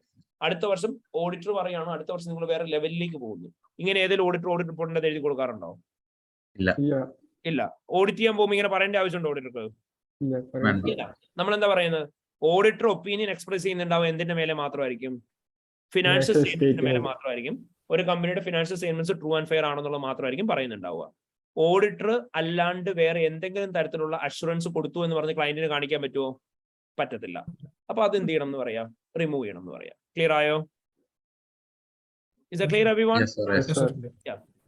We have also made significant progress in social and environmental aim of reducing our carbon footprint, encouraging reuse and recycling across our divisions. We are proud to announce that we have now moved to all printed products recycled paper. അവർ പറഞ്ഞു അവര് കൂടുതൽ sustainability maintain ചെയ്യാണ്, carbon ഫുട് print ഒക്കെ കുറയ്ക്കുകയാണ്. അവർ ഭയങ്കര ഹാപ്പിയാണെന്ന് പറഞ്ഞ് announce ചെയ്യാൻ അവർ അവരുടെ recycled paper മൊത്തം വെച്ചിട്ടാണ് അവരുടെ എല്ലാ പ്രിന്റഡ് പ്രൊഡക്ട്സും ഉണ്ടാക്കുന്നതെന്ന് പറഞ്ഞു. ഓക്കെ ആണോ? അല്ല. കാരണം എന്താ? താഴെ നമുക്ക് ആ ഓഡിറ്റ് സൂപ്പർവൈസർ കണ്ടുപിടിച്ചു എന്ന് പറഞ്ഞ എന്താന്ന്, അവരുടെ അറ്റ്ലീസ്റ്റ് 3 പബ്ലിക്കേഷൻ എങ്കിലും കംപ്ലീറ്റ്ലി എന്തല്ല എന്ന്, റീസൈക്കിൾഡ് പേപ്പർ അല്ല എന്നുള്ള കാര്യം. അങ്ങനെയാണെങ്കിൽ അവരെ പറഞ്ഞേക്കുന്ന ആ കാര്യം കൺസിസ്റ്റന്റ് ആണോ? അല്ല. ഓഡിറ്ററിന്റെ ഫൈൻഡിങ്സുമായിട്ട് അതും കൺസിസ്റ്റന്റ് അല്ല. കാരണം അവരിപ്പോഴും എന്തിലാണ് പ്രിപ്പയർ ചെയ്യുന്നത്? അവർ ആ റീസൈക്കിൾഡ് പേപ്പറിലല്ല പ്രിപ്പയർ ചെയ്യുന്നത്. So that is also not a fair judgement. Judgement അല്ല, ജസ്റ്റ് ഫെയർ സ്റ്റേറ്റ്മെന്റ്. അപ്പോൾ ഇത്രയാണ് ചെയർമാൻ സ്റ്റേറ്റ്മെന്റിലുള്ള മിസ്റ്റേക്ക്. അപ്പൊ നിങ്ങൾ എന്ത് പറയണം? ആ റവന്യൂ ഗ്രോത്തിന്റെ കാര്യം പറയാ, ഓഡിറ്ററിന്റെ കാര്യം പറയാ, ഈ കാര്യം എക്സ്പ്ലെയിൻ ചെയ്യുക. ഈ 3 കാര്യങ്ങളാണ് നിങ്ങൾ എക്സ്പ്ലെയിൻ ചെയ്യേണ്ടത്. Is A clear everyone? Simple question അല്ലേ? അത് നിങ്ങൾ കാണുമ്പോൾ പെട്ടെന്ന് മാരകം എന്നുള്ള ബേസിസ് വിട്ട് കളയല്ലേ. നോക്കിയേ, നിങ്ങൾക്ക് എല്ലാ ഇൻഫർമേഷനും അവിടെ തന്നിട്ടുണ്ട്. കറസ്പോണ്ടിങ്ങിൽ ഓപ്പോസിറ്റ് ഉള്ള ഇൻഫർമേഷൻ താഴെ തന്നിട്ടുണ്ട്. ഒറ്റ കാര്യത്തെക്കുറിച്ച് ഐഡിയ ഉണ്ടെങ്കിൽ ഇത് ചെയ്യാൻ പറ്റുള്ളൂ. ഓഡിറ്ററിന്റെ റെസ്പോൺസിബിലിറ്റി എന്താണ് ഇവിടെ എന്ന് അറിഞ്ഞാൽ നിങ്ങൾക്ക് ഇത് ചെയ്യാം അല്ലേ? ഓഡിറ്ററിന്റെ റെസ്പോൺസിബിലിറ്റി നമ്മൾ ക്ലിയർ ആയിട്ട് പഠിച്ചിട്ടുള്ളതാണ്. ഫിനാൻഷ്യൽ സ്റ്റേറ്റ്മെന്റ്സും അതർ ഇൻഫർമേഷൻ തമ്മിൽ കൺസിസ്റ്റൻസി നോക്കുക എന്നുള്ളതാണ്. നമ്മളൊരു എക്സാമ്പിൾ ഒക്കെ വെച്ച് സ്റ്റാൻഡേർഡ് പഠിച്ചല്ലായിരുന്നു ഇത്. ഓക്കെ. ഇനി ഇവിടെ നമ്മളോട് പറഞ്ഞേക്കാണ്, ഇവിടെ ചേഞ്ചസ് ഒന്നും ചെയർമാന്റെ സ്റ്റേറ്റ്മെന്റ് വരുത്തിയിട്ടില്ലെങ്കിൽ ഓഡിറ്റേഴ്സ് റിപ്പോർട്ടിന്റെ അകത്ത് വരുന്ന ഇമ്പാക്ട് എന്താണ് നമ്മൾ പഠിച്ചായിരുന്നു. റിപ്പോർട്ടിംഗ് ഇതിന്റെ എങ്ങനെയായിരുന്നു? ഇതിന്റെ റിപ്പോർട്ടിങ്, അതർ ഇൻഫർമേഷൻ റിപ്പോർട്ടിംഗ് എങ്ങനെയാ? അതർ ഇൻഫർമേഷന്റെ റിപ്പോർട്ടിംഗ് എങ്ങനെയായിരിക്കും? റിപ്പോർട്ടിലെ അതർ ഇൻഫർമേഷൻ സെക്ഷനിൽ മെൻഷൻ ചെയ്യുന്നതായിരിക്കും. പറയുമ്പോൾ നിങ്ങൾ implication for the completion of audit and impact over auditors report അല്ലേ? അപ്പം ഓഡിറ്റിന്റെ അകത്ത് എന്ത് ഇംപ്ലിക്കേഷൻ വരുന്നതെന്നും പറയണം. എന്തായിരിക്കും നിങ്ങൾ ചെയ്യാം? ആദ്യം എന്ത് ചെയ്യണം നമ്മൾ പറഞ്ഞത്? മാനേജ്മെന്റും ദോസ് ചാർജ് വിത്ത് ഗവർണൻസുമായിട്ട് എന്ത് ചെയ്യണം? ഈ കാര്യം കമ്മ്യൂണിക്കേറ്റ് ചെയ്യണം. എന്നിട്ട് എന്താണോ മിസ്റ്റേക്ക് ഇൻ അതർ ഇൻഫർമേഷൻ വന്നേക്കുന്നത്, അതർ ഇൻഫർമേഷനകത്ത് വന്നേക്കുന്ന മിസ്റ്റേക്ക് നമ്മൾ എന്ത് ചെയ്യാൻ പറയണം? ആദ്യമേ കറക്റ്റ് ചെയ്യാനായിട്ട് പറയണം അല്ലേ? ആൻഡ് അതർ ഇൻഫർമേഷനകത്തുള്ള മിസ്റ്റേക്ക് മാനേജ്മെന്റ് കറക്റ്റ് ചെയ്യാൻ ബില്ലിംഗ് ആയിട്ടില്ല എന്നുണ്ടെങ്കിൽ നമ്മൾ എന്ത് ചെയ്യണം?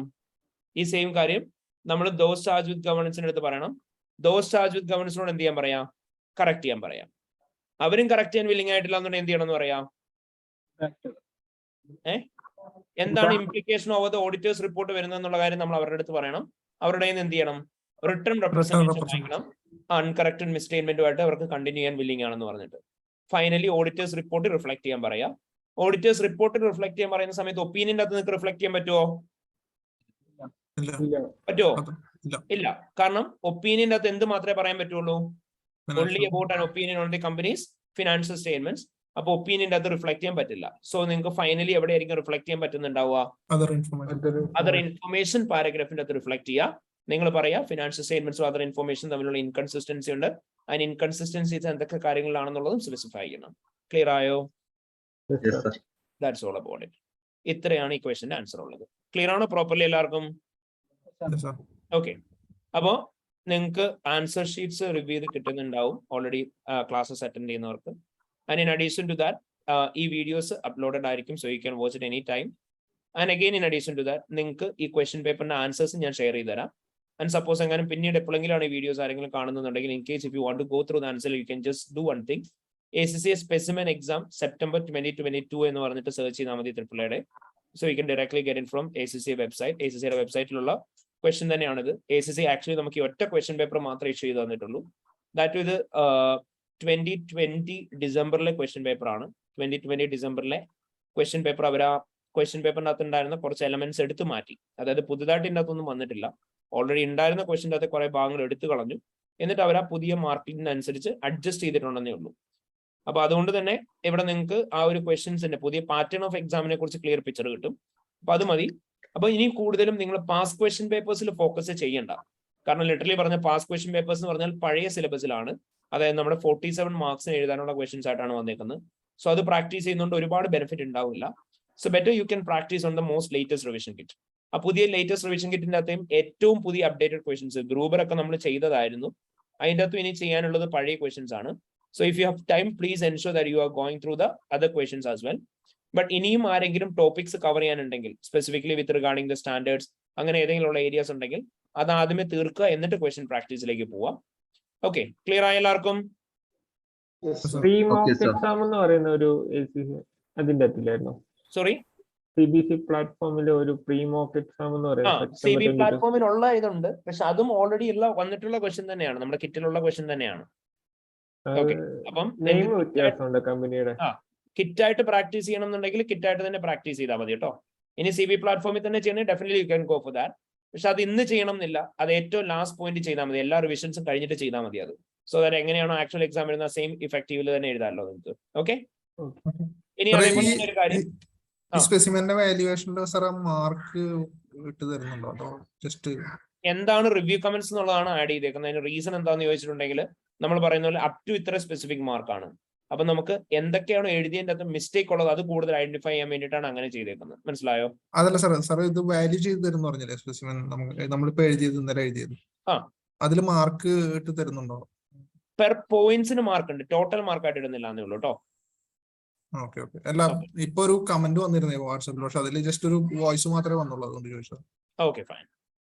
ഇനി അതേപോലെ തന്നെ ഇനി ഒരു കാര്യം കൂടെ പ്രത്യേകം ശ്രദ്ധിക്കുക. whenever you are revising the areas, ensure that നിങ്ങൾ തിയറിറ്റിക്കൽ ഏരിയാസ് റിവൈസ് ചെയ്യണം. കാരണം ഞാൻ ലാസ്റ്റ് ഡേ ഓഫ്ലൈൻ ക്ലാസ്സസിലും വെച്ച് നിങ്ങളുടെ അടുത്ത് പറഞ്ഞിരുന്നായിരുന്നു, നമ്മൾ ശ്രദ്ധിക്കേണ്ട സമയത്ത് അൺലെസ് നിങ്ങളിപ്പം ആ ഒരു തിയറിറ്റിക്കൽ ഏരിയാസ് റിവൈസ് ചെയ്യാതെ ക്വസ്റ്റ്യൻസ് ചെയ്ത് കഴിഞ്ഞാൽ ആക്ച്വലി ആ ക്വസ്റ്റ്യൻസിനകത്ത് എന്തൊക്കെ മിസ്റ്റേക്ക് വരുന്നത് നിങ്ങൾക്ക് ക്ലിയർലി മനസ്സിലാവില്ല. അപ്പൊ അതുകൊണ്ട് തന്നെ എപ്പോഴും തിയറിറ്റിക്കൽ ഏരിയാസ് റിവൈസ് ചെയ്യുക, എന്നിട്ട് ആ തിയറി ഏരിയയുടെ ക്വസ്റ്റ്യൻ ചെയ്യുക. അതായത് ടെൻഡറിങ്ങിന്റെ തിയറി പഠിച്ചിട്ട് ടെൻഡറിങ്ങിന്റെ ക്വസ്റ്റ്യൻ ചെയ്യാവുള്ളൂ. PFIയുടെ പോയിന്റ്സ് നിങ്ങൾ പ്രോപ്പർലി വായിച്ച് മനസ്സിലാക്കിയിട്ട് PFIയുടെ ക്വസ്റ്റ്യൻ ചെയ്യാവുള്ളൂ. അപ്പൊ എപ്പോഴും ആ ഒരു ബേസിസ് തന്നെ ചെയ്യാനായിട്ട് നോക്കുക. And in addition to that we will be having revision class day after tomorrow, again one more revision class whereby we will be going through all the topics of the total syllabus. നമുക്ക് എന്തൊക്കെ കാര്യങ്ങളാണ് ശ്രദ്ധിക്കേണ്ടത്, questions അല്ല practice ചെയ്യുന്ന പകരം എന്തൊക്കെയാണ് ഓരോ answers എഴുതുമ്പോൾ ശ്രദ്ധിക്കേണ്ടത്, എന്തൊക്കെയായിരുന്നു ഓരോരുത്തർ മാർക്ക് വീഴാനുള്ള പോയിന്റ്സ്, ഇതായിരിക്കും നമ്മൾ ഡിസ്കസ് ചെയ്യുന്നുണ്ടാവുക. So everyone please do attend that one also. Okay, alright. Okay sir. ഇപ്പൊ ഫോർ ദ ടൈം ബീങ് ഇത്രയും കാര്യങ്ങളാണ് ഡിസ്കസ് ചെയ്യാനായിട്ടുള്ളത്. അപ്പൊ എല്ലാവരും ഏറ്റവും പ്രോപ്പർ ആയിട്ട് പഠിക്കുക. ഡൗട്ട്സ് എന്തെങ്കിലും ഉണ്ടെങ്കിൽ നോട്ട് ചെയ്ത് വെക്കുക. Definitely we will discuss in the next day session. Okay, alright. നമുക്ക് ടെക്നിക്കൽ ആർട്ടിക്കിളിന്റെ വീഡിയോ മാത്രമല്ലേ കാണാനുള്ളൂ നമുക്ക്? ടെക്നിക്കൽ ആർട്ടിക്കിളിന്റെ വീഡിയോ മാത്രമാണ് അഡീഷണലി കാണാനായിട്ടുള്ളത്. ഓക്കെ, ടെക്നിക്കൽ ആർട്ടിക്കിൾ ഞാൻ ഗ്രൂപ്പിൽ ഷെയർ ചെയ്തിട്ടുണ്ടായിരുന്നേ, അല്ലെങ്കിൽ യൂട്യൂബിലുണ്ട് ടെക്നിക്കൽ ആർട്ടിക്കിളിന്റെ ആ വീഡിയോസ് കൂടെ കാണാൻ എല്ലാവരും. ഓക്കെ, അതിൻ്റെ അകത്ത് ക്വസ്റ്റ്യൻ വരാൻ ചാൻസ് ഉണ്ട്. ഈ പ്രാവശ്യം ഇൻട്രൊഡ്യൂസ് ചെയ്തേക്കുന്നതാണ് ISQM. വളരെ സിമ്പിൾ സ്റ്റാൻഡേർഡ് ആണ്, മാരകമായ ഒന്നുമില്ല. സിമ്പിൾ ആയിട്ട് ഒന്ന് മനസ്സിലാക്കി വെക്കുക. And in addition to that എന്റെ വീഡിയോ കാണുന്നതിന് പുറമെ ഒന്ന് വായിക്കുകയും കൂടെ ചെയ്യണം എല്ലാവരും. ഓക്കെ, സിമ്പിൾ ആയിട്ടുള്ള കാര്യമുള്ളൂ. And I have did that video completely in English. അപ്പൊ എന്തെങ്കിലും ഡൗട്ട് ഉണ്ടെങ്കിൽ ഒന്ന് ചോദിച്ചാലും മതി. Okay, alright. So that's it guys. എല്ലാവരും നല്ലപോലെ പ്രിപ്പയർ ചെയ്യാം കേട്ടോ. So thank you so much. Bye. Thank you, sir. Okay sir, bye. Bye. Thank you, sir.